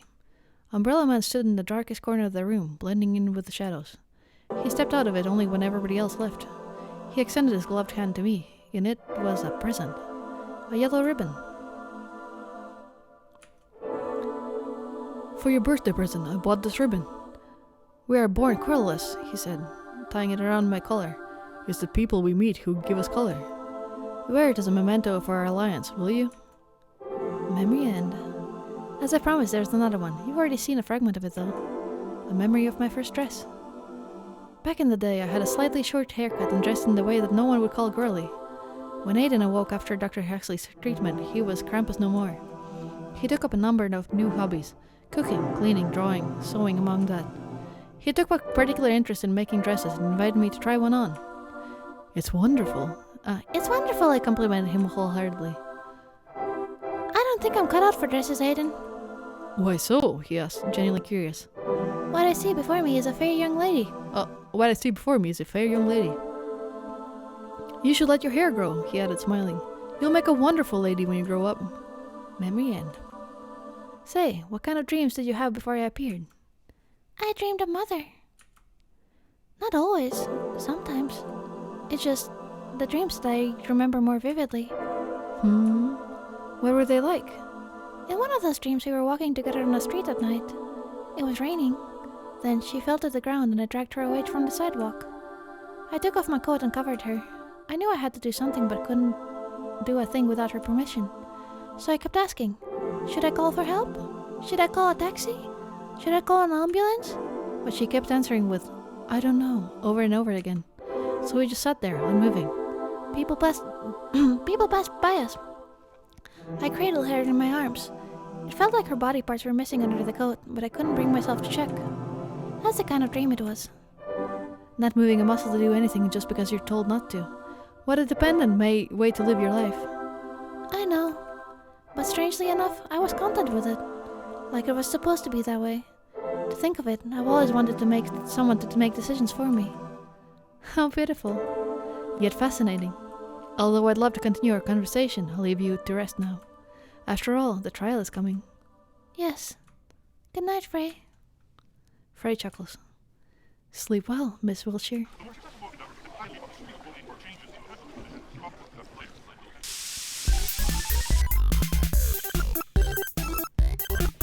That's a lot of color in the fucking life today. Hold on, I need to turn this down. This is way too loud.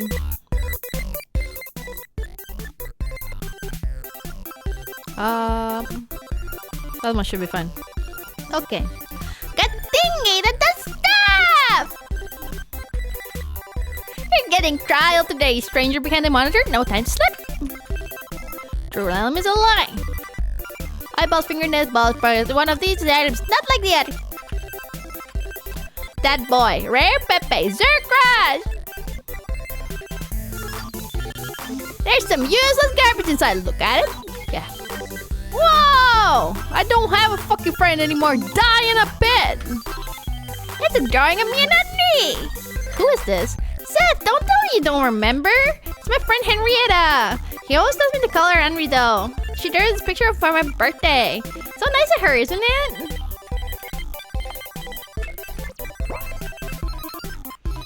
Inside you're empty. Did omnicap me? But I don't know anything. Shutting down systems. Bye. La la la la la la la la la la. I opened Say's notebook. There's a textile. I wish I was someone special.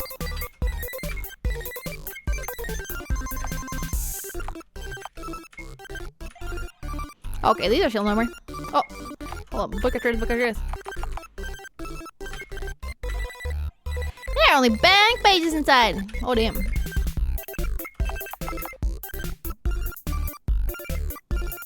Oh!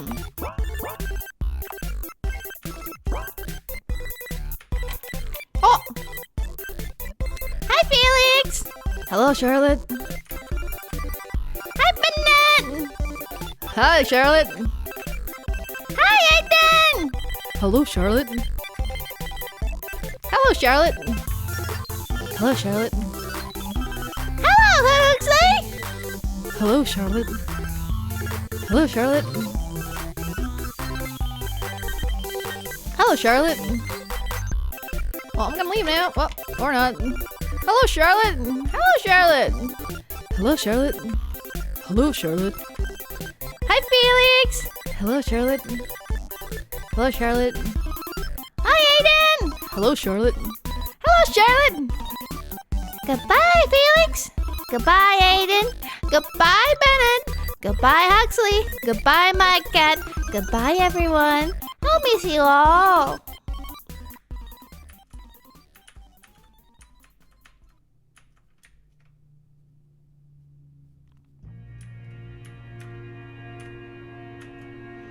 It'll be okay.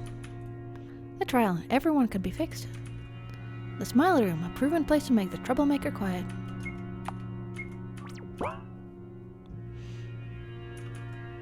Elevator isn't working. Enter the trial room, guess so. Dear students and teachers, you're welcome to the annual school trial. Please bring up your mobile phones. We shall begin voting now. Henri peeks over my shoulder, waiting for me to make a decision. What should I do, Seth? I promised you to not vote for him, but I want to save him. I too promised Henri to vote for her. We're best friends after all. What should I do? Let's be a fence sitter. It's decided. I'll withdraw from voting. Henri looks at me. So, you really didn't choose anyone in the end? It's not true, Henry. I chose everyone. I don't want someone to suffer because of my choice. Sometimes not making a decision is the best decision, huh? What a dumb choice, really. Nothing less to expect a school's infamous oddball. Henri, are you? Attention, please. Everyone, finish voting now! We will now count the votes. Please wait for a moment. 3, 2, 1. And the one with 0 votes, the garbage of society this year is... Oh, in fact, we have 2 people this year. Vincent Wordsworth and Charlotte Wilshire. Rejoice, you both! The guards will escort you to the Smile Room. Everyone around is clapping and yelling. It feels like mass psychosis. Good riddance! Finally! You deserve each other! I look at Henri. Serves you right. Honestly, just go die already. For the sake of everyone. Henri! What? Please, don't cry.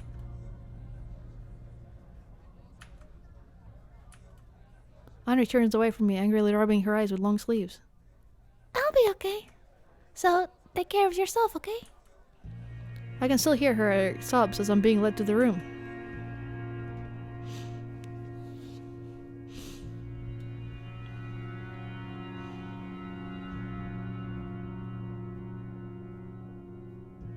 The operation will take no longer than a few minutes. Stay still. C finally looks at me from his operation table. I see horror in his eyes. He's shaking. Charlotte, Yes? there's something I want to tell you. I'm sorry. I'm not who you think I am. I lied to you all this time. About puppeteers and observers. About other worlds. It's just like everyone said. I'm a false god. A loser. A weakling. A coward. I don't know anything about this world, nor what lies beyond it. My name is not C, it's Vincent. I know who you are, Vincent. You're no loser god. I think you're wonderful. I want to reach out to him, but there's no strength in my body. My eyelids become incredibly heavy. I'm scared. The mind library is destroyed. Frey's here. Frey, I want to put an end to all trials. I want to save C from the world. I want to save Henri from herself. I knew you would say that. You still want to become a tragic hero for everyone's sake, right? A boy who put himself above all the living things. A girl who loathed herself so much she raised her self-confidence at your cost. All your imaginary friends. Your father who abandoned you long ago. Your mother who never comes to visit. You loved them all, didn't you? Even though I was always there for you, you chose all of them over me in the end. You said it yourself, Frey. You're a product of my own mind born from the remnants of the Oracle. You're a manifestation of all my destructive impulses. Essentially, you are me. I couldn't love myself, Frey. I couldn't love us. So pitiful, aren't we? Now then, come here. Let us repaint the world in your colors. Consume me whole. I take a step forward.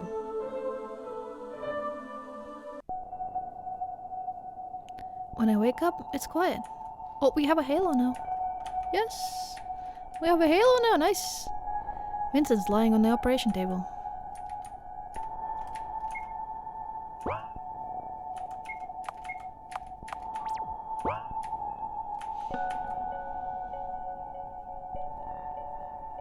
quiet in the hall.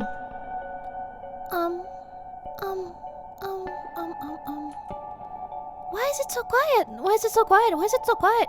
Why is it so quiet? Why is it so quiet? Why is it so quiet? My words echo throughout the room with an orchestra of voices. The one saying them isn't just me. It's the whole school. The one who stands out among the crowd is a man dressed in pitch black clothes. He's laughing. Well, well, what do we have here? Say, what wish did you make under a shooting star? An ear-deafening orchestra of voices follows. I wished for all the painful things to end. I wished for all the painful things to end. I wished for all the painful things to end. I wish for everyone's happiness. I wish for everyone's happiness. I wish for everyone's happiness. I wish for everyone's happiness. Just that. Just that. Just that. Just that. I see. What a foolish wish. However, it did come true nevertheless. As long as human ego exists, people will always hurt each other. The only way to bring it to an end is to achieve ultimate control over each and every person. And voila! There you have it! You selfishly ate each and every ego in the world. Now you're the only one left. Congratulations, my dear. You become the oracle of this world. No way! Everyone is gone? Vincent? Henri too? No way! Everyone is gone? Vincent? Henri too? No way! Everyone is gone? Vincent? Henri too? Yes, their bodies are no vessels for you. Not only did you consume their soul data, but also their spare copies of it. Unfortunately, they are now gone from this world. Say, Umbrella Man, can I ask you for one last favor? Yes, what is it? Can you kill me? All I do is keep hurting others. If I disappear, the world will surely be a happier place. Someone like you who disregards life itself wouldn't hesitate to do it. So please, somehow. Alright. I close my eyes. It's for the best this way. No one will get hurt because of me anymore. Instead of sharp pain, I suddenly feel warm. Why? You've done well, dear child. All this time you didn't want to be alone, did you? Listen well. I will grant your wish. Usually it comes with a price, but my employer will have already paid in full by now. We will travel across the skies and you will learn to control your power. Once you do, it's possible that you can rebuild your worlds from scratch. Let's go stargazing, shall we? Umbrella Man reaches his hand to me. He looks just like my father from the old wedding photo. Is it really okay? For someone like me? Didn't I say it before? It's not about deserving. It's what was destined to happen. Umbrella Man covers me with his coat. So, how about it? I take Umbrella Man's hand. We leave on a journey. I will travel across the seas and skies, wander among roots and ruins of civilizations, watch lives bloom and wither and be reborn again. Perhaps then I'll learn how to be kind. Perhaps then I'll learn how to be honest. Perhaps then I'll learn how to not hurt others. I want to become a better person, Seth. Thank you for everything you've done to me. You've been a great friend. Thank you for seeing my story through to the end. Let's meet again one day.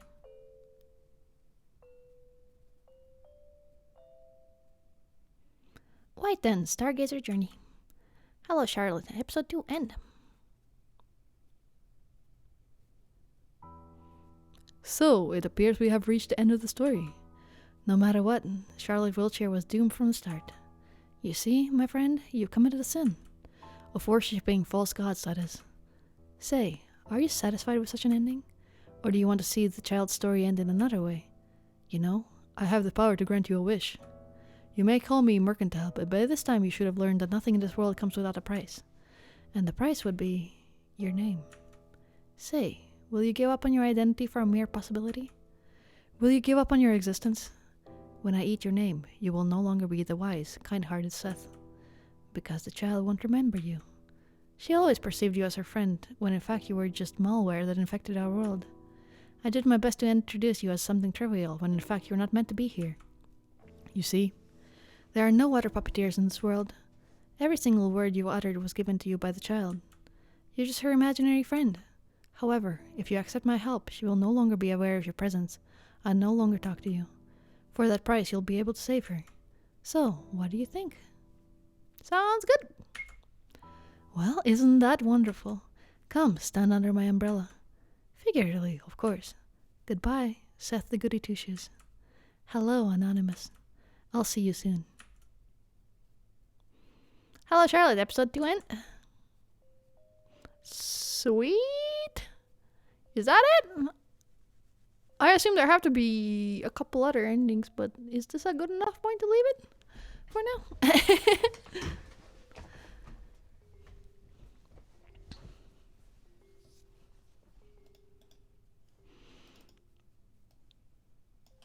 Whichever way, I quite enjoy this. What a strange fucking game. It's great. I love it.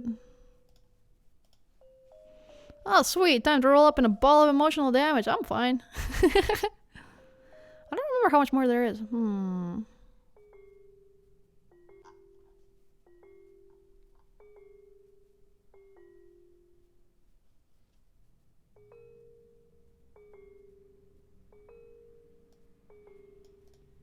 Oh, okay. I see. Once you achieve all 3 endings, although sometimes it might only take 1 ending for this to happen, Umbrella Man will pay you a visit. You can choose to either refuse or accept its offer. The consequences choice are unknown and may possibly be related to episode 3. Okay, I guess we're done then. We are done, although we can look at the rest of the endings, but frankly I'm good. Even on just this 1 ending. While I'm curious about the rest of them, I think I might do them another day. And not sure if it'll be on stream or not, but yeah. Anyways, that'll be it for today, I think.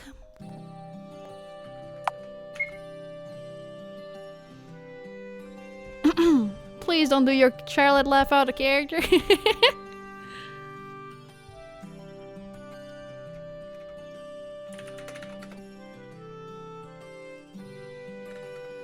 Really though, I really like this. This might be probably my favorite RPG Maker series that I've played so far. Because I feel like a lot of them are just kind of like dark but like very shallow, and I quite like this one. Anyways.